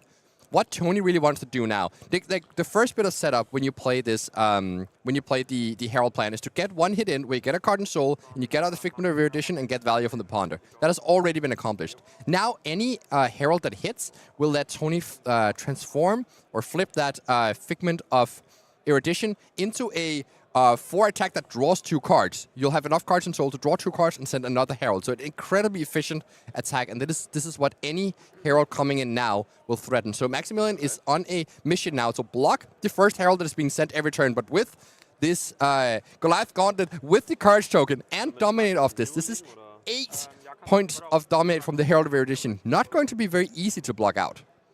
Yeah, Max Klein almost obliged to jam that lovely fridge of theirs in front of this Herald. Very impactful start here for Toni. This Herald, of course, lining up very well with Goliath Gauntlet to push that dominated damage. We do see a Sink Below in the hand for Max to go alongside those pieces of equipment. That Archangel of the Soraya Archangel of Erudition certainly lurking in the wings following this if Toni does want to guarantee they draw cards this turn. So this should guarantee a hit unless Toni has even another Angelic Wrath here to essentially act as an attack react, buffing up this attack. But seems like there's no such thing. Just use this attack to eat away some of the equipment. That's another important part of playing Prism, is that you want to chuck away on that equipment while you take a bit of damage, and eventually the opponent can no longer block all these 7-point breakpoints, and you will be able to get through your Heralds and take over the game in quick fashion. And we see Max Klein here denying this Herald of Triumph by giving their entire hand. So we are going to have successfully cleared away 1 Angel, but no cards remaining here outside of the arsenal for Max. Might see that Vigor token used just to swing in Obsidian Fire Vein. But it will be a lovely 1-card 4 here to make the most of the situation. For the Drakai, Marked Hero on the other side will generate a fealty for Maximilian Klein. Probably the best possible card to have left over. Yeah, this is the excellent part of this card is that it is a 1-card play. So you could block with your entire hand and leave this one alone. And even if you had fealty already, you'd be able to preserve them by playing the 0-cost Arcanic. And if the opponent ends up being marked, this is generating an extra fealty and threatening another one from the hit. So Maximilian here already adds to your fealty and only needs one more to really get into supercharged gear. It is possible to raise the Prism player even with all the extra value they get whenever a Herald hits, just because of the value you get from having weapons that attack for free. We see a Wartune Herald coming out of one in the pitch, making sure that this will in fact have go again as we make our way into Toni's turn. Blue Wartune Herald, not the most threatening of these, a little easier to stymie, just because there is a 2-point piece of equipment left for Max. But again, as you alluded to before, giving up that equipment on these early Heralds and sometimes on these smaller Heralds does make the later ones way more problematic. Oh yeah, it does indeed. And the fact that Toni blocked with another Wartune Herald kind of makes me think he must have a third or fourth one in hand, actually, also pitching the yellow one. Yeah, I think it's very likely there's another Wartune Herald coming up here, or at least some other plan for the... Yeah, there is indeed a Wartune Herald in hand. Because what you want to do, you want to have a Wartune Herald in your arsenal and wait until you draw a hand that has a second one, so you off a single yellow can play 2 of these 1-cost ones. So even the blue, even though it's a bit unassuming, I think it's actually an incredibly good card for setting up these turns where you could just spend 3 cards to send 2 Heralds, which normally would cost 4 cards. We see Scartishly blocking 2 here. Glint the Quicksilver blocking 3. Does cover up that 5. And that second Wartune Herald will be the flavor of the week. Coming in for 7 for Toni here. Max Klein with 2 cards left in hand. Does finally have to pick a fight. Is going to eat this Wartune Herald with their face and try and present some type of volley back.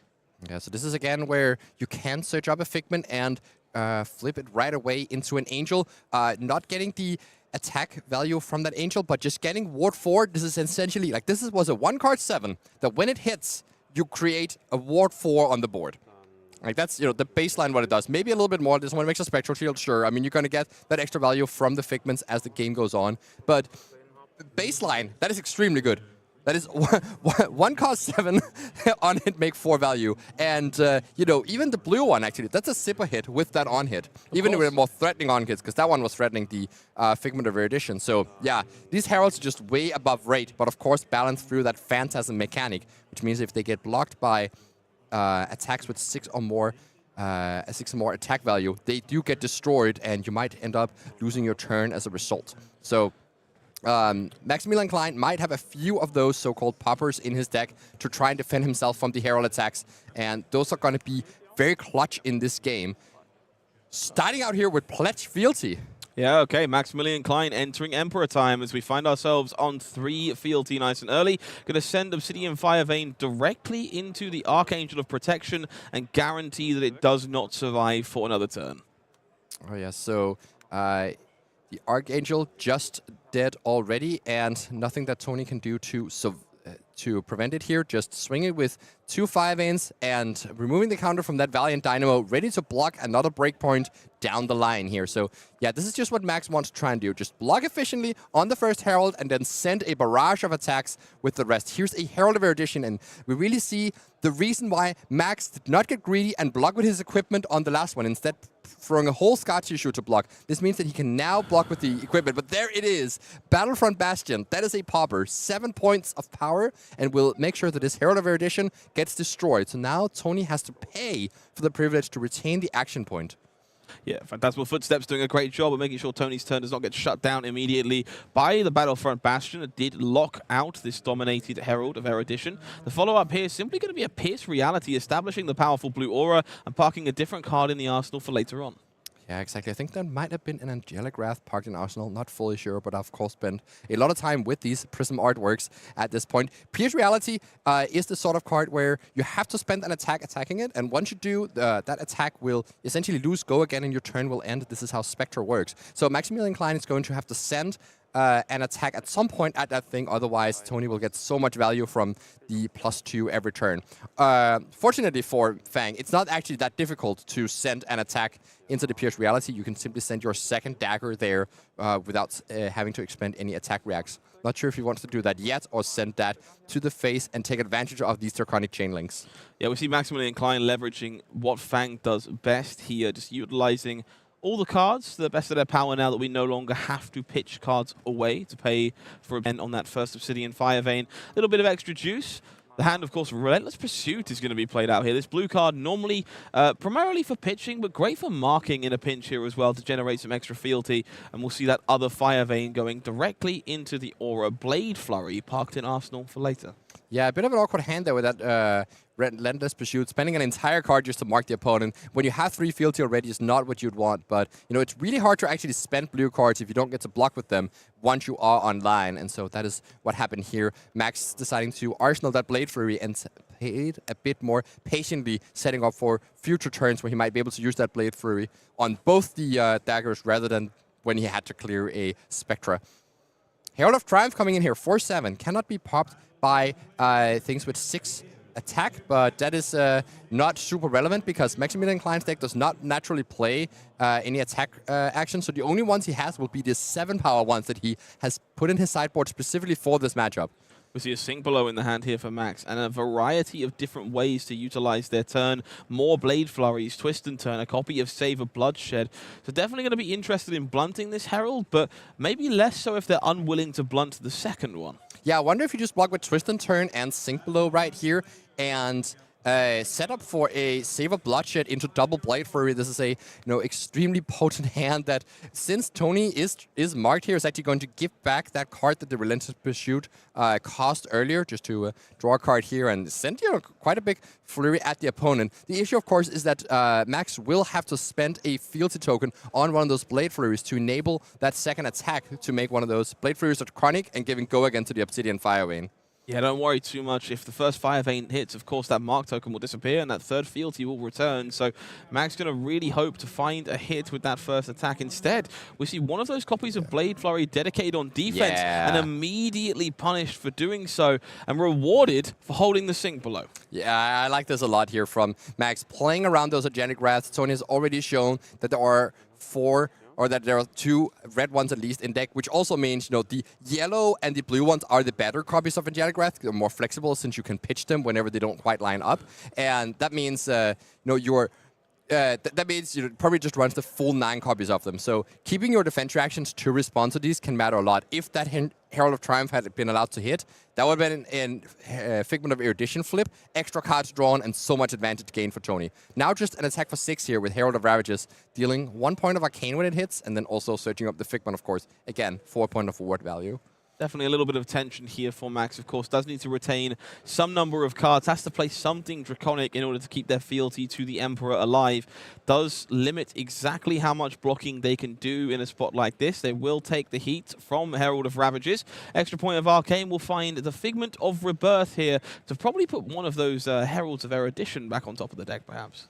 Yeah, the ones that have been destroyed, certainly a good target for that Figment of Rebirth, especially since Maximilian Klein's armor value is dwindling here. Still has that too, which is so important to hold on to against this onslaught of Herald of Eruditions here. So, but yeah, any Angelic Wrath coming up next turn could make this very, very threatening for Maximilian. So we'll see a good turn here. This is going to be Save a Bloodshed into popping a fealty Blade Flurry, sending this Obsidian Fire Vein for 8? Yeah, for 8 on-hit draw card, refresh that fealty, and then you can send the second Fire Vein for 3. So that is a 1-card 11.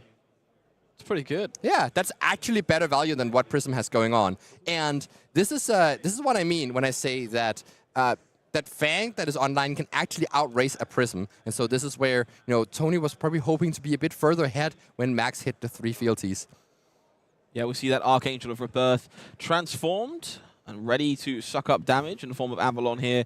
Save a Bloodshed will be the play to start. We see the Fire Vein. Where is it going is the question here. Of course, if we want to draw that card, we will need to hit a marked hero, not the Angel, which does make this a bit more of a troublesome dilemma to guarantee this Fire Vein gets through. Yeah, I don't actually think there's much of a decision here. I think this is Toni thinking right now, even though it looks like Max is the one thinking. Because you will need to play a Draconic card anyways this turn to not lose your stack of fealty. So you are forced into using fealty on that Blade Flurry, and if you do that, of course, it's way better to send that attack at face. So yeah, it does seem like Toni is the one thinking here. If Toni manages to block this out here, and it's not completely impossible that could happen, blocking it out for 8, then Max will have to go down a fealty to...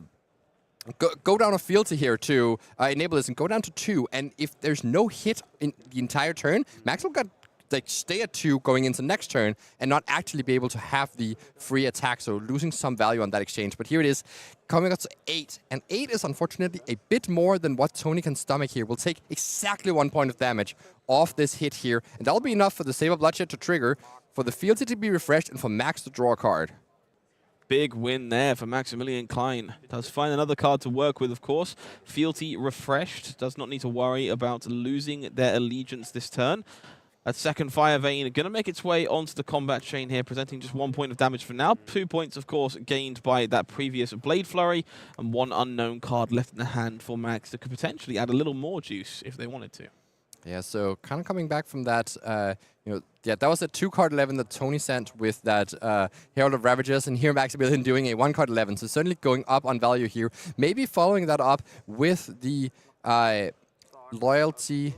Wait, that's not what it's called. Long Whisker Loyalty. Long Whisker Loyalty, yes, exactly. This one's pretty incredible here on a late Draconic Chain Link. Going to be able to pick the modes that best suit Max. Of course, each Draconic Chain Link lets you choose one. You may give a dagger +2. You may allow a dagger to attack an additional time, or you can make sure you mark your opponent the next time it connects. So we see this dagger growing significantly here, and we're going with the mark mode as well to make sure that we can generate another fealty later down the line. Maybe enable another Save of Bloodshed with a bit of luck as well. Yeah. Attacking an extra time is just 1 point of value, and I think the fealty could be worth more than that if you need to turn, let's say, Scar Tissue into a Draconic to keep your other fealties around. So it's really good to get up to 4. You feel a lot more safer than you are at 3. Here we see Herald of Triumph coming in here for 7, and yeah, still can be popped by those 7s if Maximilian were to draw one of those, but does not seem like it, and might have to place 2 cards and a Valiant Dynamo in front.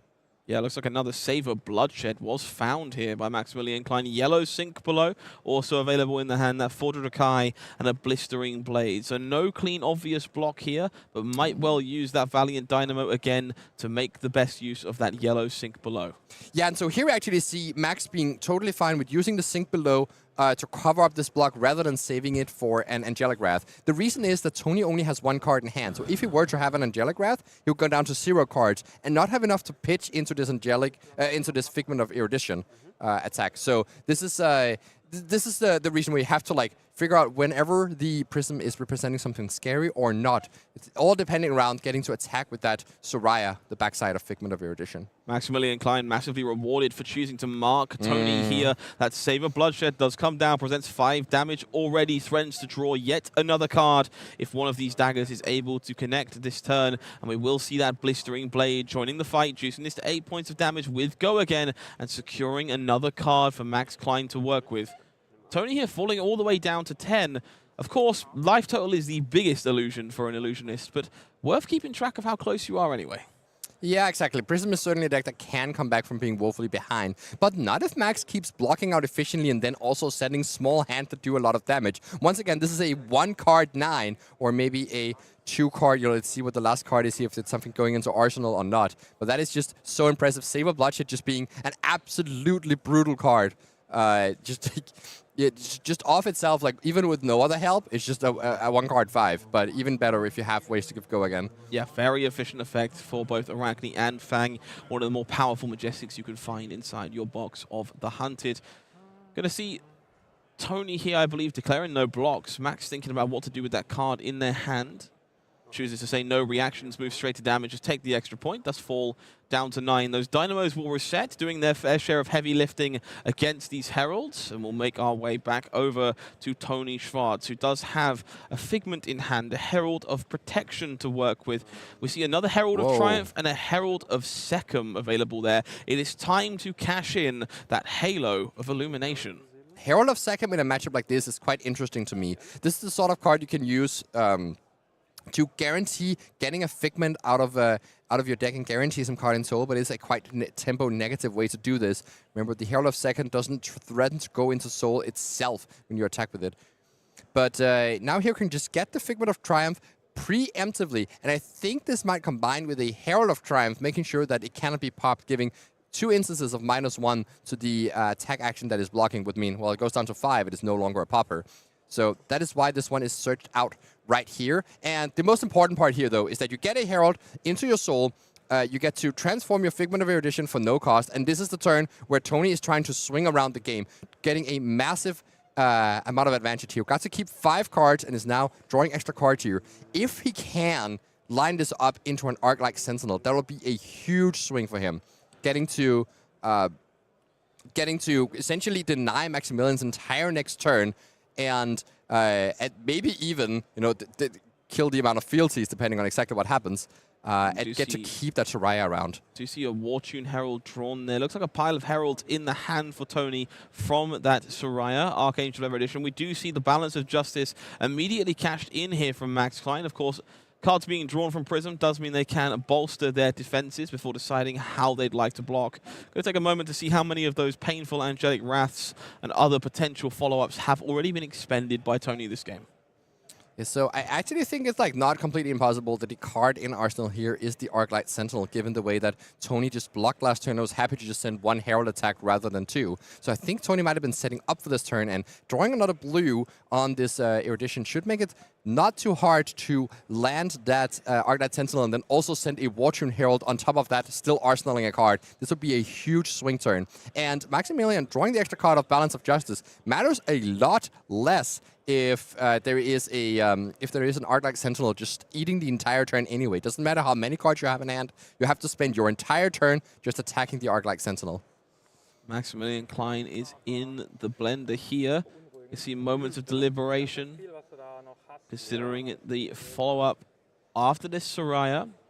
4 cards left to work with in hand, and 1 in arsenal for Toni after this 4 points of go again damage, courtesy of the Archangel. See a couple of interesting ones in the hand there for Max. We see Shelter from the Storm, Hunt's End, Twist and Turn. Couple of additional combat tricks here. A Firm Loyalty, the unknown card, just leaning away from us on the table ever so slightly. Looks like a Scar Tissue. Yeah, I wonder if that's a yellow Scar Tissue that Max is thinking about blocking with. Obviously not the most efficient block, but this is playing around the potential of an Arclight Sentinel here. You'd much rather present your cards to gain a little bit of life with them rather than getting them stuck in hand, unable to use them. The most important thing here is keeping a non-attack action in your hand so you can use a field to turn that into a Draconic and making sure that you can clear off the Arclight Sentinel because you do not get a chance to play attack reactions. And you do need to make a play a Draconic card on your turn. Here we see that Herald of Erudition here. That was the card in Arsenal. Of course, that was being put on top. I just forgot on the previous turn here. But this is totally fine for Max can put the Valiant Dynamo in front and then use the defense reaction here. But if he does not have a second defense reaction in Arsenal, might get used here by an Angelic Wrath. Let's see if Toni has found one of the many Angelic Wraths in deck. It does not seem like it. And there's no Arclight Sentinel here. So, yeah, not really the big combat turn you would have needed this to be. I think Toni even is going to end up IPing on this turn. That's never what you want to see whenever you do an Erudition turn. Might as well have blocked 3 on a previous turn. But yeah, that is the how it works. You don't necessarily know what you draw into, and sometimes you gamble for that Arclight Sentinel. Here we see Herald of Protection coming in for 7. Yeah, big red Herald of Protection here to finish off the turn for Toni. Not ideal scenarios, but still very relevant pressure against Maximilian Klein here, who does still have 4 cards total to work with here, courtesy of that Balance of Justice. Might want to deny this Herald, might want to keep this entire torrent of damage to do their best to get this game over with. Yeah, exactly.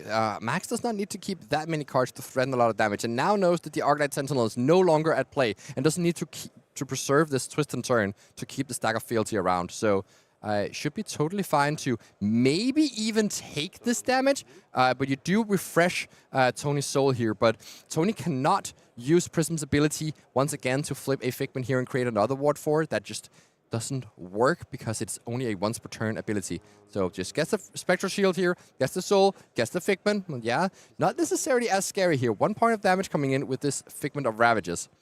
Going to be 10-9 in favor of Maximilian Klein. We do have a full 4 cards to work with, including the powerful Hunt's End here. Going to be all the tempo in their direction and trying to push through this Archangel Soraya. Make sure no more cards can be drawn from Toni on the following turn. We know there is a Soul Shield going into the arsenal here for Toni, so might very well be able to do a good job at defending that Archangel if Max doesn't aim straight for her. Yeah, exactly. It is very much in Max's interest to just try and send exactly 4 damage, add that Archangel Soraya here just to clear it up and then send more damage to face, because if Toni's able to protect it, it could be quite awkward. On the other hand, if your numbers don't line up where you can set exactly 4 at the Soraya, it might just be better to try and send it at face and see if you can push just like 1 point of damage across. That'd be the perfect scenario. But yeah, we do see here twist and turn into a Fire Vane attack, and that wouldn't actually line up in the way you'd prefer. So maybe just has to go twist and turn, Obsidian Fire Vane into the face, and if that is block for 3, well, you can, you know, buff it up with your Hunt's End, and I think you go over the top with that line, getting to attack with the Fire Vane once again. So this actually should, yeah, you do line up to 9 damage total, if my math is correct. And that is more than 5 plus 8, yeah, so deciding is that not to go for the twist and turn right here, just sending the Obsidian Fire Vane at face. Indeed, both the players here just acknowledging that change of pace from Max as the Fire Vane makes itself known. A little bit of free information gained there from Toni about the twist and turn, waiting in the wings potentially. Do you know German? No. Oh, okay, but you're still able to tell what the players are speaking about. That's very curious. Oh, here we see a risky block here with that Phantasmal Footsteps. So if the Fire Vane now is able to be buffed up to 6 more attack, the Phantasmal Footsteps will die. I'm pretty sure. You would be correct. Yes. Yeah, Phantasmal Footsteps going to shatter if this dagger gets a little bit too big. So we'll have to wait and see how this one plays out, how big Maximilian Klein is willing to go. We know that Soul Shield is available. The 2 resources floating are a little bit face up in the ways Certainly of looks that. like a Soul Shield, yeah. Yeah, it's also important to remember that having a Figment in play, actually 2 Figments in play, and having a card in Soul means that at any point, Toni can just turn 2 resources into essentially a Sink Below, like a Ward 4 on board 2 at reaction speed. So yeah, not trying to get too cute here, just not really pushing the button here and trying to protect this, because that would bait Max into pumping this Obsidian Obsidian Fire Vane. So just instead letting the Soraya die. This is a mark of a good Prism player. You have to know when to let your Soraya die. And also interestingly here, because that twist and turn was shown, Toni gets to do this block with the Phantasmal Footsteps. And Max has to break the chain to play the twist and turn, and that means now the Phantasmal Footsteps can block again for 1 without having to pay. Of course, it is a bit risky to block again if anything gets pushed up to 6, but you know, if there's a, let's say, 4 Kai ending the turn, well, that's a free block from that Phantasmal Footsteps here. Yeah, any Draconic card here is going to knock this Fire Vane into dangerous territory for those Footsteps. Makes closing that chain a little less painful for Maximilian Klein. We're going to see Hunt's End coming over the top here to juice this Fire Vane up to 9. Of course, Spectral Shield remaining. We do have the ability to either flip an Angel or play that Soul Shield to soak up some of this damage. It will be the latter in this case. Blocking 6 on 9. The Shield going to pop and take 2 more points of life from Toni for now. Yeah, it does seem like an okay thing to just let this go. You don't necessarily need to spend a whole card and a costly card in Soul. The Souls are such an important resource at this point to try and deny this on hit. Especially since the Obsidian Fire Vane coming in here as it gets to attack again due to twist and turn can just be blocked by that Phantasmal Footsteps as previously alluded to. Yeah, always got to make them remember they've paid for Phantasmal Footsteps. And in this case, Toni does. Nice, clean, and easy block in that case. Will not get shattered by that last card any which way. But it will add a little bit of juice. Oh, it is not Hunt's End. Okay. Yeah, 2 back-to-back Hunt's End there would have been particularly painful, I think, for Toni Schwarze. But thankfully, no dice there. Take the free value from their Phantasmal Footsteps. But does fall all the way down to 4 here. Maximilian Klein doing a pretty spectacular job at keeping the pace in this game and kind of just dictating the flow of things. Yeah, absolutely. So really needs to get some value out of these Figments, getting to flip them for free and attack with them. But the issue is here, doesn't quite have the resources to do so, especially if there's a puppet for Maximilian. That would certainly rebuy the tempo in this situation. Okay, no popper seen, so just blocking for 3. Blocking with that Valiant Dynamo. Is there another block? Toni does have Angelic Wrath to go over the top, but does not have the resources to swing with a an Angel after this Herald attack here. So it is just providing 4 points of ward.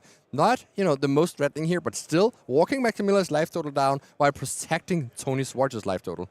We do see that shot from the Storm in the hand of Max Klein, committed to the combat chain here. Not enough to cover up this attack in its entirety, but will blunt the majority of the pain. As you correctly alluded to here, not enough resources remaining to make the most of an Angel. Of course, Imperium Rapture going to do a good job at flipping one of those over to provide Toni Schwarze with an extra layer of defense heading into Maximilian Klein's turn, but no additional assault here from the Angel does leave Max with 2 cards to work with once again, and we've seen what this deck could do on a very small hand. And this, I believe, is the last Figment in Toni's deck here, the 7th one, Figment of Judgment. It has literally no text. Just says you can turn a card from Banish Zone face down. Doesn't really matter, but the thing that matters is that it is just 4 ward. And so that is the important bit here. It does mean that once Maximilian has chewed himself through the other 2 Figments here, where there are 2 soul to to flip those as well into Angels, once they have been chewed through, none of the Heralds no longer have on-hits. The Obsidian Fire Vein making its way in once again. No time for the Arclight Sentinel to be played from Toni Schwarze. 4 life to work with here.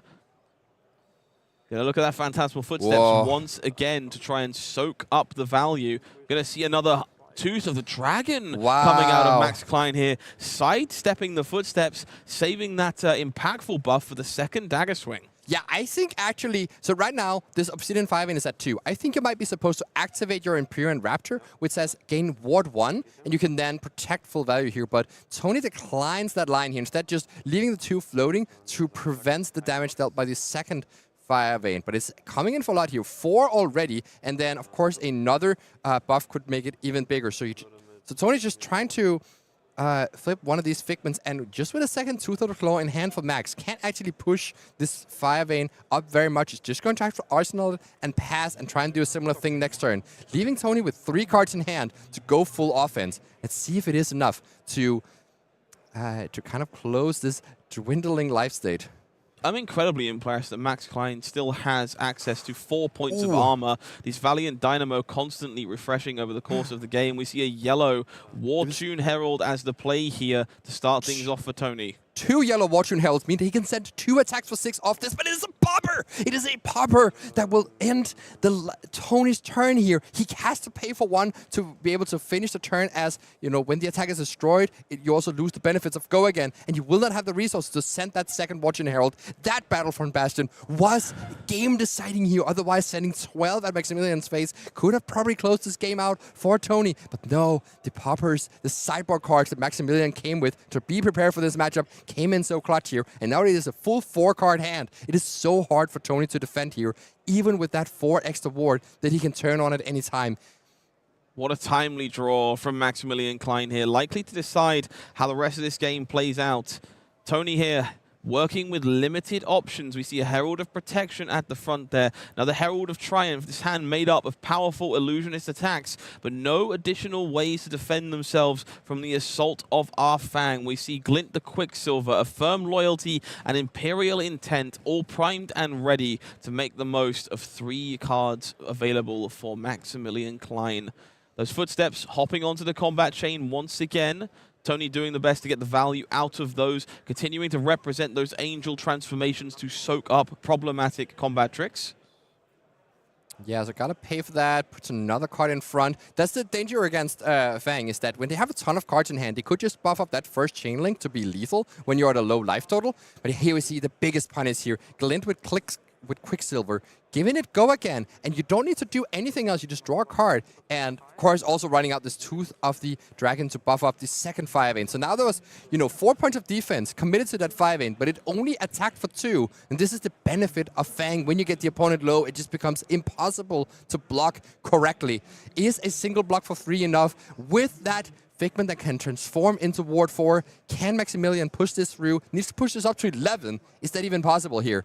We see Imperial Intent as the play of choice, going to juice this Fire Vein up to 7. We saw a For the Drakai drawn for Maximilian Klein, so there will be a follow-up coming after this. We see the Figment cashed in to prevent 4 points of damage, in this case, from the Fire Vein, but it will not allow Toni Schwarze to keep cards in hand, as the follow-up will continue to pressure Toni in the form of For the Drakai. We know, of course, that a firm loyalty also in hand could make this Fire Vein even bigger, or potentially give Max a 5-card hand next turn. Yeah, so this is Maximilian just being a little bit patient, making sure that his next hand is not going to be a brick turn and that he will have a Draconic React. So just sending the For the Drakai, this is good enough to pull out another card from Toni's hand.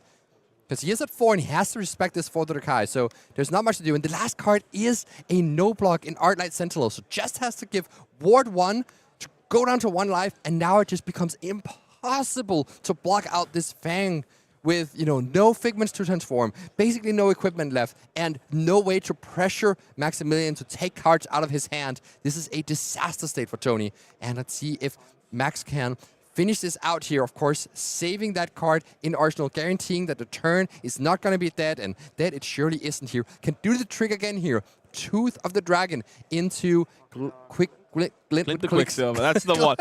Glint the Quicksilver, let's go with that. Any combination of words is fine. Yeah, perfect stuff here for Maximilian Klein. Gonna again gain that extra card, go again from a dagger that was respected with 4 points of block value here. Tooth of the Dragon going to front load even more damage onto that next attack. A firm loyalty going to try and force the issue on this first chain link. Instead, Max changing the mind there, going to save that one for a little bit later on. Going to move that buff across. Not a big reason to do it right now. You could just break the chain, play that Save of Bloodshed, and be okay with what's going on. Of course, the Footstep would get to block again, but it would shatter after the transaction. Just a couple of glass shoes, not really able to defend against a mighty attack. Going to keep the chain open for now. Max reaching for that second Fire Vein, debating if they should close the chain or otherwise. No, it will be the Fire Vein coming across. The rest of the hand goes in front of the Fire Vein for Toni Schwarze. We're going to see Blistering Blade over to 8. It's going to be enough for Maximilian Klein to create the ultimate comeback here from a 0-1 start at the calling in Copenhagen, making it all the way into the top 8. With Fang, Drakai of Blades. Yeah, Fang just been a hero that we have been on the lookout for, you know, like from the start of the tournament. We mentioned Fang has kept top 8ing, you know, in Auckland, calling in Auckland, the calling in Kansas City. Fang keeps showing up. And here, Maximilian Klein, the dual-wield warrior master, showing up here what you are supposed to do with this hero, even losing round 1. You know, still makes it into the top 8. Absolutely. I think a lot of people were in dire straits when that Prism start was so strong. Yeah. The extra points of damage pushed over with Herald of Erudition, 2 Figments in play, a Ponder token. Everything went perfectly there for Toni on the first turn of the game, and Max remained cool, calm, collected, found the lines, nickel and dimed their way through the game, and ultimately has a top 8 and a calling as a result. Yes. Very impressive here for Maximilian Klein.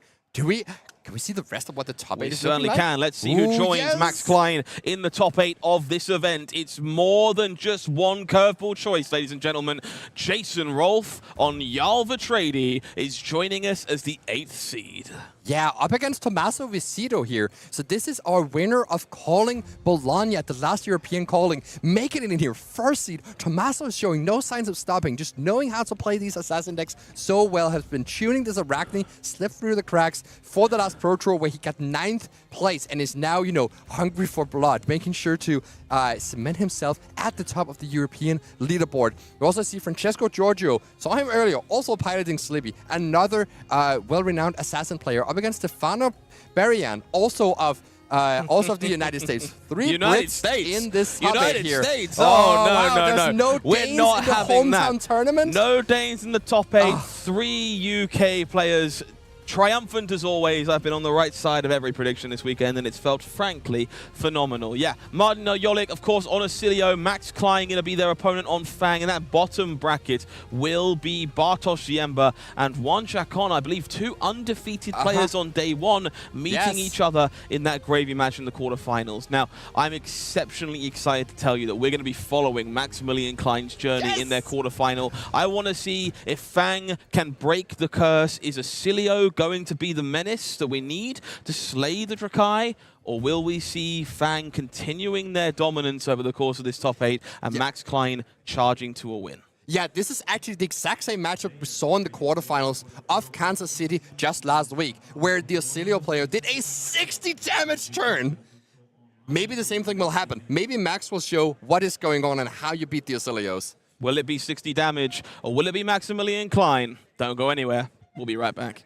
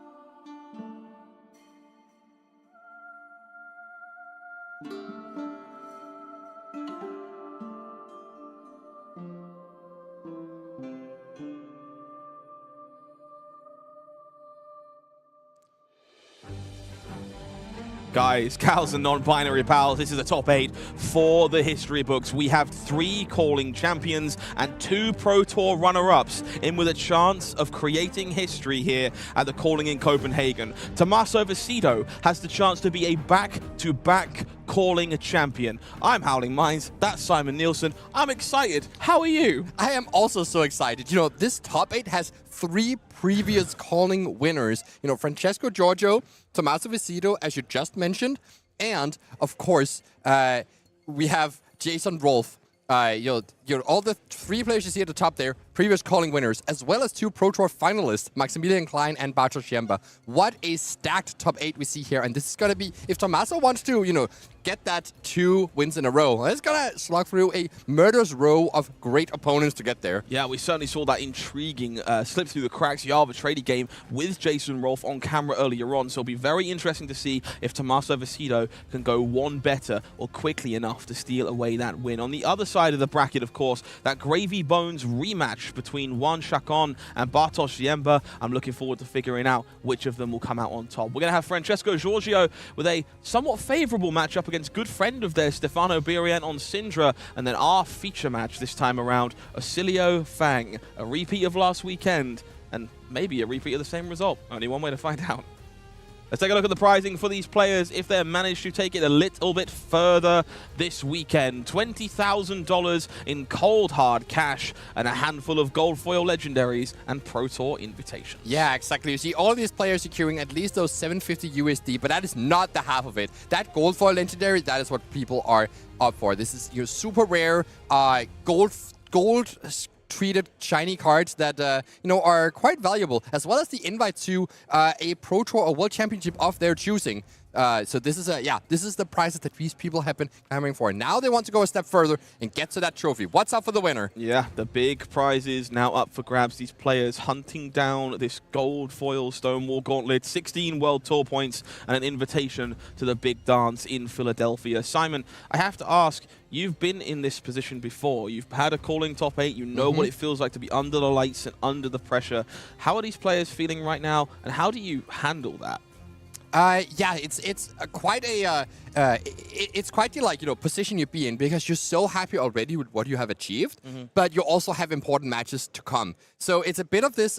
We've certainly seen players sometimes in the quarterfinals kind of play worse than they have in the entire tournament, because they're in a different headspace, especially if it's their first time in quarterfinals. But the people who've been here before, they know what's at stake. They know that if they lose, they don't get to play any more Flesh and Blood, and that's the worst thing that could happen to a person. Of course. Yeah. So this is what the people are, really fighting for. You know that these games are going to be tougher than any they've ever done, and so that's kind of the mindset you want to get into. Is the work you've done so far, it's been great. You can celebrate, but the actual celebration comes when you're eliminated, and ideally you would want that to happen as late into the tournament as possible. Ideally, never. Ideally, never sounds good to me. Will we see the shock of the event, or will they simply be getting played by Acilio? Let's find out. Down in our feature match area this round, it will be the comeback kid, Maximilian Klein, on Fang Drakaev Blades, staring down the champion of the event so far, the near undefeated Martin Holick on Acilio Constellar Intelligence. Let's take a look at some of the deck lists these players brought to the event this weekend. Max Klein's Fang list here in all its glory. What stands out to you here, Simon? Any cards in particular? I think that most thing is the way these Fang decks are built, 55 red cards. It's mostly a red line deck, despite in the early turns before they get to field having to pitch. So you have to be kind of creative with which pitch cards you play that are still good once you get the free field. So that's why we see stuff like Sink Below, Yellow Twist and Turn, Yellow Scar Tissue, etc. I want to draw some attention to that one copy of Amulet of Echoes lurking in the blue base here for Max Klein. Feels like it's going to be a pretty important one in this matchup, right? Yeah, exactly. Amulet of Echoes saying that, when the opponent has played 2 cards of the same name in a turn, you can at instant speed make them discard 2 cards. And that is a way you can break up that combo turn from Acilio with Gone in a Flash being replayed repeatedly over and over. If you prefer to get silly with it, let's take a look at the opposition of this game. Martin Holick's Acilio list here, standing out true to form. Lots of the expected here, but some cool inclusions as well. I got my eyes on that single copy of Rewind. That's a cute one. Oh yeah, that is indeed a nice one, being able to return a non-attack action card to its owner's hand and essentially, denying the cost that was paid for it. Yeah, 2 poppers, of course, in the form of those Battlefield Bastions, some Burn Bears for those matchups as well. But a lot of what you'd expect here, Blast to Oblivion, Pile of Sigils, and all of the goodies you need to make those Gone in a Flash turns come together. Impressive stuff. Happy to see this deck performing so well, and I don't want to wait any longer to make our way down into the action. So let's get started. Fang versus Acilio, and we'll see how this one plays out this time. Yeah, so I have alluded to last time we saw Celio, that was on camera yesterday, that this deck can, despite being this like flashy combo deck with a bunch of instants, can still play this rather measured mid-range style where you block a little bit and actually send pretty efficient small hands. For Martin Holic, this is not the game plan you want to be on against Fang, because Fang is the killer of mid-range decks. The value of Fang obtains once at 3 fealty is so high that you cannot kill it by out mid-ranging it. So Martin is that looking to set up a much bigger turn. Hopefully doing 40 damage in a single turn. More realistically, it's going to do like 24-ish damage and try to finish out the game with a few more arcane spells and 0 for force down the line. Noticeably, on the side of Maximilian Klein here, we see no AB on the equipment here, so cannot defend himself from the arcane spells of Martin. Seems like a common approach this weekend, and a very potent opening hand for both of these players. We're going to see Pledge Fealty offering that first token to Maximilian Klein for free, uncontested. On Martin Holic's side, we're going to see a discard from Acilio to fix the hand, followed by a Sigil of Solace and a Sigil of Brilliance in order to get things started here. So a lot of free value garnered by both of these players.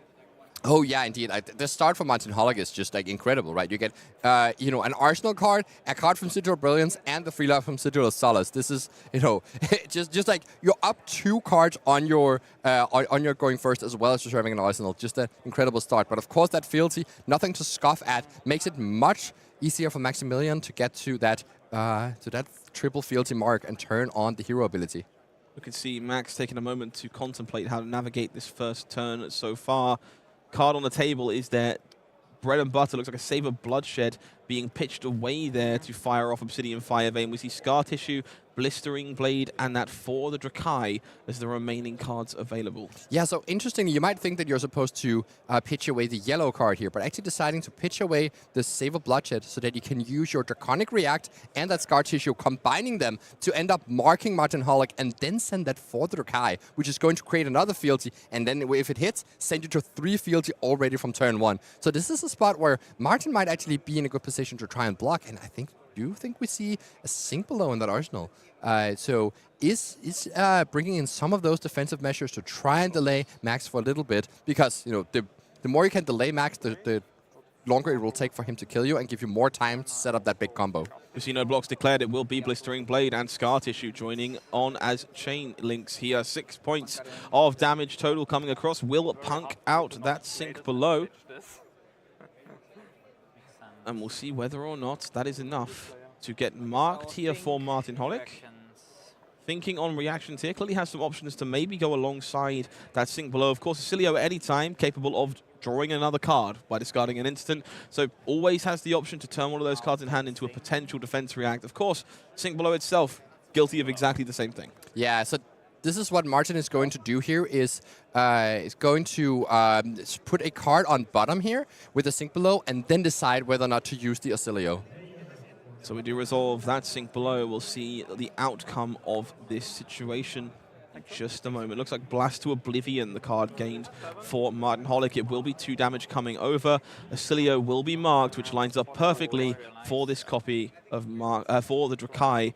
Going to score another fealty token, and here is the big deal. If Martin Holic wants to let this attack connect, that mark token will disappear and Voltron will be assembled, will be online, and Fang will be ready to dance. Yeah, exactly. So this is Martin drew a hand here of 4 cards that they're happy enough with to not try and use Acilio's ability to look for the off chance of another defense reaction. There aren't that many in the deck, so you don't need to give up a good hand for that off chance, maybe turning it into a less effective one. And so, but this for the Drakai is again offering that question. Do you try to look for a reaction? Do you send a 3 block in front of this alongside a Lightning Greaves or an Aether Bindings of the 3rd Age? There are actually no 3 blocks available to Martin here. 2 Blasts to Oblivion, a Sigil of Aether, and that Channel Lightning Valley. But I also believe there is no way to go again in the current hand here. So these Blasts to Oblivions are a lot less impressive than you might think. And I wonder if Martin is even setting up for a potential Lightning Grief situation, or if they're planning to play something here at the end of turn, potentially a Sigil of Aether, just dealing a little bit of arcane damage. A very potent start for Maximilian and Klein here, finding all 3 of their fealty token incredibly early. Very successful stuff. We'll be seeing that Sigil of Brilliance pop at the start of the turn. Of course, Martin Holic given that window here to contemplate whether or not they are better off finding something else with Acilio's ability. Maybe they want to extend that Sigil of Aether very quickly, enable a little bit of arcane damage, a little bit of filtering at the start of the turn, and that is indeed where we end up. So that Sigil will be the play at the end of Max Klein's turn, and then we'll see these Sigils triggering at the start of the turn. Martin Holic stacking them in the order you would expect. Sigil of Brilliance, drawing a card, gaining more information before figuring out how to navigate the rest of this turn. Yeah, exactly. This lets Martin decide to use the Aether Bindings of the 3rd age in response to Sigil of Aether. If possible, can also just play out that Channel Lightning Valley on this one. And since Max does not have a way to prevent Arcane in the form of AB at least, will be guaranteed to take one and another card drawn off that Channel Lightning Valley. So maybe that's just all of what Martin's plan was here, just to use the Sigil of Aether to, essentially cycle this, deal an extra point of damage, and have that extra point of amp in the back. Yeah, Martin here just breaking down how they want to represent their amp. So to be clear here, the Sigil does offer an extra point of amp moving forward throughout the turn because of the Leave the Battlefield trigger. They want to represent that separately from the tick count of Volzar, the Lightning Rod, to make it clear where all of these sources are are coming from. So we see a 1 on Volzar right now, another dice in the middle of the table on 1 to represent the floating point of amp that would be assigned to the Sigil of Aether. Yeah, and so this is just depending on whether or not Maximilian has... Oh, I see. So activating the Volzar just on this 1 point of Arcane, playing around a Shelter from the Storm, which could potentially be discarded to prevent that 1 point of Arcane and deny the card draw for Martin Holic. So this way, you make sure to force it through. It's not really anything Max can do, save for, let's say, 2 Shelter from the Storm. Very clever, making the most of not having a guaranteed spell this turn. Finds a way to play around Shelter from the Storm and make the most of that amp trigger. Channel Lightning Valley will draw a card as a result of that guaranteed Arcane. Gonna need some help to put this hand together given all those Blast to Oblivions found inside. We'll see a Sigil of Conductivity has joined the hand alongside them, so still a bit of an awkward hand to put together here, but does have the flexibility to rebuy Channel Lightning Valley if they want to, but I imagine we'll keep that one around with that current funnel that's already been pitched. Yeah, we're not actually going to see that efficient of a turn from Martin Holic here. The main thing here is the setup. Getting to pitch that current funnel means that the Channel Lightning Valley stays around for another turn. And it doesn't really matter that this turn is not super effective and that you're spending your cards to not do that much damage. Because if your game plan is to do a big turn, you don't... Obviously, you would like to have good turns into a big turn, but if your turn is going to do 40 damage, it doesn't actually matter how much you've done here. Sigil of Conductivity coming down here. So very importantly, those fealty tokens that are also important to Fang's Ooh, plan, yeah. they might also be targets for Blast to Oblivion. So these instants here going to strategically remove the fealty. You see Max Klein double-checking that is how that works. And in fact, yeah, no more Voltron for you. You're going to have to work a little harder to make that a hero ability active once again. Exactly, makes sense. And so here we see the beautiful play here, activating Volzar on the guaranteed point of Arcane, not knowing if they'll be drawn another one. This also, letting Martin pitch a lightning card when there were no sigils in play in a short window during the turn where there were no sigils in play, so that you could actually pay for it without having to do it for free. And this lets the Channel Lightning Veil stay for free, and also disrupts Maximilian, who might have expected to go into the turn with access to those 3 fealty, now has to pitch to it. Let's see if there's a yellow card to do this efficiently, and seems like there is. Yeah, we see Balance of Justice cracked there at the end of Martin's turn after blocks to guarantee another card for Max, make sure there was a resource card available to put everything together here. So we'll see that Obsidian Fire Vein kicking things off to start Max's turn here. Going to be a pretty fantastic one with 4 cards available. We'll take a look at what's inside. Long Whispered Loyalty, another 4. The Drakai, a Firm Loyalty, Searing Gaze. All the goodies you would like at this point in the game. And thankfully, a yellow card to help pay for these Obsidian Fire Veins. Oh yeah, this situation here with getting to already crack that Balance of Justice to play a 5-card hand and can send all of that to face, and more importantly, ways to mark the opponent and try to claim that 3rd fealty so that you can have your next turn work well again. Unless Martin, of course, is just sending that other Blast to Oblivion and trying to disrupt Maximilian once again. Didn't actually expect this matchup to play disruption on the side of the Auxilio player. But that is exactly how it has played out here.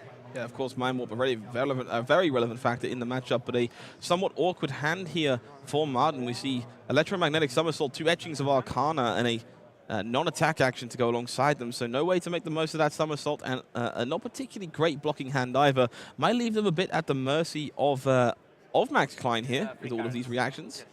We know, of course, there is a Blast to Oblivion parked in the Arsenal to try and tie the turn together.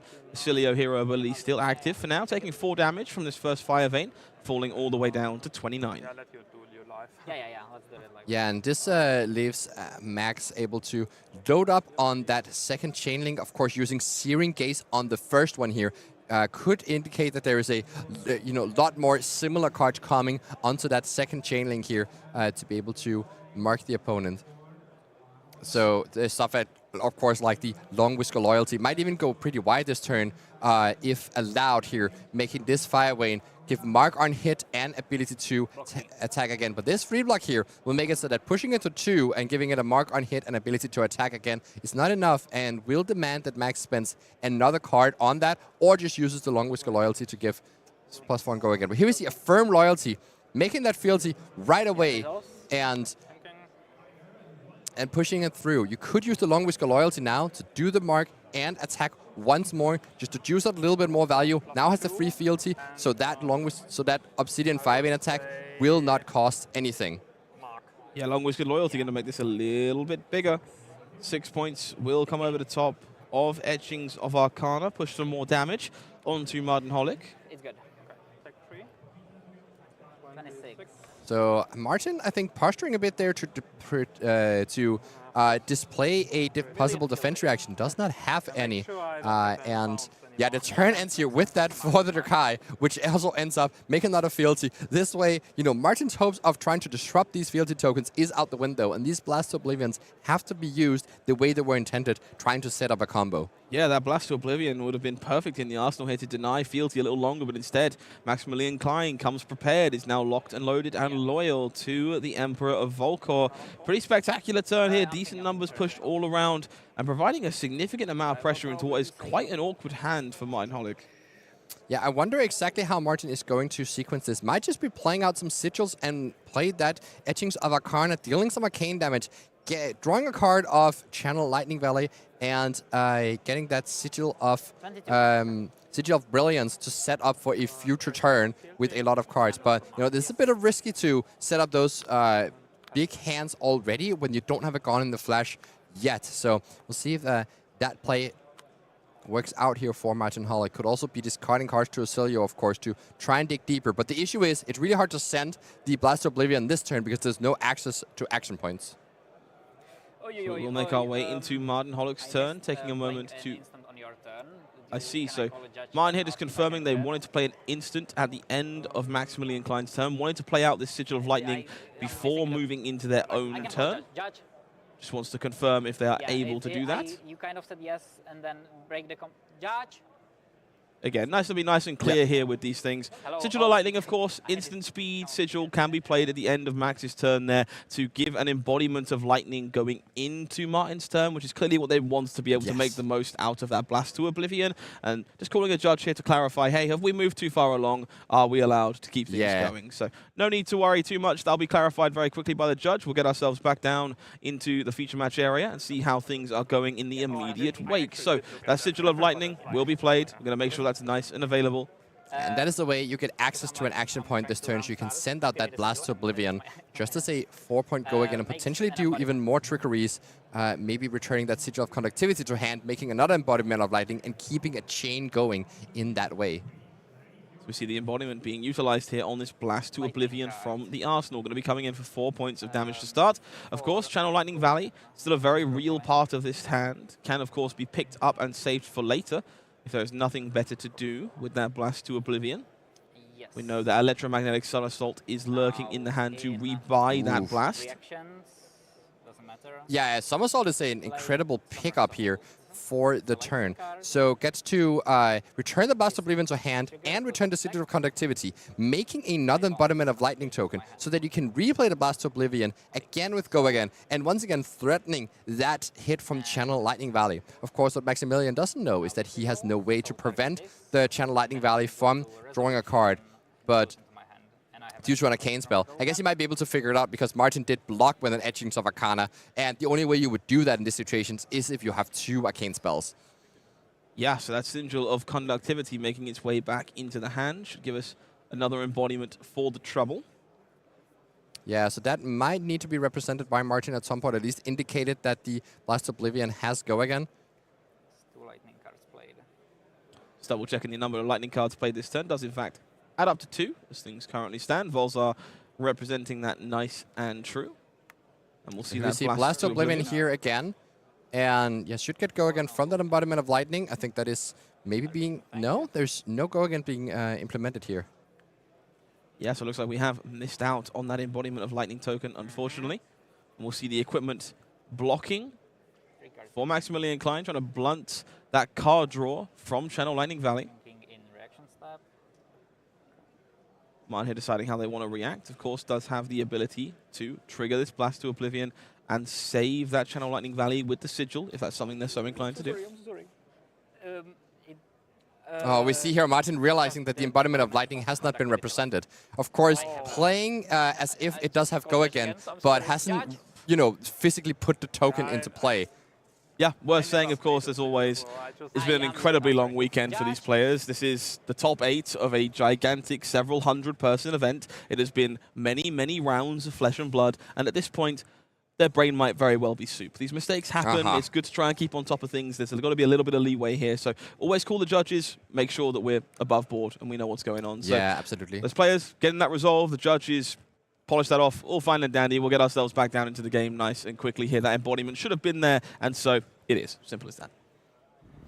All right, yeah, it's very easy. You know, like some of these triggers, if they're like, you know, realized within a normal time frame, you don't want to really punish players for like, you know, forgetting to put the actual token into play that is going to get destroyed the very next action you play. It is a little bit unreasonable.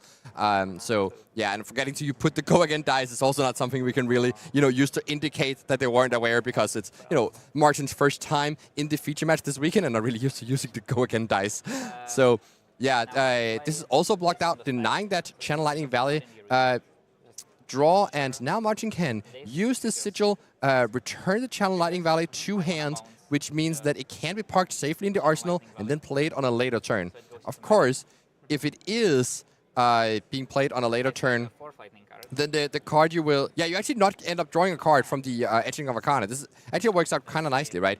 You get to return this to hand, play Etchings of Arcana, get back Sigil of Brilliance, play the Sigil of Brilliance, and park that Channel Lightning Valley safely back in Arsenal to draw a card on a later turn. Yeah, the turn here that looked surprisingly efficient. The hand looked very awkward to start with, but Martin Holic here finding the way to chain together these embodiment of lightning tokens is going to find a way to maximize Channel Lightning Valley here. Is going to choose to break the chain, use that Volzar ability. And we see Max, a player who is like traditionally quite, you know, patient with his equipment, but is throwing a lot of it out here. And I think this really illustrates how he perceives himself as the aggressor in this matchup.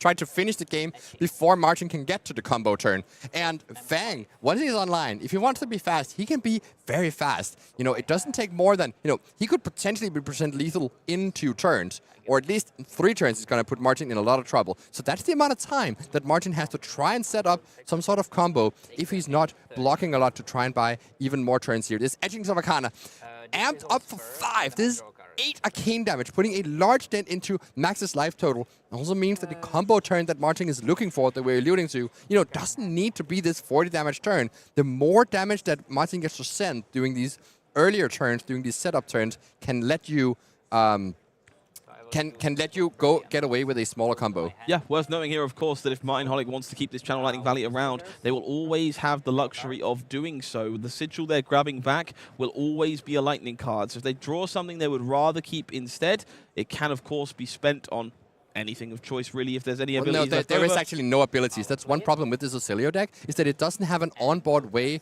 to spend lightning cards here. So essentially what pitch the happened here lightning greaves. is that Martin said, instead of having the Channel Lightning Valley in my arsenal, I would rather play it now to get an extra point of amp here and then turn it into a different card right away, rather than wait and turn it into a different card later, but maybe in a bit more unreliable way that allows Maximilian to block. So yeah, this is an interesting play here, and I think what's going on here is Martin is just looking for that Gone in a Flash to set up that big combo turn. Yeah, this is absolutely the way this should have been navigated. I'm being facetious with the Lowe's Lightning Greaves, of course. You should be digging. Find that important combo card to tie this together. We're going to need to have one of those big Gone in a Flash turns to end this game. And so Martin's sequencing these beautifully, going one extra card deep, setting up that Sigil of Brilliance again for another turn to look at yet another card. Is just going to get themselves closer and closer to that end game state they're looking for. For now, it is Oath of Loyalty from Maximilian Klein, making its way onto the combat chain. 2 cards remaining in hand otherwise. Very strong starter here. Unquestionable 0 for 4, as long as you're willing to remain loyal to the Emperor. I love the way that Martin is flipping around the Auxilio to indicate that it's been used, especially since you play the card Old Knocker, which requires you to tap your hero. So Auxilio's ability is not a tap ability similar to what we've seen from the high seas. And this means that it can be kind of confusing sometimes if you've used Auxilio this turn, but then also want to use an Old Knocker. You can, in fact, do both in the same turn. Yeah, absolutely. Love to see things being represented clearly for our players here. That Auxilio activation is going to discard a copy of Blink, and we will lean towards that Flash of Brilliance. This one pretty spectacular alongside Sigil of Brilliance itself. Going to filter away, draw some more cards, get some value from that headpiece by discarding Flittering Charge. Flash of Brilliance, discard Flittering Charge. This is an indicator to me that Martin has indeed found that Gone in a Flash and is ready to go for a big turn. So this, equipment that we know from Rosetta Limited is actually making a lot of work here, as you essentially turn it into a full extra card when you block with it and return a Sigil of Brilliance to hand. You essentially turn that Flittering Charge into the Sigil of Brilliance, but then also get that trigger of the extra card. So yeah, just a beautiful tool for setting up these large card turns. Now, Martin is sitting on a 6-card hand, and if he doesn't have to block with anything, which Fang, for all it's good at, is quite bad at disrupting the opponent and forcing out blocks if the opponent is not at a low enough knife total. So we might be seeing Martin here set up for a turn where Lightning Greaves is being used and a bunch of Gone in a Flash are being played, but it would require the Gone in a Flash to be in the arsenal here for that to be the case.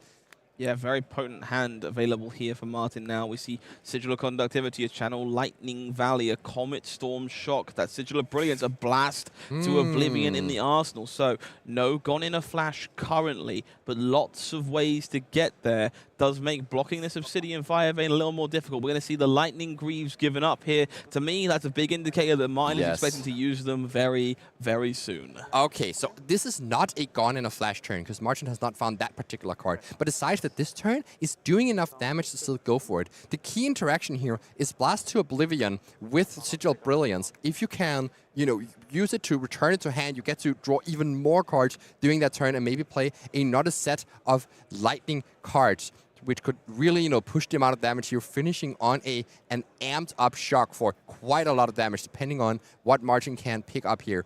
And you remember, there's still the ability to use Auxilio on the opponent's turn, ditching one of these Sigils of Lightning or whichever card Martin deems is not really worth using here. Now the Fire Vein swing for Max Klein here. 1 card remaining in the hand. Push a little more damage. Worth knowing here, Holic is down to 15. There is a pretty significant amount of damage been dealt so far by our early and active Fang player. And we're seeing this Aether Tidings committed here to soak up a point as well. Martin just guaranteeing they get their value from this equipment before cashing any of it in. Oh yeah, and I do wonder if Martin is thinking about playing out one of those Sigils of Lightning here, just like before, guaranteeing to get that embodiment of Lightning token to start the turn. This would mean that there's no reason to use the Lightning Greaves on this turn, so it's a bit of a decision. Of course, if you can do a big combo turn without having to use your Lightning Greaves, you just make your future Gone in a Flash turn so much more potent. But it isn't guaranteed whether or not he can do this. There is this current funnel, actually, which, if you do have an embodiment of lightning, could follow up that Blast to Oblivion and then still have a lot of go-again effects and ability to go pretty wide on this turn, even if the cards you draw off that Sigil Brilliance and Channel Lightning Valley are things you want to spend your action points on. But instead, Martin's saying, no, I mean, I'm going to draw, a couple extra cards on this turn, potentially 3 extra cards on this turn, using the Acilio ability. And so I think it's probably better to, this is what Martin is thinking, that it's probably better to save that sigil for an extra card being played on the own turn. We will see an Acilio activation to start Martin Holik's turn. One more card to be found. It's gone in a flash. Whoa. Gone in a flash. It's the card found with the Acilio activation, and suddenly this entire hand comes to life. Martin Holik successfully getting value from all of their equipment, setting themselves up for the perfect draw, and now the fireworks will begin. Oh, this is exactly what you see. Remember that turn earlier, like the aggressive looting with Acilio. Martin understanding that this is a matchup where you try to be combo and try to dig aggressively for it. Using the Channel Lightning Valley on an earlier turn, just cashing it in for 1 extra card draw immediately to try and get to that Gonil Flash, and exactly hitting it because of that play. And we find it. Got in a flash. Will start the turn. No surprise to Maximilian Klein. I think they expected this. Yes. As the turn begun, we will see it kicking things off here with that old knocker and Lightning Greaves looming and ready to start this turn in spectacular fashion. So Max Klein here starting this turn at 30 health, has 3 armor available and a full hand of cards. Let's see what the aftermath looks like when this got in a flash is done doing what it does best. Oh yeah, this is quite interesting of a situation. Do note that Martin Holik has not played the Channel Lightning Valley preemptively here. So this does create a bit of a pickle here, because if Maximilian says no blocks, when you play the Channel Lightning Valley here, you do not want to return the Guardian of Flash yet.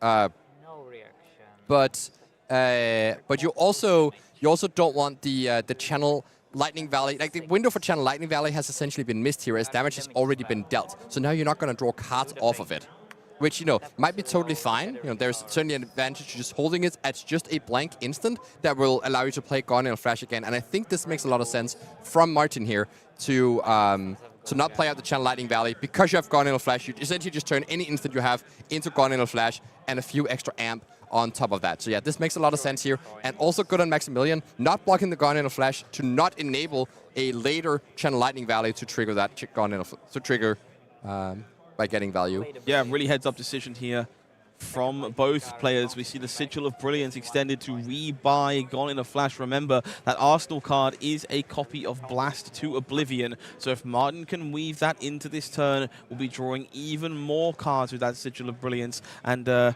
bouncing our Gone in a Flash several more times. Here it will be Blast to Oblivion from the Arsenal, charging Volzar up to 3, and will be able to regain that action point by playing an instant and buying back Sigil of Brilliance. Yeah, so the important part as well here is this is Lightning Greaves. Whenever Martin plays an instant, will regain an action point. So this means all of these cards that just, cost an action point to play, you can just rebuy that action point with all of these instants you're playing. And this is why the Acilio deck is playing so many instants in their deck, up to 30 instants or even more. Now cracking the Aether Bindings of the Third Age to get a little bit more amping action on this turn. Yeah, love to see this, making the most of Aether Bindings before that first Sigil would leave play. Going to use that Channel Lightning Valley just to enable Blast to Oblivion here. Rebuy the Sigil, charge up the Volzar, draw another card, and add a little bit of extra juice courtesy of that Aether Bindings. 1 extra amp coming, so currently 5 additional arcane damage available, and we're nowhere near done yet. This turn feels like it's taken roughly 5 minutes so far, and currently Martin Holik still has 5 cards in hand. Yep, makes sense. Yeah, that is exactly what these Acilio turns look like. You block with your headpiece, set up a 6-card hand, and then you start blasting. This is going to be a follow-up of yet another Guardian of Flash. You kind of want to weave this in around all of the other attacks here. Also gets to send a current funnel potentially a little bit later, but each instant that Martin has drawn into is just going to represent essentially 6 damage, right? Because it is going to be a Guardian of Flash that comes in for 4 physical, and then also 2 amp for playing that lightning instant and playing the Guardian of Flash, as well as whichever other effect that has. Think about a card like Electrostatic Discharge on a turn like this. Well, on baseline, any blank instant is worth 6 points of value. So the Electrostatic Discharge is worth 9 points of value. It's just so much damage being represented by these cards. Of course, both physical and Arcane. And I think Maximilian might be in a position to try and defend at least as much of the physical damage as he can afford so that he does not die to the Arcane damage and then can try and close out this 15-point gap from Martin. But 15 is a little bit too high of a life total to really threaten Martin on future turns. So it's going to be a big turn that is coming up here again. Using all this equipment, knowing that this matchup is an aggressive matchup and just trying to preserve life total as much as possible. Wants to keep the biggest hand he can so that if he survives this turn, he can take away card from Martin on blocks next turn. Yeah, worth noting, the card that was drawn from that Sigil of Brilliance appears to be a copy of Null Shock. So a cheaper version of Shock available for Martin Holic to use alongside that Volzar at the end of this turn. For now, it is on 6 points of additional damage. That Ether Bindings of the Third Age offering yet another. We've got 2 Sigils in play and still 4 cards in hand. It is Gone in a Flash, Current Funnel, Comet Storm Shock, and Null Shock. Oh yeah, so this Ether Bindings of Third Age, it seems like it's only going to deal exactly 1 point of Arcane on this turn. Actually, yeah. So not many Sigils are going to leave the battlefield. Possible that Martin will shoot himself with this shock to make the Sigil of Conductivity turn into an embodiment of lightning for a future turn. That actually makes kind of a bit of sense to me, though I guess you would have to play the Gonil Flash anyways. Yeah, I really think you want to blast with the Volzar. No, it actually does make sense because you do want that extra. Action point to play the Gone in a Flash again. Yeah, so this lines up perfectly. Null Shock cost 1 for this, and then still has 2 left over for the Comet Storm. So you can. Let's see here. It gets M1, so it's coming for 2 right now from this. This goes to my hand. Yes, of course, this Aether Bindings amp is going to be amplified onto this shock, so it's going to be worth 2 points of damage. Right. So that's why you just want to send it at Maximilian rather than yourself, because otherwise you lose a point of damage and also take a point of damage yourself. There's no real reason to do this. But yeah, sometimes the trickiness with these Acilio decks is to use the these shock effects on yourself. To just allow you to get rid of those Sigils of Conductivity and enable a go again if you need to. So we know those last 2 cards in hand are Comet Storm Shock and that Gone in a Flash. So this Volzar here will be able to turbocharge this Comet Storm to wrap things up at the end of the turn. Action point will be gained courtesy of Null Shock. So yeah, cannot play Gone in a Flash into the Comet Storm unless you play Gone in a Flash first and then just play the Shock side instead of playing the Comet Storm.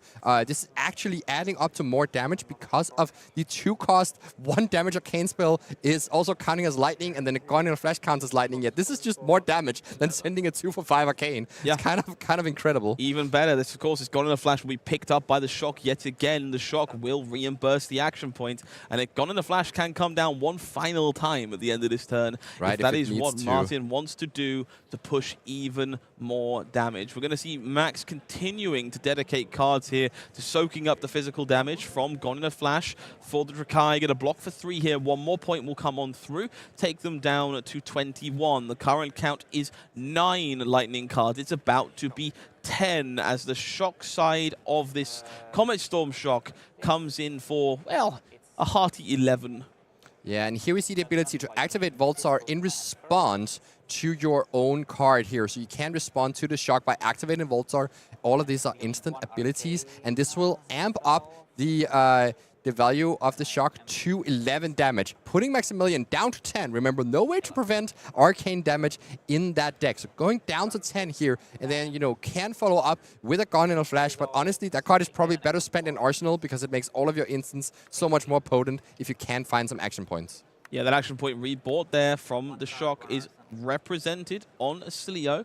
Up to Martin now whether they would like to throw Gone in a Flash 1 more time to guarantee that damage. We'll take a look through the cards they have expended so far in order to inform that decision. Of course, Max, with just 1 card left in hand, 1 in Arsenal, does need to maintain that fealty if they want to keep their machine running. Yeah, I think the specific thing Martin here is looking for is how many shocks are left in the deck. Of course, this is the other side of any of these split cards, and any shock would be able to be played on Max's turn, draw a card off that Channel Lightning Valley, and potentially threaten lethal just on Maximilian's turn. The more shocks you have in your deck, the more potent it is to just spend your action point right now to deal 4 damage. because that brings Maximilian even closer to dying to those effects. We can see this is quite a painful choice for Martin Holic here. It does feel like it is a very impactful one as they look to scrounge together those final points of damage after this very impressive combo turn.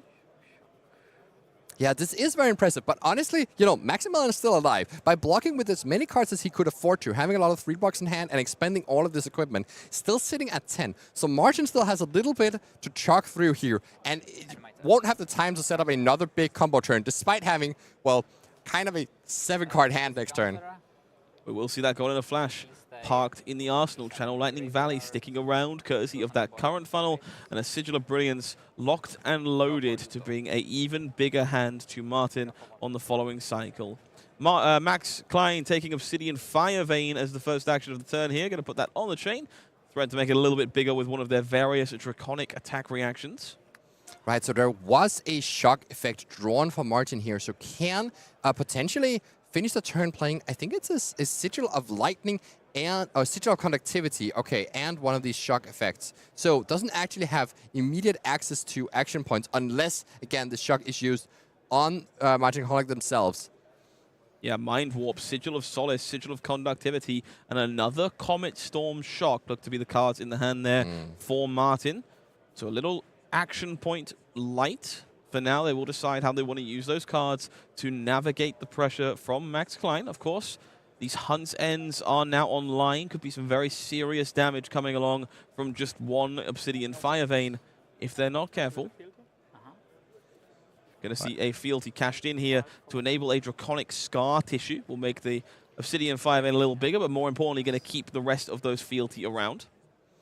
Yeah, and so Martin on no blocks here, but this turn for Maximilian is probably going to push Martin down into a spot where you are in danger zone next turn. So you need to make sure you keep taking a lot of cards from Maximilian. And even if you take a couple cards from Max on the next turn, you know, Fang is able to do so much damage with a few cards. So yeah, Martin Holic here going to get rid of the Sigil and try to find that action point to enable a turn. But this is Blast to Oblivion not quite doing it yet.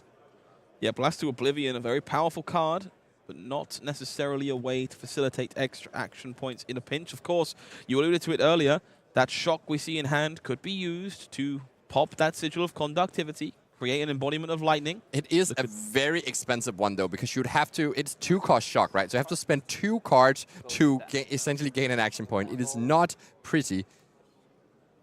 But Martin being marked here. You might do what you gotta do, especially if you can somehow... Ooh, the Save of Bloodshed here, now that you're marked. This attack for 5, unhit, draw a card. Yet this will push Martin into a position where he really needs to finish the game right now. Otherwise, Max can threaten lethal quite easily. This is the perfect showcase of the power of Fang, a Drakai of Blades, just playing these incredibly impressive 2-card hands time and again. This time threatening to draw another card for the following turn if Martin Holic is unwilling to give cards on defense to blunt 5 points of damage. Yeah, this even makes you wonder if it's possible that that Martin just needs to like line up blocks on this thing here, send a gun in a flash, and play that Sigil of Lightning and then pass the turn. But I guess you also have the Sigil of Brilliance card draws. You can't really play these like blocking small mid-range hands. You really need to be on the hunt for that action point. Absolutely. So Fire Vein for 5 is still the question here for Martin. Understands their hand has potential, but it's definitely a little tight on the resources and the numbers.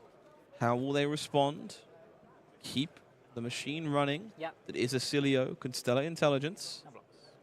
No blocks declared. We're going to see 5 damage connecting, bringing Martin all the way down to 5 here, drawing a card from Save of Bloodshed and making another fealty for the trouble. That is a sink below being parked in the arsenal here for Maximilian. Klein will bolster those defenses as Martin attempts to take their next turn. Right, so yeah, it's going to be interesting to see what will happen here. We first see the Sigil of Brilliance. Maybe this can bait Martin out here. That is another Sigil of Brilliance. Okay, so that is quite interesting because it does work potentially with that Blast to Oblivion. But again, yeah, the action point hunt is pretty slim. Might have to pitch the Sigil of Conductivity to ping yourself get an embodiment of lightning, and then go from there. But if you do that, you don't have that sigil connectivity to bounce with the Blast to Oblivion. So it's even possible you're supposed to pitch the Sigil of Brilliance to make this play. And so you keep the connectivity around, so you can, with your Blast to Oblivion, create another action point. But then you might actually be out of instance if you play your turn in that way. Tricky, tricky spot for Martin Holic. Yeah, let's take a closer look at that hand for Martin. You see multiple sigils, that Mind Warp, that Comet Storm, and of course the Blast to Oblivion that was found. On the other side of things, well, Maximilian Klein has quite the aggressive force. We see Twist and Turn, Blade Flurry, Scar Tissue, and Hunt's End all ready to pounce if Martin Holic cannot put the line together. We're going to see the turn started on Sigil of Brilliance, followed quickly by Blast to Oblivion. Oh, interesting. So I wonder here if Martin is just going to pitch that Mind Warp to send the biggest shock that he can muster after rebuying some of these sigils, drawing some more instants. Yeah, I think that is Martin just signing themselves to a situation where they won't get to do very many action points here. No big arcane spell coming in this turn, but instead just doing as much damage with a shock as possible. We'll see Sigil of Conductivity being played out, and we have the Mind Warp in hand. We have the Comet Storm available. This triggers. Targets. Okay. Goes to my We have the hand. Sigil being rebought here from the Blast to Oblivion, put back Lightning card. into the hand, courtesy of that Conductivity. Goes to my hand. I Looking draw to card. charge up the Volzar once more, draw another card. That Sigil, of course, will come down again to add a little bit of extra juice. Looks like a sink below drawn here for Martin. The drawback of having those defense reactions in deck, not really adding to the aggression right now. Yeah, this is not the time where you want to see a sink below. Of course, it might help Martin stay alive on the next hand, but you're not taking any more cards out of Maximilian's hand this turn. So just gotta have to resign to play the Sigil of Brilliance, send the shock, potentially over-pitching the sink below. And you've played then 5 inch, you're going to deal 6 damage with this one, and putting Maximilian down to 4. Certainly regretting not sending that Gone in a Flash last turn for those 4 points of damage, as mentioned.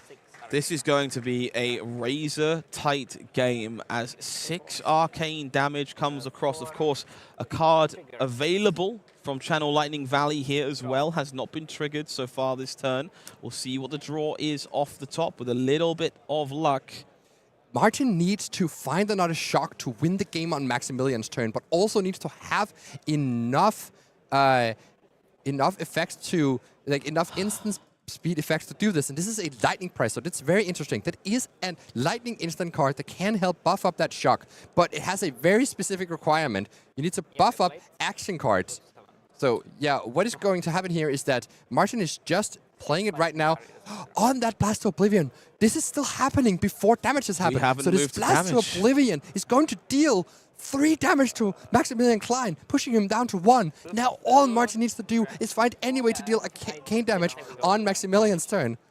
Lightning Press looked like a curse. In fact, a blessing here from the Lightning Valley. The card drawn, of course, from the 6 points of arcane from the shock, meaning this damage has not resolved. Lightning Press now bringing this blast up to 7, will push through 3 damage. And Maximilian Klein has all of the power in their hand, all of the damage, and needs to fade a single copy of shock from Martin Holic in order to stay alive here. If Martin can find any effect with a shock available, this game will come to an end. This next 4 cards for Martin Holic will decide their fate in the top 8 here at the Calling in Copenhagen. These cards being cleaned up. We're going to send Channel Lightning Valley away, and we're going to take a look at the 4 cards that may decide the future of Martin Holic together. We know that Arsenal is safe. It's Sigil. Not it's a shock. Electromagnetic Not a somersault. shock. It's not blink. A shock. Not it's a shock. Electromagnetic somersault. The hand doesn't block. There is no block value in Martin Holic's hand whatsoever as Obsidian Firevein makes its way onto the combat chain, and Maximilian Klein has a handful of attack reactions. Wow, so there's no way Martin can survive this turn at all. Needs to activate a Cilio and hit the shock off of this draw. It does not get any more exciting. Can you imagine being in Maximilian's seat here as you have to fade this one draw? This is on the edge of our seats here. There's one more shot, one more look. Martin Holic gets one chance to find the shock that could send them to glory here at the calling in Copenhagen. What's the card? A sigil of lightning. No block value found. Maximilian Klein will not be on the end of a sigil again. Wow. History will not repeat itself as Obsidian Firevein looks to take Maximilian Klein into the semi-finals of this calling. Martin has declared no blocks. Max, of course, doesn't know that it is not possible for Martin to block this attack here. And now Maximilian is just thinking about which attack reactions do I do? How do I play around a potential sink below? Knows that Martin shipped the sink below earlier, but of course knows also the arsenal is a gun in a flash. So yeah, this is just about making sure that you have the kill. Of course, you know, Maximilian barely needs to do anything but blink and breathe, and Martin will fall over like a crumpled up leaf. It will be Tooth of the Dragon to start here, going to just send this Fire Vein up to 2. Considering additional damage on this dagger, it's going to be Blade Flurry to bring the dagger up to 4. Currently, Martin Holic only falling to 1. Maximilian Klein does not know the cards in hand have no block value. Will fall 1 to 1, and this final swing of Obsidian Fire Vein will seal the deal here for the Fang Gang. Maximilian Klein, our comeback kid of the weekend, finding a way to twist and turn into the semi-finals of the calling here in Copenhagen. Wow, yeah. Maximilian showing teeth here and indicating a huge attack here. 4-6, way more than Martin Holic's Zero Block hand can do. And here we see Martin just playing out all of the instants available, just amping up, making Maximilian scared, but there is just and you see the left. grimace on the face of Maximilian Klein as they secure themselves a spot in the semi-finals here. Sigils may have stripped the dreams of Max Klein once before, but this time there was no shock to be found. In fact, the only shock this round, a win for Fang, Drakai of Blades. Oh yeah, Maximilian Klein, round 1 loss, getting into the semifinals, beating the Ocilio matchup that we saw, you know, in Kansas City, being Guy and Cohen losing. Yeah, incredible stuff. Love to see the comeback from Fang. Believers, you still have a chance at taking down this top 8 this weekend, but let's see who else might be standing in your way. Let's take a look at the semi-final bracket. Tommaso Viscido remains in this event as our first seed and still has the opportunity to be a back-to-back calling champion. Yeah, so we saw the match actually before. Jason Rolfe versus an assassin went on to a draw because they couldn't finish the match in an hour. Well, no wonder. This match was 2 hours long, where Tommaso Viscido eventually found a win over Jason Rolfe's defensive Jarl deck and puts himself into the semifinals to play a Slippy mirror here. And see... It is Francesco Giorgio on the other side of that bracket in the Slippy mirror. Of course, Max Klein, Bartosz Ziemba will be Fang in the face of the big name of the weekend. Gravy Bone Shipwrecked Looter is meant to be a favorable matchup there. I can't help but notice the prestige in this top 4. We have calling winner, Pro Tour finalist, Pro Tour finalist. Yeah, absolutely incredible. The best that Europe has to offer in this Copenhagen top 8. I'm so excited to see, especially if Tommaso Viscido can, you know, win this Slippy mirror and get onto the into the grand finals and face the winner of the match that we're gonna watch here, Maximilian Klein versus Bartosz Ziemba. Do not dare go anywhere. This is going to be an incredible match. The comeback story still alive for Max Klein. Our first round of the weekend is still alive here in the top 4 of the event. I cannot wait. Of course, there's still a few things to look forward to this weekend, Simon. I forgot about the card. How could you possibly forget about I don't know. I spoiler was so cards? wrapped up in all of these games. You were flying sky high earlier. You were so Yeah. excited for that spoiler I really card. was. Don't Oh, worry, yeah. folks. We'll have that reveal coming for you very, very soon, just before the finals. Of course, there is going to be some events near you worth qualifying for if you want to join us here at the World Tour in the future. ProQuests for the next Pro Tour in Yokohama on the horizon. October 4th all the way through to November 9th. 6 weeks of goodies if you're looking to qualify for another Japanese Pro Tour.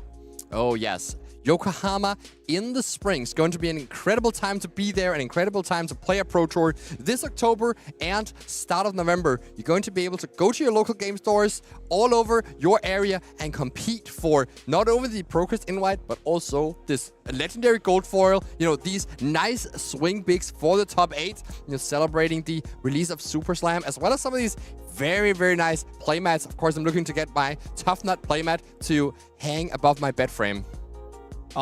I'll take the Pleiades. Okay, Swing Big, going to be the promo for those top 8 players. Of course, Overcrowded, a brand new inclusion from Super Slam itself. Artist again here this weekend from Thomas. Been selling prints this weekend of this card. People loving it. This Cold Foil extended card. Pretty good against Codex of Frailty, a card we're going to be seeing a few of in this top 4, I imagine. Oh, yeah, absolutely. I love this artwork of Overcrowded. I mean, tag yourself. I'm the dinosaur. No, we're not doing that. Okay, Okay, fair enough. Well, shut down. I don't want to acknowledge what I look like on stream. That's an abomination to mankind. ProQuest Yokohama, October 4th, all the way through to November 9th. Make sure you're joining us and qualify for that next Pro Tour. Folks, we are not done. There's spoilers to come. There's stories to finish. And there is Simon Nielsen's to enjoy. So if you're having fun, don't go anywhere. We'll be right back.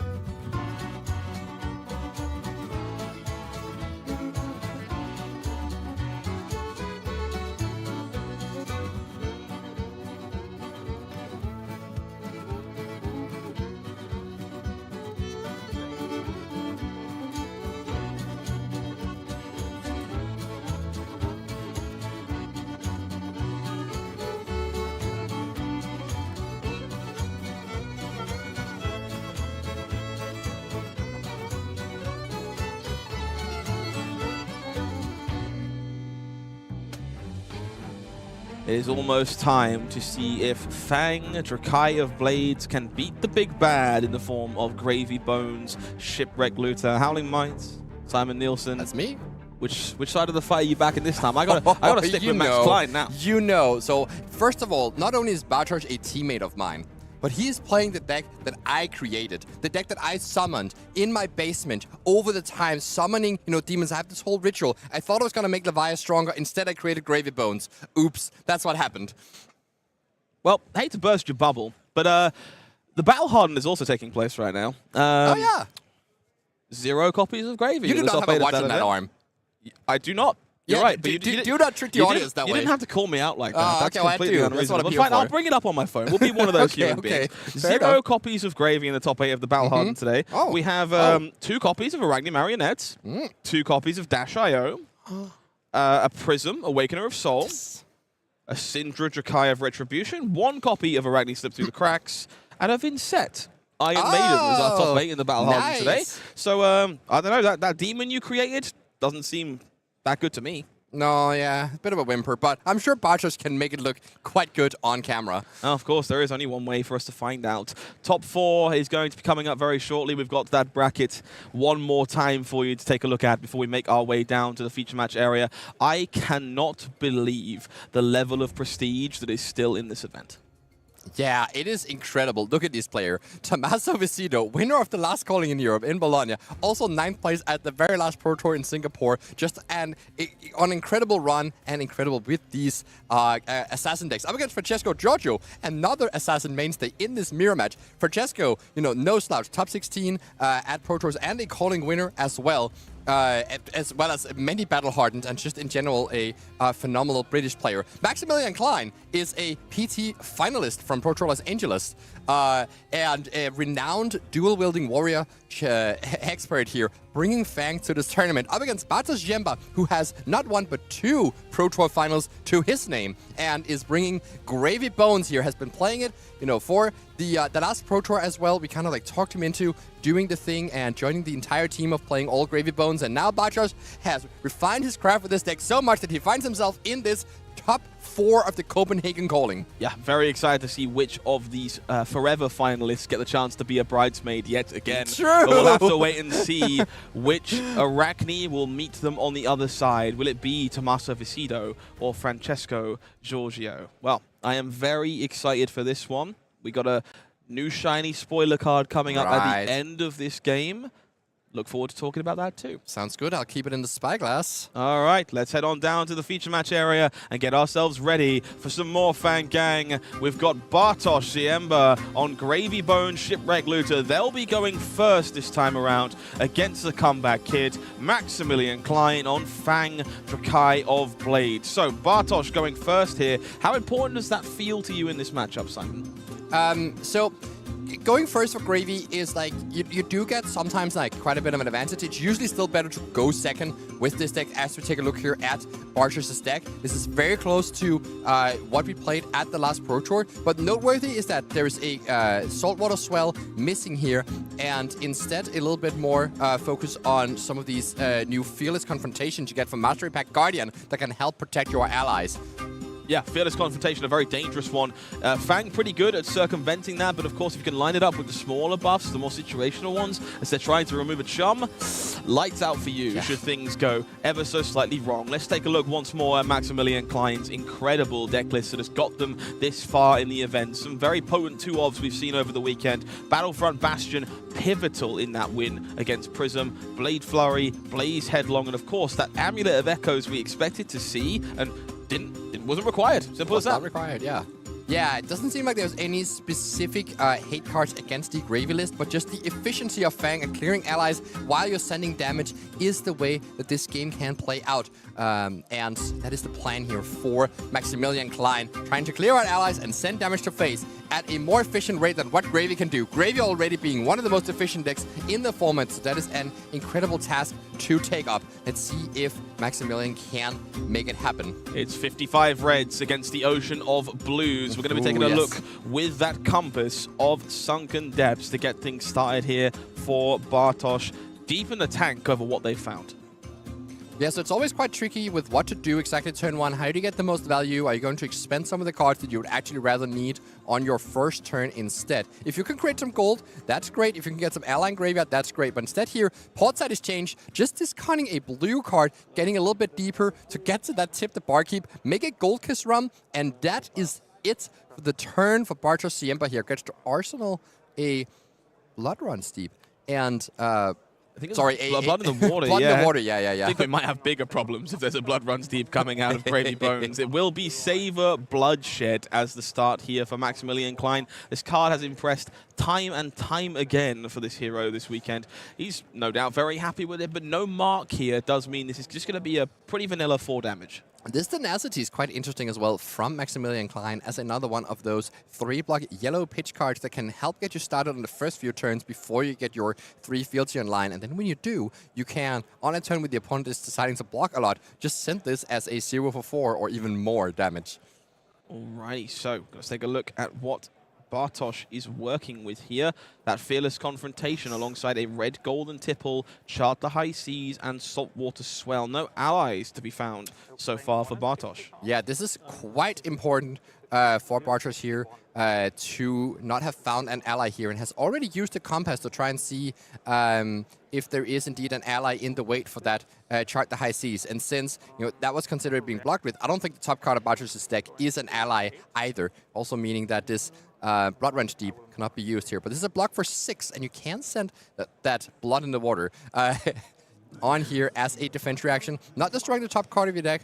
Normal play pattern with this card is that you just destroy the top card in the blind, but instead Bartosz going for this play here, checking out what the top card is, and just gonna run out this Chart the High Seas, hoping to hit an ally beneath whatever was on top from Blood in the Water. It's a blue, and it is another blue, so yeah, not much value to be gained here. You can just opt to if you wish to, and not really do anything else with your turn. This is a big miss from Bartosz, and no more allies again. But this Call to the Grave can help set up his turn. So you did prevent Maximilian from doing anything with his turn at least, but there was no comeback whatsoever from Bartosz. Yeah, this is one of the pain points of Gravy Bones Shipwrecked Looter.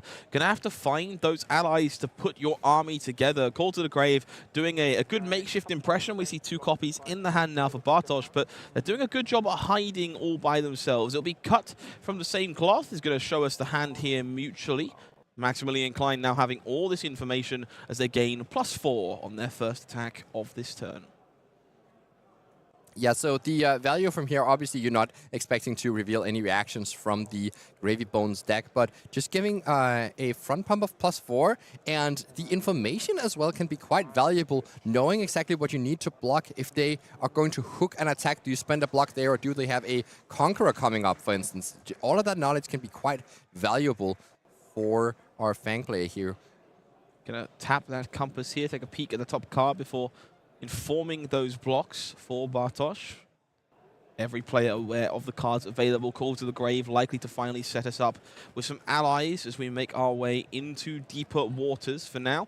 Max Klein attacking for 5, has a couple more combat tricks in the hand to make these daggers a little bigger, if that's what they're looking to achieve. Yeah, this is a bit of an awkward spot. I think Bartosz is bound to block with a 2-block here.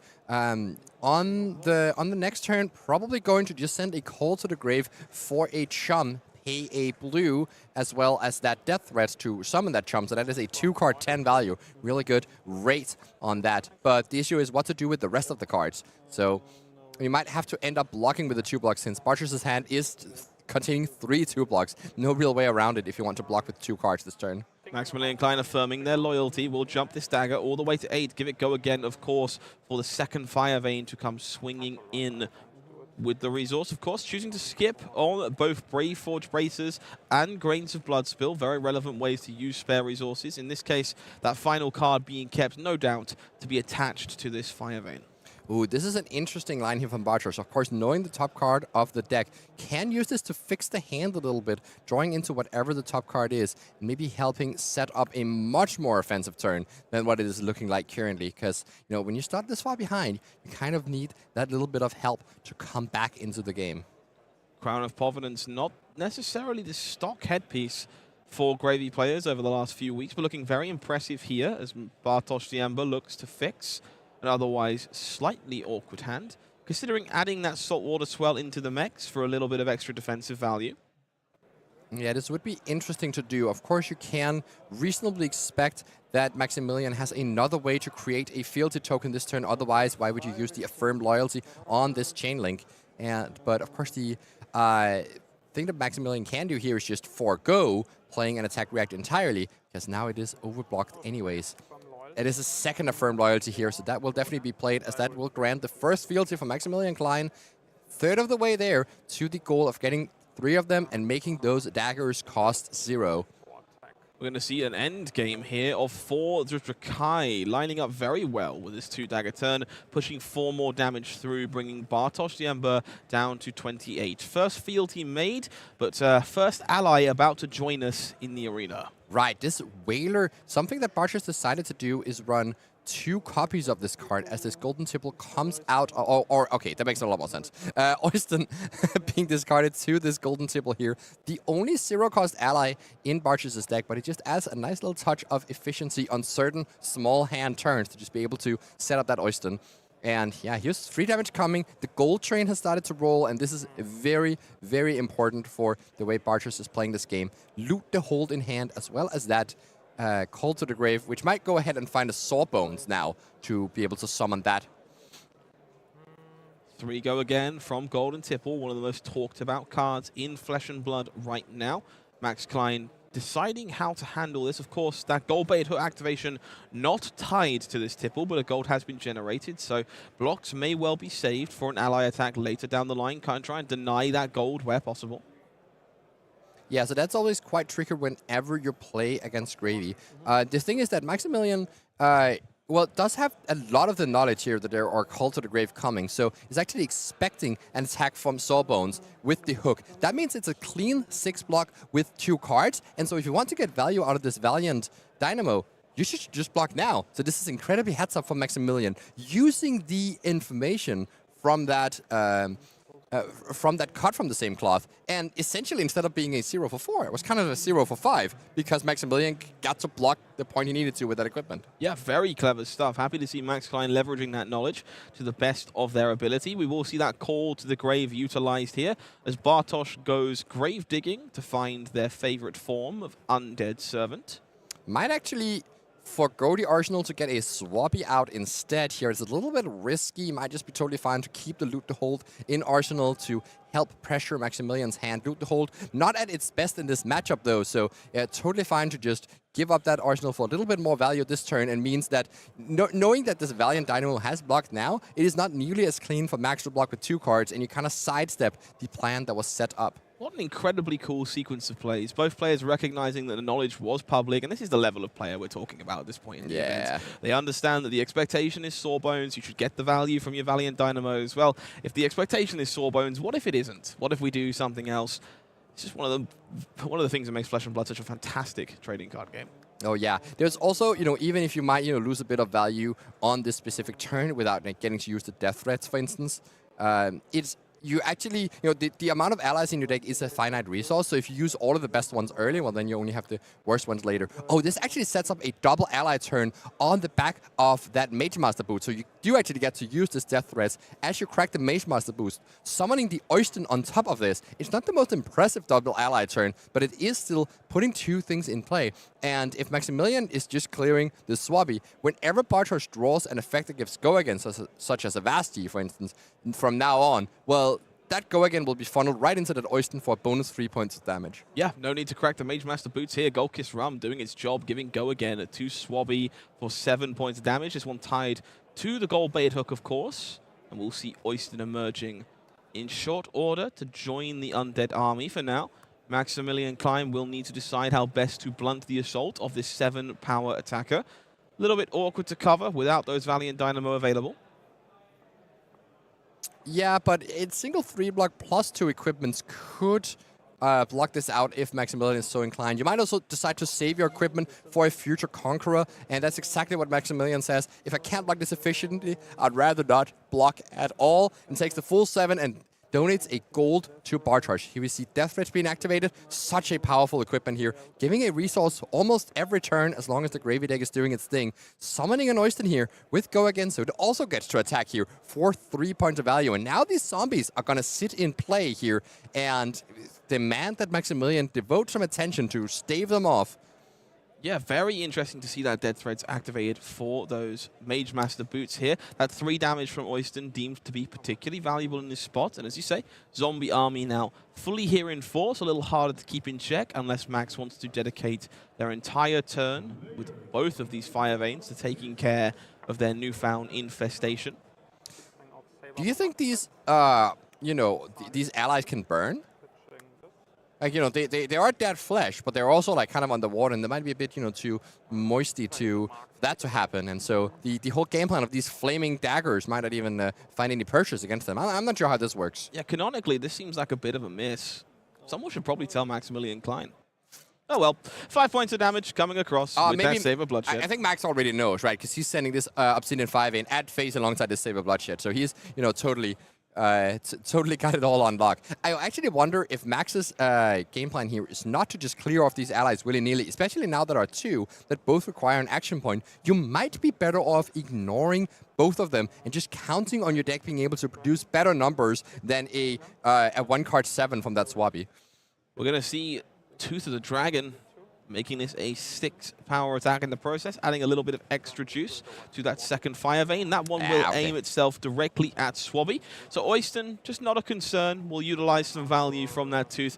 Pretty spectacular to have that here, actually. Gains a little bit of value on that first dagger swing and manages to take care of Swabby with just 1 card. Yeah, this is how I would expect it to play out, where like a lot of times your attacks are just going to be a little bit too efficient, like this, 4 damage into the Swabby probably doesn't get better than just like clearing it off here and making sure to save yourself some headaches down the line. And this leaves Bartosz with, the full 4-card hand. Didn't really feel the need to block anything. The Saber Bloodshed was not active because there was no marking, and, has found more yellow cards here. It is unfortunately a Prismatic Leyline that has to be discarded to this Golden Tibble. I would say a big advantage. Oh, it's put right in the ally slot here. Muscle memory in full effect there for Bartosz. Cannot play that Prismatic Leyline out of the graveyard, just like the Watery Grave cards, but this is honestly a huge upside of this card. The fact that it's a potentially 0 for 5 or 0 for 6 go again when paired with a blue attack, but then can also just be pitch for 2 value, discarded to Golden Tibble, blocks for 3. It just does a lot of things, and the downside of playing this card not very high. Bartosz, however, finds a second copy of that Prismatic Leyline, and that is a little bit harder to utilize. Saltwater Swell hits a Conqueror of the High Seas off the top, and you cannot really do much with that. Could, of course, crack a gold to find it, but has no resources to play it here. So just being rewarded for developing that Oyster earlier and can now spend that action point without even having to have a blue card going to the graveyard. You swing the Oyster right away. I think that actually pays off quite nicely for the last turn here. Not something super effective or anything here, but just an Oyster with a gold being threatened. Yeah, love to see Bartosz correcting his newfound ally. No longer available in the bin there. Will be Oyster soaked up by equipment here, which is very interesting. We'll see that second copy of Prismatic Leyline parked to align almost perfectly with that Conqueror of the High Seas, except that hand does contain 2 yellow allies, so might need to do a little bit of gold digging to make the ship come out of harbor. Yeah, so I will say something about that last turn. You know, I said it wasn't that bad, but it was actually like, despite the Oyster, it was a 3-card 8, which is way below par for what Gravy is trying to do. So Barcher still finds himself in this hole, didn't force Max to block with anything, and Max can still send a ton of damage. I wonder if Barcher is going to die before Max even hits the third fealty. Certainly possible in a matchup like this. We see Obsidian Firevein paid for with a Scar Tissue. It will be a Pledge fealty joining the game. Makes that third fealty significantly more likely as the turn continues. Find 2 go again on this first dagger. We see another Scar Tissue and Searing Gaze in the hand here. It will be the Scar Tissue committed to mark Bartosz Ziemba and hopefully score that third fealty with the next dagger swing. So right now, Bartosz knows that he's going to use the Gravy anyways to loot away an ally. So does it right now in case there was a blood in the water right on top. There was not. There was just yet another ally. So not getting that much of an advantage, but discarding the Rigor Mortis here, then trying to see if you can find something to go along with that big boat to play out the Rigor Mortis next turn. Bartosz taking the damage here, falling to 18, does become marked, and we will see Max Klein's turn continue.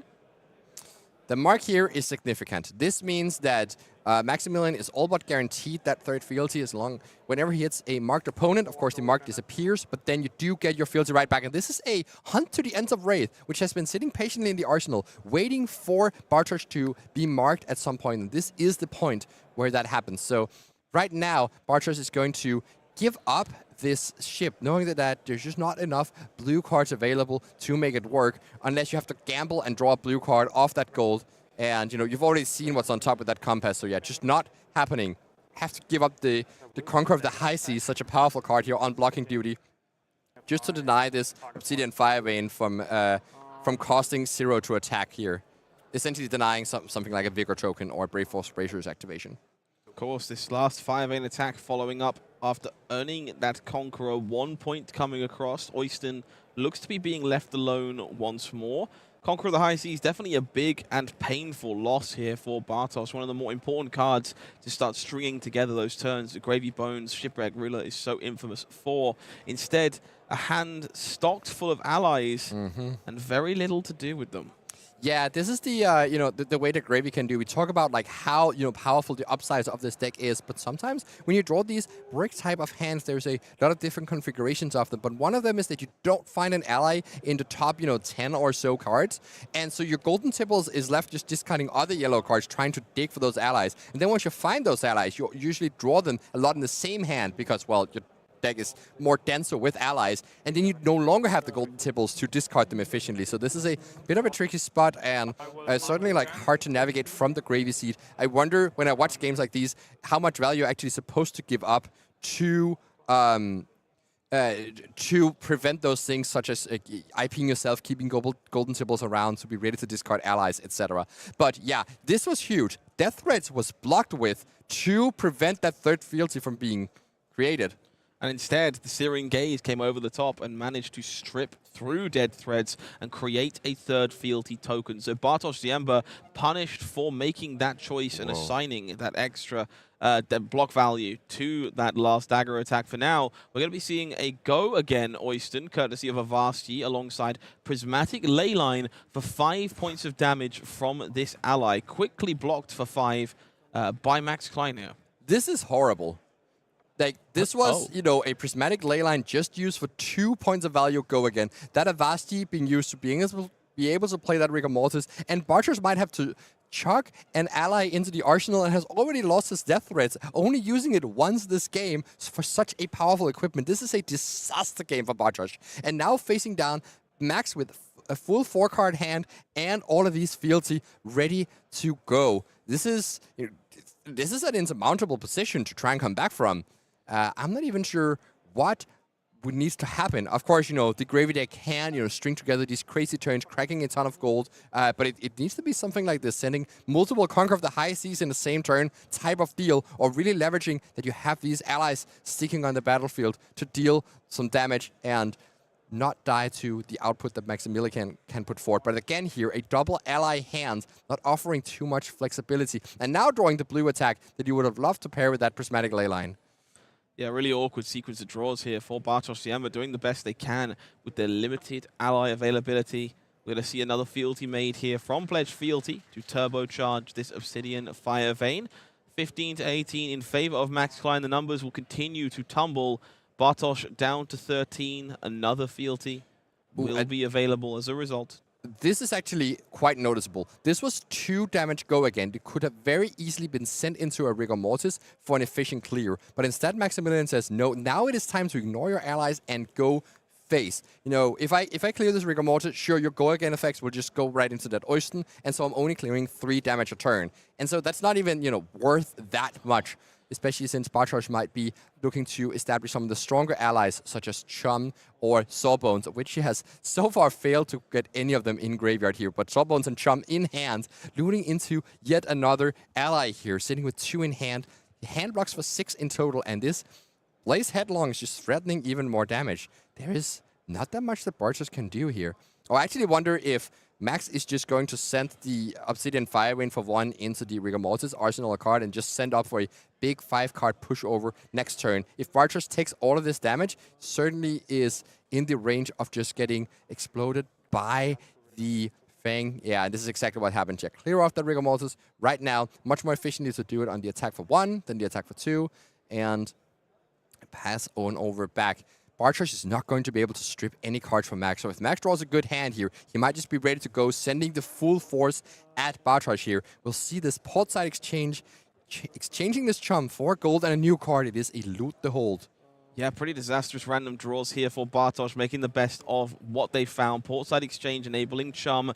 Gold-baited hook will be attached to it. So 4 with a gold strapped on is the question for Maximilian Klein. On their side of the equation, we do see a sink below available in the hand. More than 1, in fact, if they would like to cover up this attack. And a couple of potent red cards here. Scar Tissue being the standout. Pledge Fealty, maybe not quite as impactful as already online. The opposite of a potent hand. This is not what Max was hoping to draw. 2 defense reactions when you can only deploy 1 of them. A Pledge Fealty when you already have 5 Fealty. And a Scar Tissue. Scar Tissue with this amount of Fealty is actually pretty good, because it essentially, you know, will give it counters a Draconic reaction, but instead of giving +2, it gives +3. So it is not too bad, and did draw into an Imperial Intent here. So can certainly still dish out quite a bit of damage on this turn, especially if there's a good card in that arsenal. Might be a Blade Fury or something like that, which wouldn't be the most efficient card to play last turn, where you were intending to send a dagger at the Rigor Mortis. We'll see a compass activation here from Bartosz. We do see that Golden Tipple and Saltwater Swell in the hand this time around. So a little bit more of a reasonable hand. We do have another Sawbones or another Atlas. I think it's a Whaler at the back there to throw away to that Golden Tipple. We'll kick things off with the Swell by the looks of things. Of course, the top card is known here. Going to be on blocking duty against this Fire Vein. So no blue likely to be found there. We'll see that Pledge Fealty coming in to grant go again and sidestep the block value here from the Swell. Yeah, and so I wonder if Bartosz now activates the Chum. You know, once we're through the damage step here, you can't activate it. Force that second Fire Vein to attack and clear the Chum, and this leaves Bartosz with a lot more space than he has had previously, but also without any allies to discard to that Golden Tipple. So it's going to be interesting to see how he develops from here. Some very chunky allies in the graveyard. Of course, that Whaler, which is well outside the scope of this game, but the Swappy as well. Just 5 cost is quite expensive for this effect.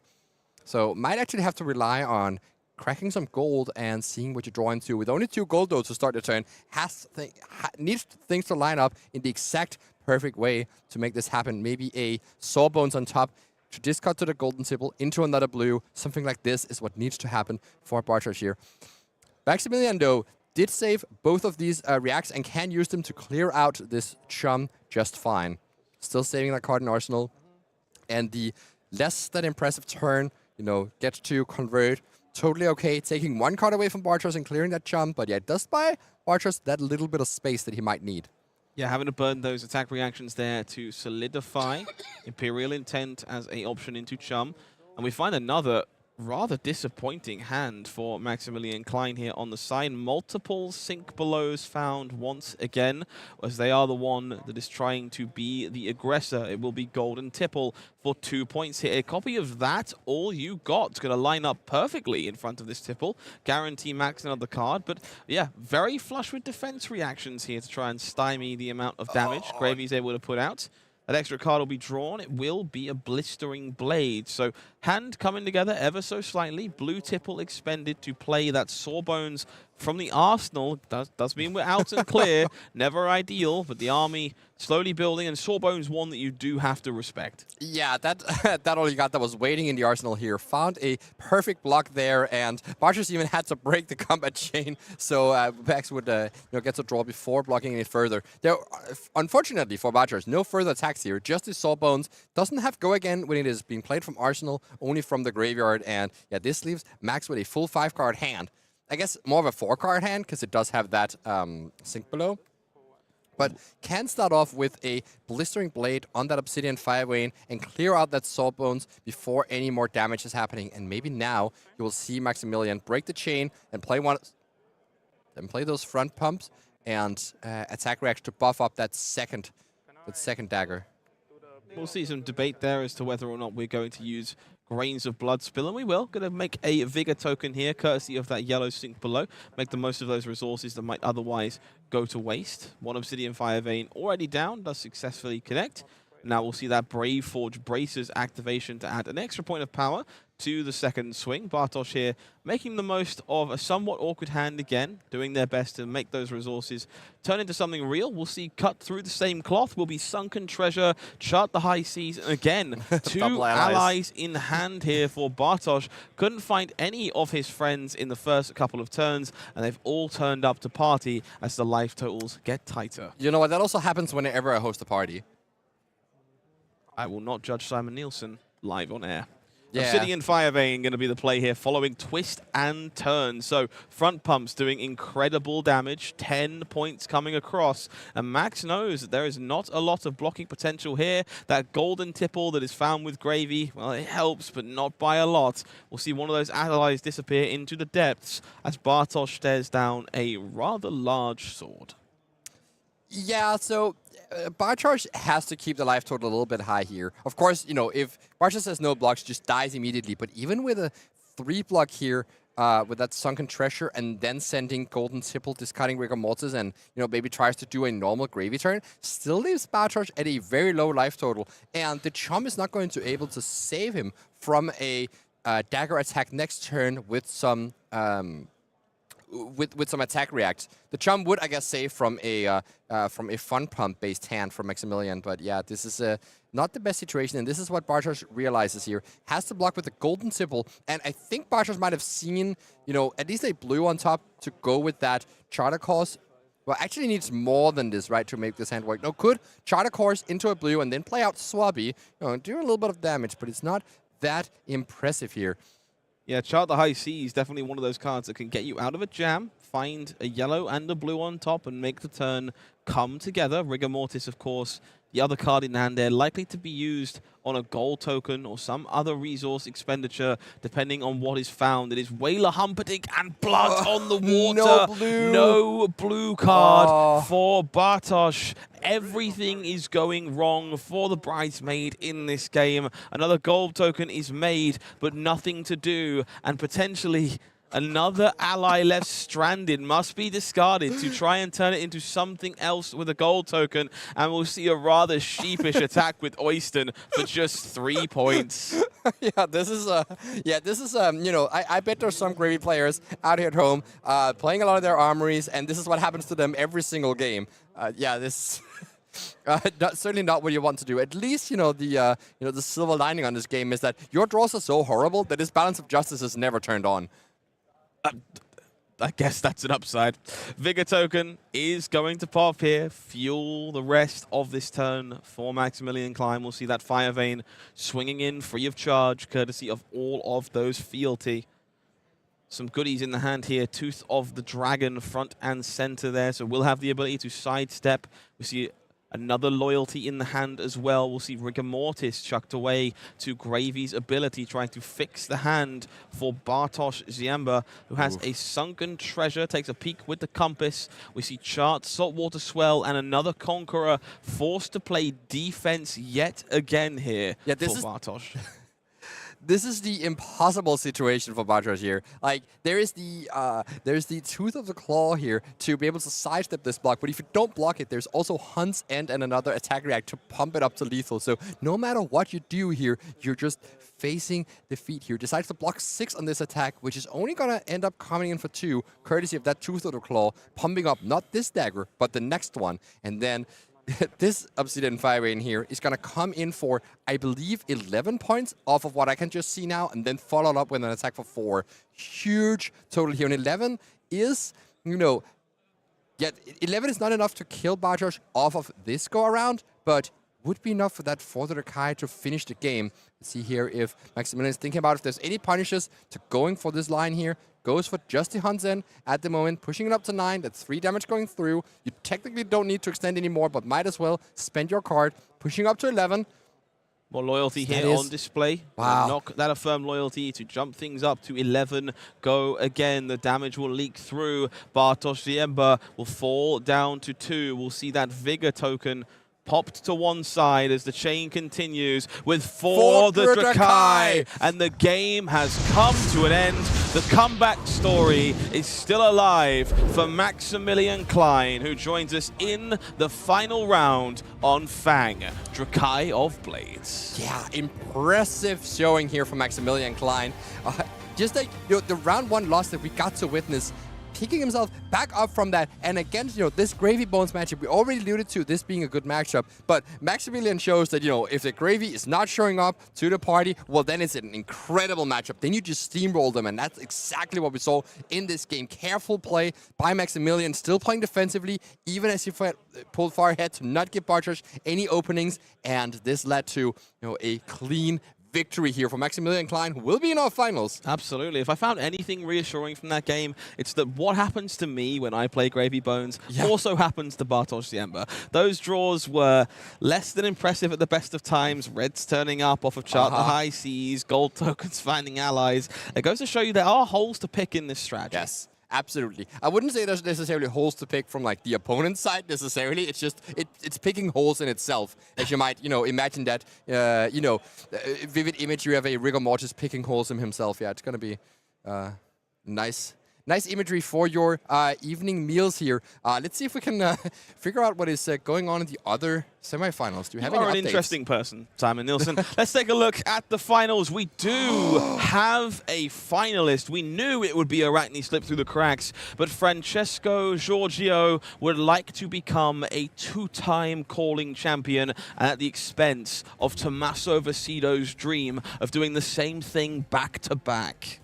Yeah, this is incredible to see. Tommaso Viscido not quite getting there, but Francesco Giorgio. These are 2 players that we had on feature yesterday because we know that these are great players we wanted to feature, and they are showing up here today. Maximilian Klein, Francesco Giorgio, just rolling up here into the finals of the Copenhagen Top 8. Slippy versus Fang. This is, again, a supposedly good matchup for Fang, but can Francesco Giorgio take it down under the cleansing claws of the dragon? Absolutely. Both of these players have been playing incredibly tight all weekend and have one final game between them and eternal glory of a Stonewall Gauntlet and several $1,000s of prize money. Simon. Yeah. It's finally time. We get to look at one more upcoming reveal from the expansion slot for Super Slam. What are you hoping for? I am hoping for a card that I can put into my Prism deck that is an, it should be a Herald that attacks for 10. It attacks for 10 and has no Phantasm, but still goes into Soul when it hits. That's what I'm hoping for. Please, please, please. We will not be doing that. No Prism support card here. In fact, very happy to say that we've got some more incredible expansion slot cards coming for a underappreciated hero and an underappreciated class in general. So if you are a fan of fairy tales, it is time for us to huff, puff, and blow the house down.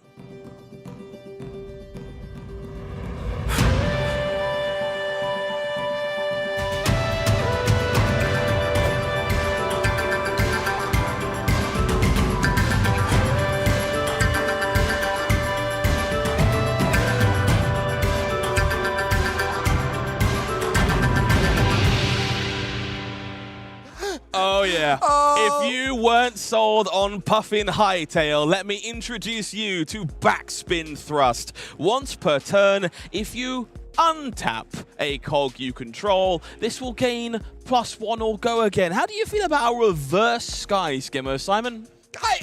I was just so confused at the beginning. I thought, wait, isn't this just literally Sky Skimmer? And then it took me 1 second, and then I saw that symbol being the opposite of what I thought it was. It is not a tap symbol. This lets you untap a cog to use later in the turn. What an interesting concept for this Backspin Thrust. And wow, yeah, this could definitely be, a clean 0 for 4 go again. The very tricky thing with this card is actually tapping the cog in the first place, because it doesn't work with your just regular cogs that come onto the arena. So you need to combine this, for instance, with a Sky Skimmer, these two teaming up, tapping and untapping the cog, and making magic happen. If you wanted to do that famous mech thing of jumping through hoops, moving things around, making all the pieces come together in your machination, you'll find the perfect aggressive threat to tie together Puffin Hightail. Backspin Thrust coming at you in Super Slam. Pre-releases, of course, on September 19th. The set in store for you on September 26th. Wow, yeah, that card is so interesting and just does something completely different from like what you would expect a card like that to do. I also wonder if this actually lets you run Cogworks Blunderbuss instead of Spitfire, because that would be the perfect enabler, right? Always giving you access to a go again way to tap a cog so that you can play this to untap a cog and then finish on, a 1 for 5. Very clever. I like what you've got going. Cogworks Dovetail already a favorite of mine. Now even better on the end of that line. We can cook up some shenanigans with Puffin. Okay, I'm looking forward to that. Do you want to go play Sounds Puffin fun. after this? Yeah, of course. No, and I won't let you down. I don't this trust time. it. No, it's fine. I get it. I understand. However, we have a finals to cast first, and I have to berate Simon Nielsen for asking for a Herald for 10. So don't go anywhere. We'll be right back. What were you thinking? What?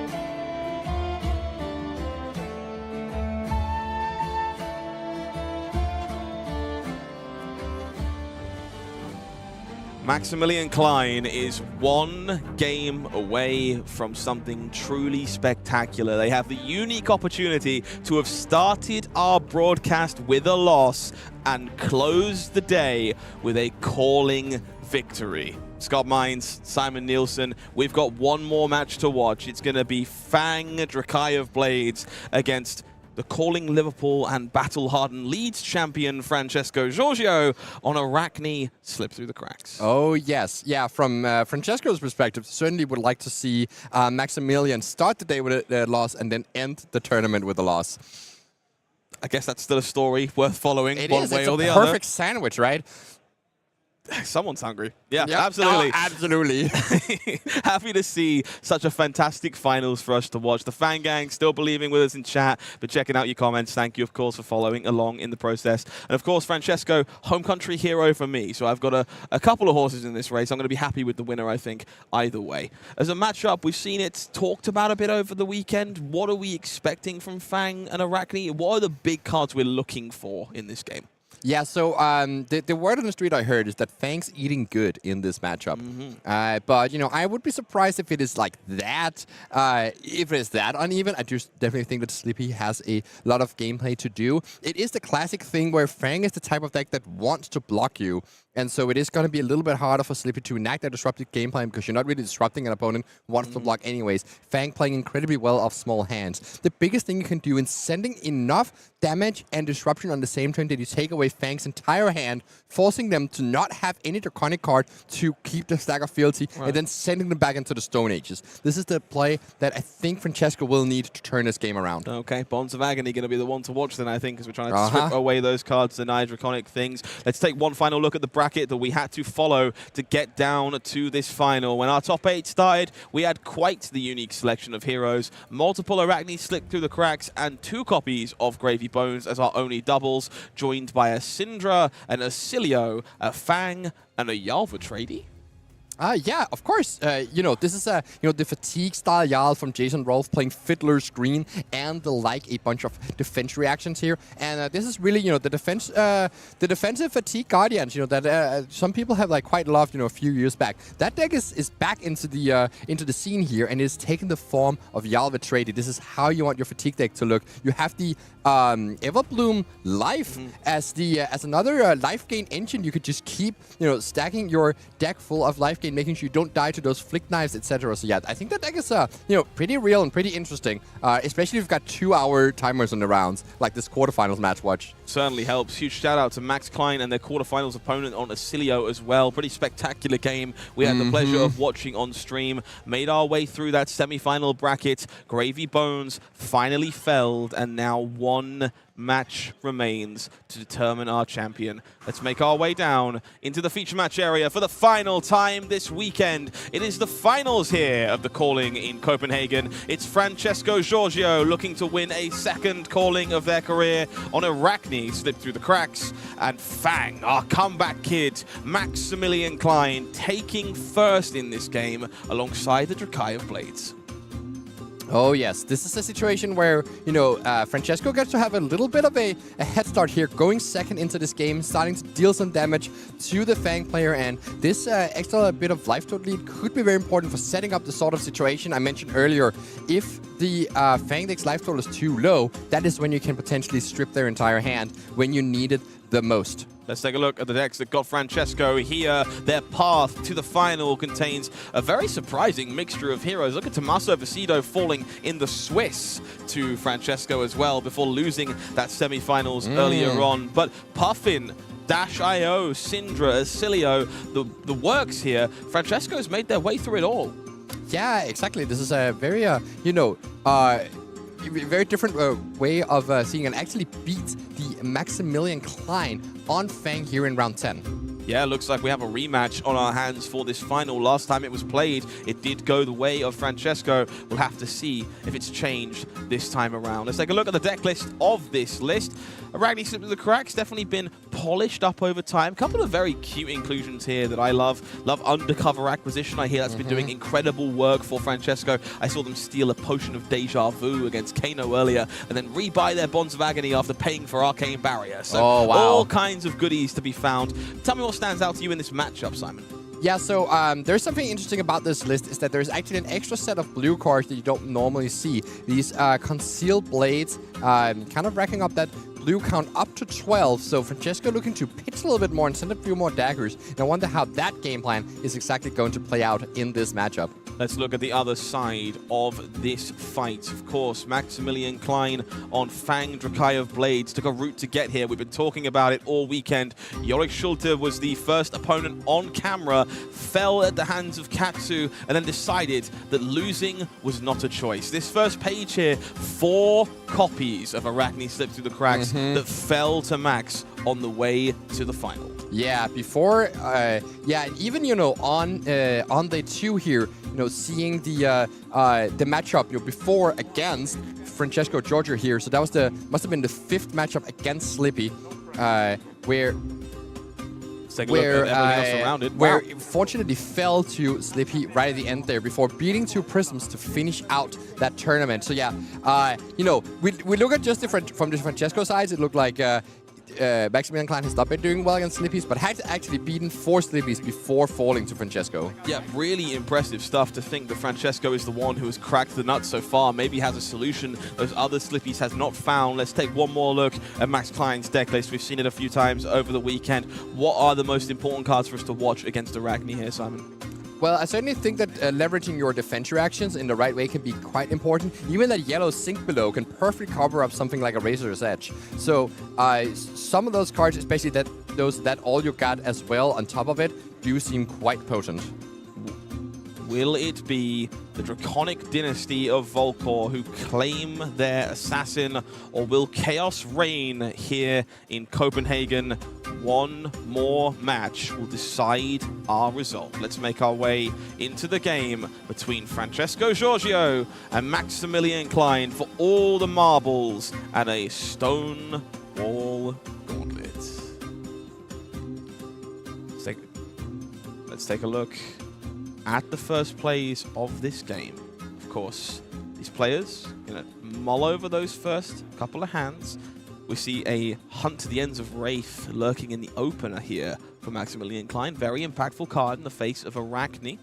On the other side of things, Bonds of Agony available nice and early here for Francesco, alongside a Spike with Bloodrot. Yeah, so that Bonds of Agony plus that Take Up the Mantle is certainly going to be a nice start for Francesco if he can manage to get the Bonds into the graveyard. Might just snap block here on that Obsidian Firewing. We see Maximilian pitching away that Hunt's End.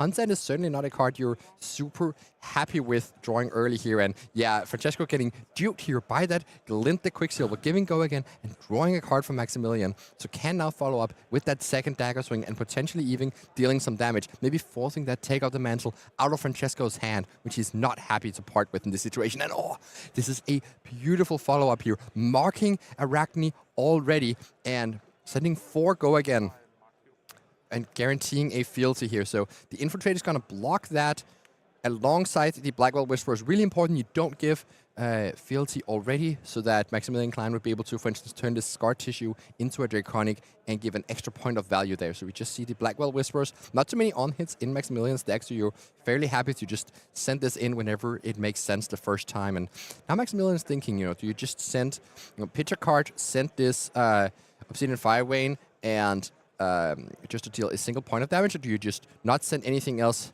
not allowing Francesco to do the full mull again? But honestly, if you're taking 3 cards from the opponent, it becomes quite nice to take that 4th card. And I actually think maybe from Francesco's side, you might want to not spend a card blocking out this Obsidian Firevane, because that way, you know, you lose your Take Up the Mantle. It's such an important card. But here we see instead, this is huge. A cut from the same cloth, revealing that Take Up the Mantle. And now we can send an Obsidian Firevane 4/5 with 1 floating, ready to make a Vigor as well. Crazy start for Maximilian, dealing some damage, getting that fealty, but also not starting with an arsenal. Yeah, what an incredibly heads-up start here from Maximilian Klein, understanding that there is value in knowing what that final card in Francesco's hand is. Is it worth sending that Fire Vein and forcing the issue?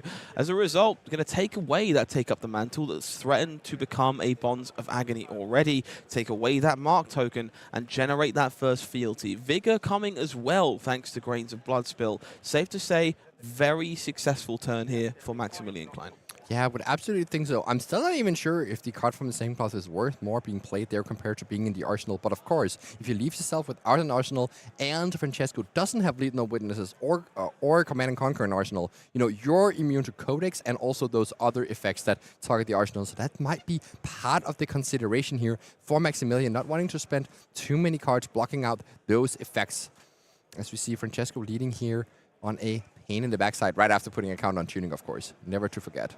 No, it goes to show you, even finals players in the calling, got to slow down and tick up those tunics. We'll be paying in the backside. Very impressive card in these mark-based Arakni decks.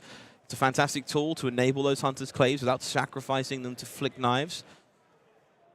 3 go again here to start the turn. We see multiple copies of Shelter from the Storm in the hand from Maximilian Klein. Not ideal to draw those together, really, given how potent they can be in the matchup. Yeah, absolutely. It might just be fine if you can find a spot to spend one of them this turn and then spending a second one on another turn. But actually, might need to keep this long whisker loyalty in hand here to use the vigor to attack with 5-8 and just send that long whisker loyalty to keep around your fealty. Not the most efficient hand here from Maximilian Klein, but taking 1 damage off that double trouble. And here is a Leave the Witnesses with no specific on hit, but does find the purchase of that Shelter from the Storm. Maximilian, they're getting slightly rewarded for not having the arsenal. Did have the option to ignore that Leave No Witnesses if they preferred, but I think you've spotted the line pretty perfectly here, Simon. That Vigor token going to be used to pay for Obsidian Firevein, and will make sure a Draconic card is played in the form of Long Whispered Loyalty to keep that fealty around and save that second Shelter for the next barrage. Here it's important that Francesco puts a card in front, because if he does not, then this Long Whisker Loyalty is going to give the 5-8 the on-hit of marking Francesco. So we're going to see Francesco here debating. No block declared. It's going to be Long Whiskered Loyalty played out here. We'll see the mode selected. Is going to pick that dice up just to 2 points. So no doubt that mark mode you suggested being recommended by Max here. Yeah, there's no reason to pump it up for +2, because if Francesco has a D-React, it's still just going to be 4 damage. That's the same amount here. And if there's no D-React, well, this way you get to get that mark that is oh so important.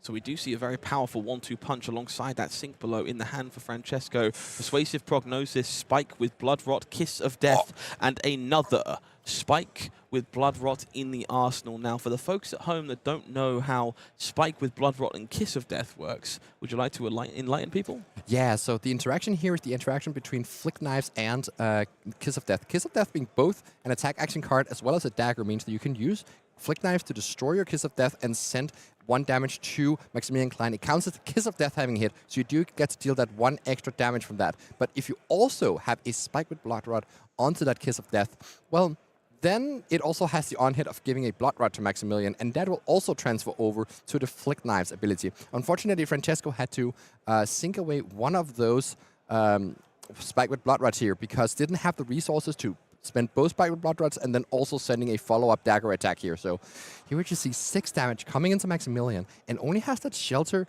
from the Storm, maybe with addition of some other defense reaction in hand. But no, decided to say no blocks to Kiss of Death. This is in general how you're supposed to play against this card, to play around Tarantula Toxin.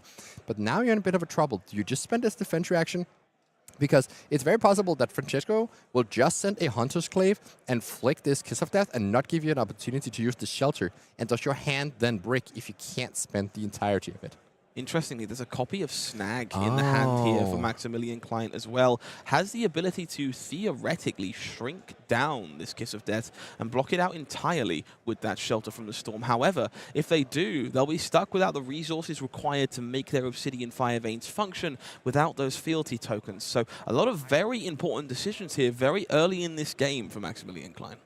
Yeah, it is quite a tricky spot here, especially if Francesco did happen to have a Tarantula Toxin in hand, and you do commit the defense reaction now. It is the complete worst case scenario for Francesco, but Maximilian deciding that it is just one card and the punishment is too high of Francesco just going attack with Hunter's Clave and doing nothing else, and that Shelter from the Storm just sitting there in the arsenal, not doing much else. It's the Tarantula Toxin. Francesco found the perfect card from the sink below to not only buff this Kiss of Death, even you could see it on Maximilian Klein's face. Yeah. We've shrunk the shelter and made the dagger even bigger. This is the worst case scenario and the perfect sink for Francesco Giorgio. Yeah, absolutely. What a draw off the top. And so you can still use this snag to remove 6 points of power from this Kiss of Death, but it will still hit because that's Shelter from the Storm now only blocks for 1, and the base damage of Kiss of Death is going to get through, deal you, 3 points of damage and the Blood Rot, and then the Hunter's Clave will come through, the Flick Knives will deal another 2 damage and the Blood Rot. This is a massive swing from Francesco Giorgio here in our finals match. I mentioned that there's an advantage that Francesco gains from going second here and making the most out of this turn with a huge life total lead. Doesn't use the snag here because Maximilian just values the ability to pitch it to play out and attack with both of these 5 veins rather than gaining 6 points of life. This is a huge swing here. So this should be, I think, 8 damage coming through plus the 1 from Kiss of Death, putting Maximilian down to 30.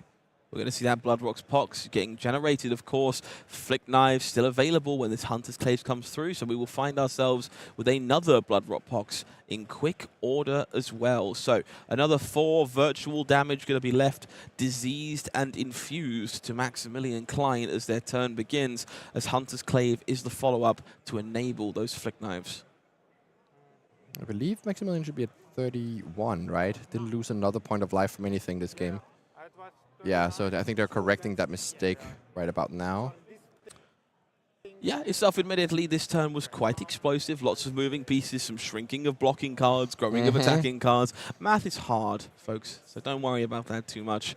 Kiss of Death going to be flicked here alongside that spike with Blood Rot. With the Flick Knives, going to enable another Blood Rot Pox and take Maximilian Klein even lower, down to 28. And then the Hunter's Clave will hit and then put Maximilian to 27 or 28 if that previous life total discrepancy has been caught. It seems like it might have been. So that is a mark for Maximilian. 2 Blood Rot Pox tokens. That's even 4 more damage. So that is a huge 16 damage swing and taking a card, while taking 1 card out of Maximilian. This is a huge turn viewer here, but yeah, actually going down to 27. Okay, so those are the life totals we are going with. I might be missing something, of course. That is fairly likely to happen. And we see the laughter from Francesco as the snag is pitched away to facilitate this turn. Understands the sheer level of pain that they just inflicted on Maximilian Klein during that previous turn cycle. We'll see the Obsidian Fire Vein coming in for 1. We do see some Affirm loyalties in the hand there. Blistering Blade and a Scar Tissue for Max Klein. It will be a just a Nick on defense here to block out this Obsidian Fire Vein. Oh yeah, so this is just the classic mode of Just a Nick. Most of the time, you're blocking with it, or like if you can find a spot to pitch it, do it, so they can come on in the late game. I don't believe this is a matchup that will be able to be taken to the late game. It is so hard to do that with Fang, because he punishes blocks so hard that you don't know how much damage you're actually blocking with all of these attack reactions. So yeah, Just a Nick, whenever it doesn't line up in the hand, just block with it, even though it's a power card. As we see a Blistering Blade come down, giving the Obsidian Fire in, go again, and sending another attack. Oh, here's the Scar Tissue.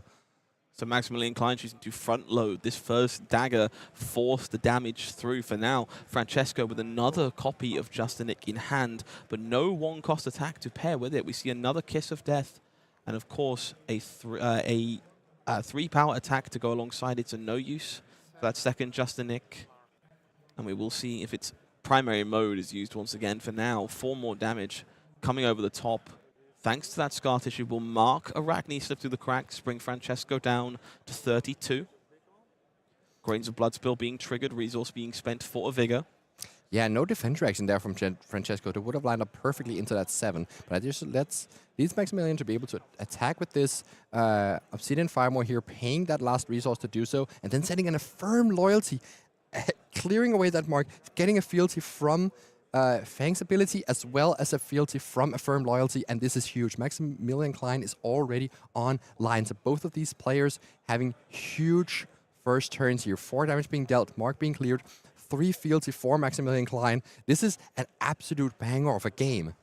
Voltron assembled for our Draconic Warrior. Now will not have to pay for those Fire Vein swings any longer. These Blood Rot Pox are going to expire, drain 4 life away from Maximilian Klein, and we'll make our way back to Francesco, sitting on just a nick. Copy of Pain in the backside and another Kiss of Death. So going to lead on the Kiss here. Try and line things up. You see the panic seeping in to Max Klein there for a moment. Going to have the risk of all these extra buffs once more that Max will no doubt have to respect. It's really interesting here that this Justinic also wasn't blocked with. So it seems like Francesco is banking on drawing one of these Bonds of Agony or a Take Up the Mantle very soon to be able to utilize this Justinic to close out the game. It can be a bit of a risk because if you draw Codex instead, it will be bricking the arsenal. Kiss of Death for 3, threatening another point of damage if it manages to connect for now. Pen in the backside, waiting in the wings afterwards.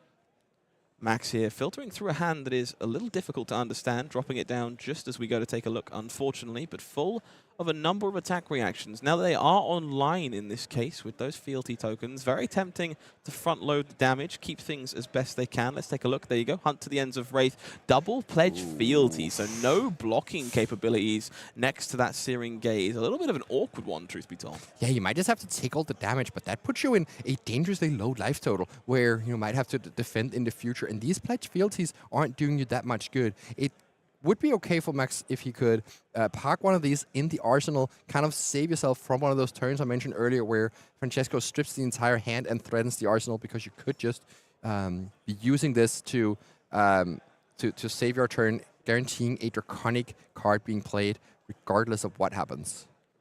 See that Kiss of Death being flicked away with Flick Knives, Brave Forge Bracers, and Valiant Dynamo sucking up the physical damage, leaving Maximilian Klein on a somewhat healthy 17, but back is against the wall here. 4 cards to work with. We know that some of them are just pledge fealties. They're going to be a little bit lukewarm on this turn for now. That Obsidian Fire Vein will kick things off. As far as Francesco is aware, Max took some heat and kept a 4-card hand. The possibilities here are quite literally endless. Yeah, it's quite interesting how this Vigor tokens work in this deck, because once you're online, you don't really need to pitch for very much. So you kind of get to like float this Vigor token turn into turn, always playing like Grains into Blood Spill until you're ready to post it into your Brave Force Bracers whenever it makes sense to do so. That might even be this turn. I don't know.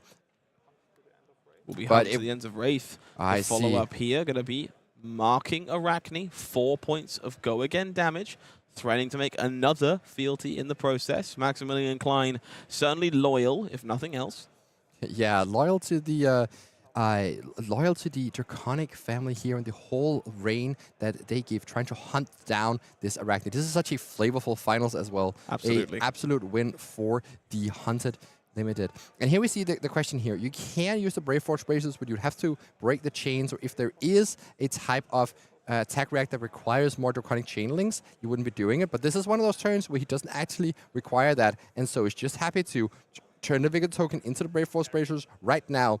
With the Searing Gaze, yeah, sure, you are not getting the mark this way, but valuing 1 point of damage over the mark here on this turn. It makes a lot of sense. Already online, those fealty at this point somewhat reductive as you stack more and more. Extra point of damage gained from that Brave Forge Bracers. Of course, we know a pledge fealty is the leftover card. Will be parked in the arsenal for Maximilian Klein. Let's take a look at what we're working with for Francesco Giorgio. We see Just a Nick, Bonds of Agony, Orb Weaver, Spinneret, and Infect. This Infect leading the way before a gigantic Bonds of Agony threatens to steal away this entire game. There is the second Just a Nick in Francesco's arsenal here. So his gambit of keeping it for the chance of drawing into a Bonds of Agony has absolutely paid off thrivefold here. This is going to be, you know, huge Bonds of Agony, I believe for 14 being represented after this Infect here. And so if Maximilian just tried to put a 3-block in front of this just to save a bit of life, it's going to make his life so much harder into that Bonds of Agony. And that's what we see as for the Drakai plays defense duty here in the front of Infect. Francesco evaluating how they want to take this turn going forward. That Orb Weaver Spinneret, of course, somewhat expendable. So they want to close the chain. Maybe they want to flick here with one of those Hunter's Claves, open up a space for that Graphene Calicera. Yeah, this makes a lot of sense here to just making sure you get your Graphene Calicera. Of course, there is a big cost to this. This is essentially costing you your Black Tech Whisperers as well, because now you can't use the Flick Knives on the Chain Link from Bonds of Agony here. But the payoff is that you do get this Calicera here, and you can actually spend your Tunic here to just send the Calicera for 4, but probably not worth it, rather pointing that that power into the Bonds of Agony, making it impossible for Maximilian to block it out. So I think here for Max, the best play you could do is just put your entire hand in front of this, and then on your turn, just play that Pledge Fealty and keep your stack of Fealty around. 4 points of damage is the baseline here. 4 Bonds of Agony, but we know that is only the beginning here. Francesco Giorgio with 2 copies of Justinic available to turbocharge one of Assassin's best attacks to truly unseen levels. The hand for Max Klein, Save a Bloodshed. Tooth of the Dragon not playing a great role on defense. Blistering Blade also only worth 2. We're going to see Valiant Dynamo moving forward as Max attempts a strategic amount of defense, trying desperately to find a way to survive what is going to be backbreaking. Oh, that snag that was pitched to the bottom earlier would have been so potent on this turn. But I believe there was only a single copy in Maximilian's deck, and so now Francesco no longer has to be scared of that card. Max Klein here in a bind. Valiant Dynamo being matched with a card from the hand for now. Francesco covering their mouth, doing their best not to show any hint of the damage that is to come. That powerful attack reaction, just a nick from Path the Misfail. Likely to double up here with this Bonds and cause untold amounts of chaos. We see Max Klein debating the situation, counting those reactions, seeing there is a Take Up the Mantle gone, a Tarantula Toxin gone, but those Justinics, 2 of them left. We'll see a 4-point block here declared, and the floodgates will open here for Francesco. It's just a nick, just a nick. Black Tech Whisperers and Maximilian Klein cannot help but laugh. We're up to 17 points of damage. Oh, we actually have a dice that says 17 on it. Wow, that is impressive here. But yeah, given that there is an instant in Maximilian's hand, it makes a lot of sense to not go for the line I mentioned and blocking with every card that can block, because you're gonna lose a card worth of value anyway. So might as well keep one of these attack reacts so you can send 2 dagger swings next turn and keep this Pledge Fealty around in the arsenal. It's going to be a gigantic life swing down to 3 points for Maximilian Klein as those final 2 cards are sheepishly revealed. And Max can't help but smile. I think maybe this is my favorite part of this. I know a lot of players who would not be handling this happening to them in a calling final particularly well. And I have to admire the class of Maximilian Klein, who is playing this game to the best of their ability and, more importantly, enjoying it as it happens. Yeah, this is just turn 3, and Francesco has already had 2 power turns. This is what I was alluding to as a necessary thing that needed for him to happen. He can even, because the Black Tech Whisperers gives go again to the Bonds of Agony, can even follow it up with a Graphene Calicera attack off of that tuning. So actually pushing Maximilian down to 2 life off of this interaction. Francesco here deciding if Blistering Blade is worth stripping away, or whether or not Tooth of the Dragon has more implications on the other side. Of course, this big assault here from Bonds of Agony did take away a lot of resources from Francesco. It's very possible they now find a hand that is not quite as cooperative on the way back, so just trying to maximize every edge while they have such a impressive lead. Yeah, the Tooth of the Dragon, I think, is both the scarier card for Maximilian to draw later and the one that is more immediate value on the turn that you see here. Being able to power up that first Obsidian 5 for 2, and then the second one for 4. So just on a baseline, that is a 1-card 6, whereas the Blistering Blade is just going to be a 1-card 5. So, you could also just take the just straight up math on the board. Of course, if Maximilian has another Draconic React in the arsenal, the Blistering Blade will be a similar amount of value, giving +3 to that second Obsidian 5 in. It is that Tooth of the Dragon that is systematically pulled for Francesco Giorgio here. We'll go and find some more copies to banish for good measure. Max here desperately considering how they are going to get themselves back into this game, just confirming the amount of Teeth of the Dragon we were expecting to find. Yeah, so what's actually happening here is that there is an unknown card in Maximilian's arsenal, and Francesco is also surgically going through the deck, trying to figure out what that card in arsenal might be. Now, you don't really have the time allotted to go through every single card, but what you should be doing in this situation is decide on like 3 to 4 cards that you think are scary that would be in arsenal, and then go through the deck and check if they're all there. And if none of them are there, you know that it's an arsenal, and if it's not, you probably don't have to worry too much about it. Yeah, fantastic call out there. Well worth looking to get the most information possible from cards like Bonds of Agony, as they provide you with a peek into the opponent's deck building process. We'll see that deck shuffled up now as we make our way back into Francesco's main phase. We're going to see that Tunic available, of course, to send Graphene Chelicera if they would prefer. Alternatively, that 1 point of damage can just be saved. These Justinic banishes going to take care of Save of Bloodshed and Oath of Loyalty. Gaining go again from the Black Deck Whisperers, of course, and we will send that Chelicera from the Tunic resource. It will just earn a point of block from Braveforge Bracers. Yeah, this does make sense here. You definitely want to keep your life total just high enough that you're not dying to every single attack react, and also not if you take 1 damage there going down to 2, you will die in 2 turns to that flick knives. So actually, Maximilian is in a point here that outside of drawing shelter from the storm, needs to not take any more damage this game, and also needs Francesco to not find any way to recoup a dagger over the next few turns, or alternatively, finishing the game in a couple turns before that happens. So it seems like a quite difficult thing to be able to do while you also have to defend yourself and still put enough damage out. But if a deck can do it, it is Fang able to dish out so much damage off these small hands. As I mentioned, this 1 card 5 was left even after the Bonds of Agony. And any card like, Hunt's End is going to be a 1 card 7, for instance. As you see here, Pledge Fealty, just offering up a little bit more damage here, punishing that block for 3, and now this Obsidian Firewing is going to attack for 5. So there's 5 damage being dealt here, but leaving Maximilian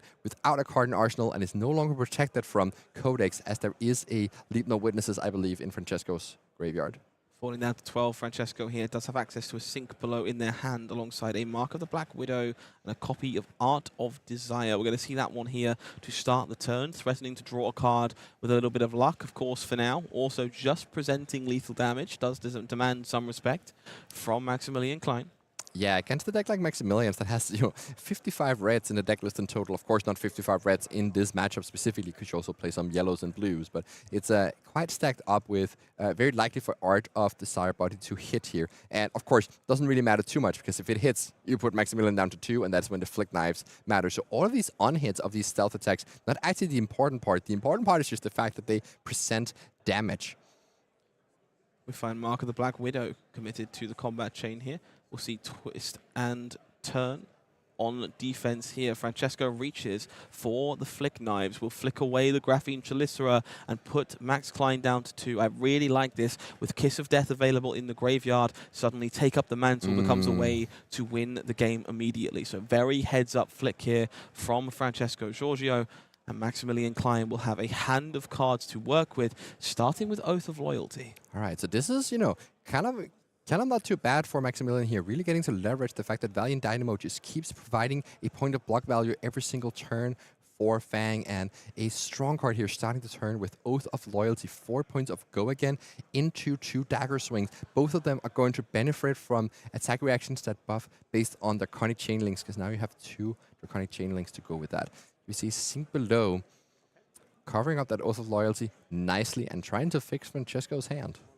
Shelter from the Storm, Orb Weaver Spinneret, and 2 stealthy red attacks are the flavor of the hand currently. Save of Bloodshed will be the follow-up here for Maximilian Klein. Of course, Arakni not marked right now, but this is still 5 points of damage coming across. Yeah, needed to actually use a fealty to be able to play that Save of Bloodshed under the Oath of Loyalty, but has a giant stack of them, so that is not really a problem.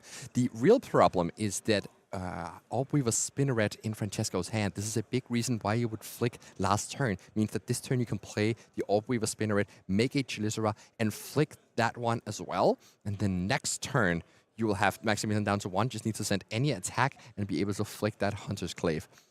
You see the Fiendel Spring Tunic has served its time, offered up on defense here, taking 4 points for Francesco all the way down to 8, looking to keep the rest of that hand as Maximilian Klein parks their remaining card in the arsenal for a future turn. For now, back to Francesco. We know there is an Orb Weaver Spinneret, a Shelter from the Storm, and a pair of red 3-power stealth attacks. Yeah, this is huge. You take away most of Maximilian's hand by attacking for 9 here and still get to flick. So it's going to be quite hard for Maximilian to take away enough cards to remove the possibility of that flick knife. So I think this game is really going to come down to a Shelter by the Storm drawn from Maximilian to prevent that flick knife's hit.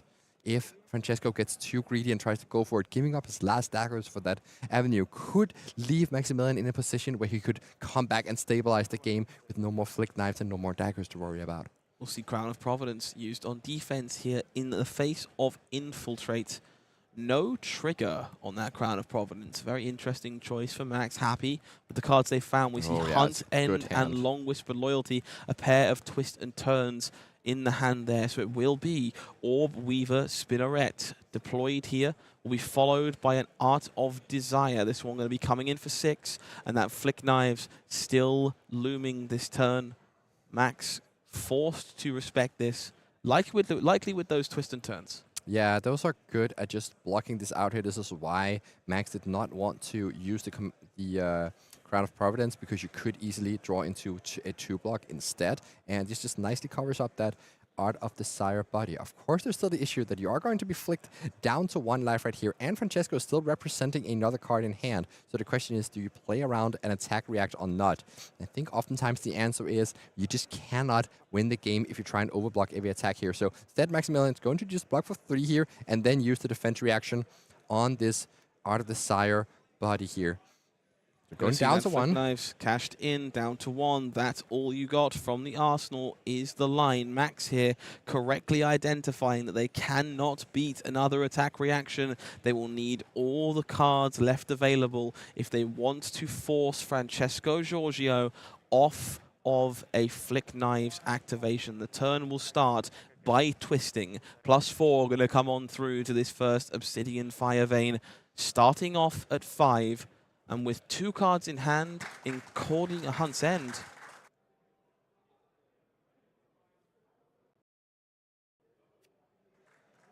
We've got some serious damage to think about here.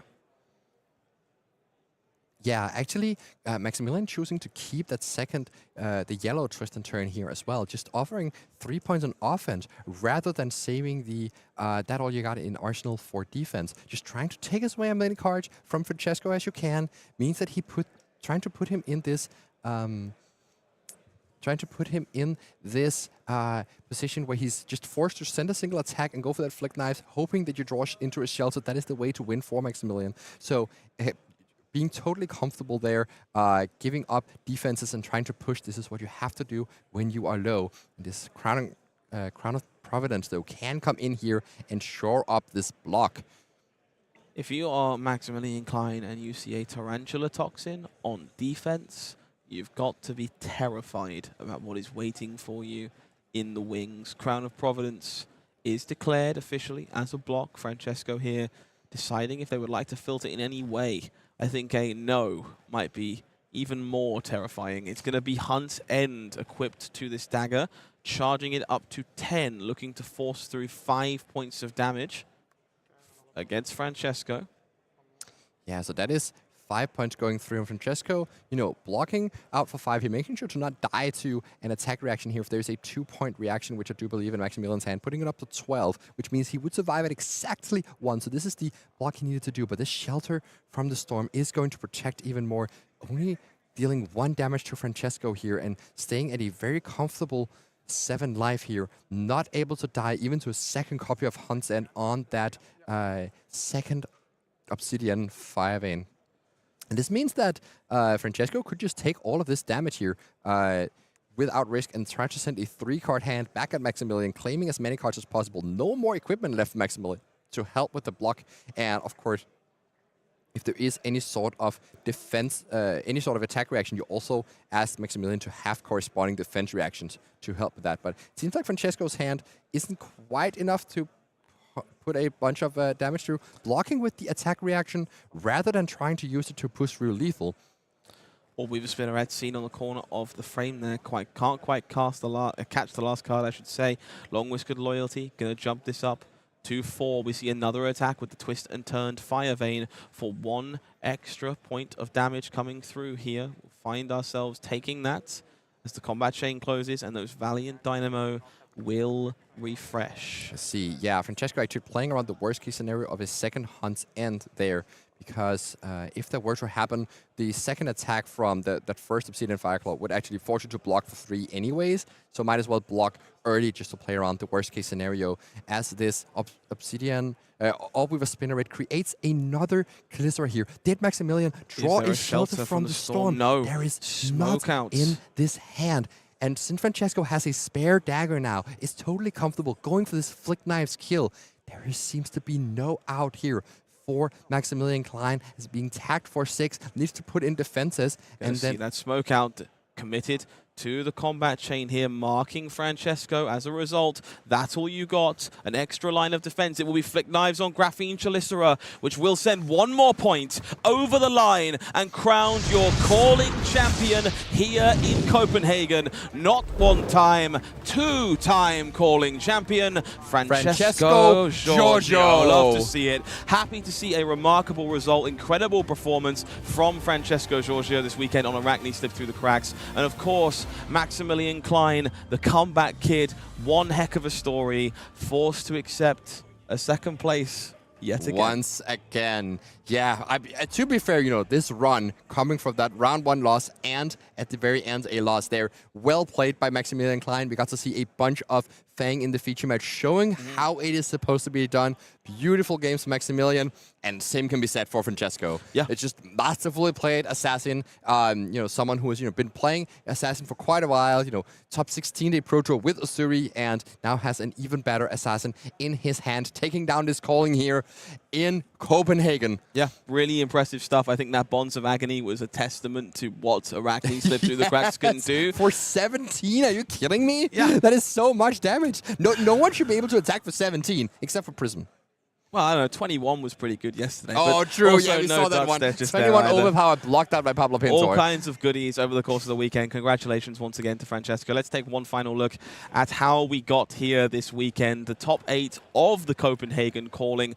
We started off at the very top with a 2-hour slugfest between Tommaso, Viscido and Jason Rolfe on Jarl, Vitradi. Francesco having to beat through his fellow countryman Stefano Birian on Cindra. Martin Holick gave us a treat in the feature match area against Maximilian Klein, and of course Bartosz Ziemba and Juan Chacon had that brutal mirror match rematch that Bartosz managed to come out on top. Yeah, that surviving on 1 life was Maximilian Klein in that quarterfinals. Of course, the whole tournament could have looked very different if Martin Holick was able to find a shock in the top 5 cards of their deck, but that was not to be. And now we move on to Maximilian Klein. Moving on to the semifinals here, where Maximilian Klein defeated a Bartosz who couldn't quite get the engine started for this powerful gravy deck, and so left Maximilian going into the finals here. Francesco Giorgio beating up Thomas Viscido for the 2nd time in this tournament in a Slippy mirror. These games are super intricate and interesting, and good to see Francesco Giorgio coming out on top of the previous European calling winner, Tommaso Viscido. Certainly not a name that you should forget about, because this is a player who's here to stay. Oh, absolutely. Tommaso putting on a clinic over the last few events, and Francesco, no doubt, very happy to shatter their dreams of a back-to-back calling win. That is because, of course, they met in the final. Maximilian Klein's comeback story on Fang, Drakaev Blades, falling just 1 hurdle short in the face of the British Assassin Specialist. Simon, what an event. Honestly, I'm awestruck. Yeah. I'm glad you agree. This was incredible. Now I hear the winner announcement being announced right now, and the entire hall is cheering for Francesco Giorgio from Great Britain, your home country, coming over the season, taking over our calling here in Denmark. Too bad that I was stuck in booth and Sebastian Guander was stuck at a wedding. Otherwise, we would have given you the run for your money. I don't know. I was pretty glad you were stuck here in the booth, honestly. That was Simon, actually really nice. It's been a remarkable so weekend. Fun. And I hope you've enjoyed it as much as I have. Yeah. Thank you very much for joining us for that. We're going to have a winner's interview with Francesco in just a moment to walk them through the intricacies of their event. So if you're interested in checking that out, stay with us. We'll be right back.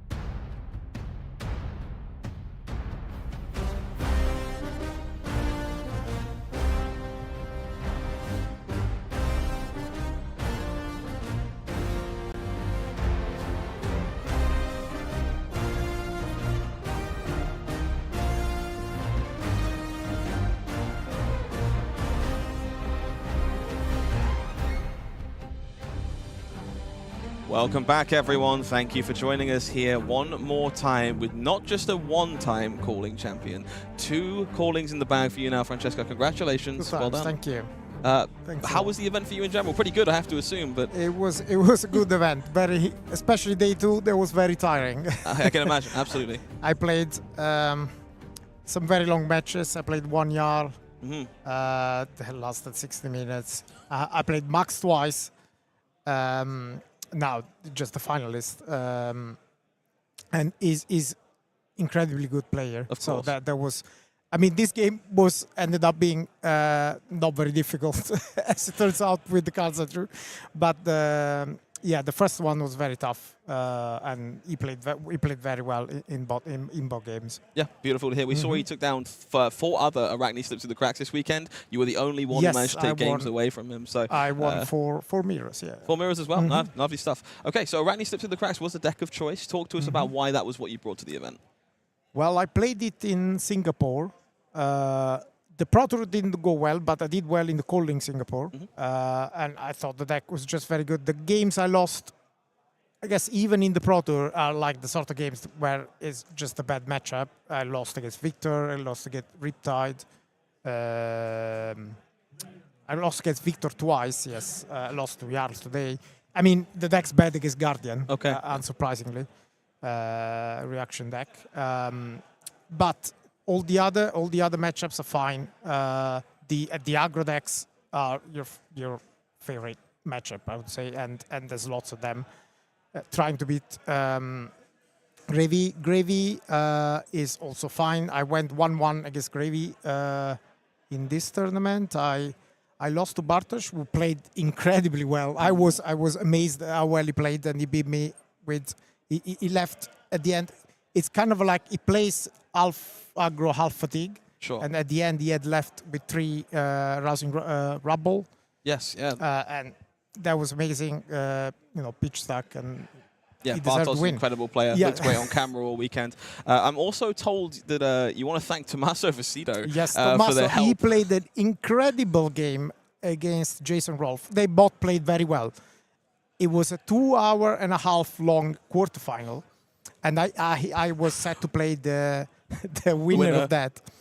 And Jason is playing Jarl, Fatigue Jarl, and it's not my kind of game. I was watching Tommaso, he played so well, just wonderful. I wouldn't have won that game. Interesting. And he won it, and then I beat him as Slippy in the mirror. That was the second time I beat him. But I wouldn't have been able to win without that. So, and he again, props to him. He played an amazing game in a terrible matchup. So I was really impressed. All you ever hope to see. Is there anyone else you wanted to thank for this weekend? Any teammates you wanted to shout out? Maybe Well, local game stores? just in general, all the friends that were with me, Emmeline that came with me, and the Southampton guys. Thanks also to my girlfriend Sylvia, who supports me from home. Love to hear that as well. Well, once again, congratulations, Francesco. Happy to have you here. Another calling champion stuck on the side. Stonewall Gauntlet as well. Another one to collect. I don't believe that was your first gold foil, was the it? first one was Balance of Justice. Rackini's up now, collecting them as well. Yeah, so happy to see some prize cards going back home over to Schwarze, closer to us. But yeah, congratulations. Happy to see it. If you've enjoyed the broadcast, Stokes, thank you very much for hanging out. If you haven't liked the stream, please consider doing so. It's been a pleasure to have you here. We'll be back very, very soon for another broadcast in Montreal for the world premiere of Super Slam. Any chance you're joining us there, Francesco? Probably not, but Philadelphia, I guess, will be the next. All right, World Championship sounds like a good place to be. But I will see you in Montreal. That's been Simon Nielsen, Francesco Giorgio. I've been HowlingMines. You've been amazing. Take care of yourselves, folks. Enjoy the rest of your day, and we'll see you again very soon. Thanks so much, Francesco. Appreciate it.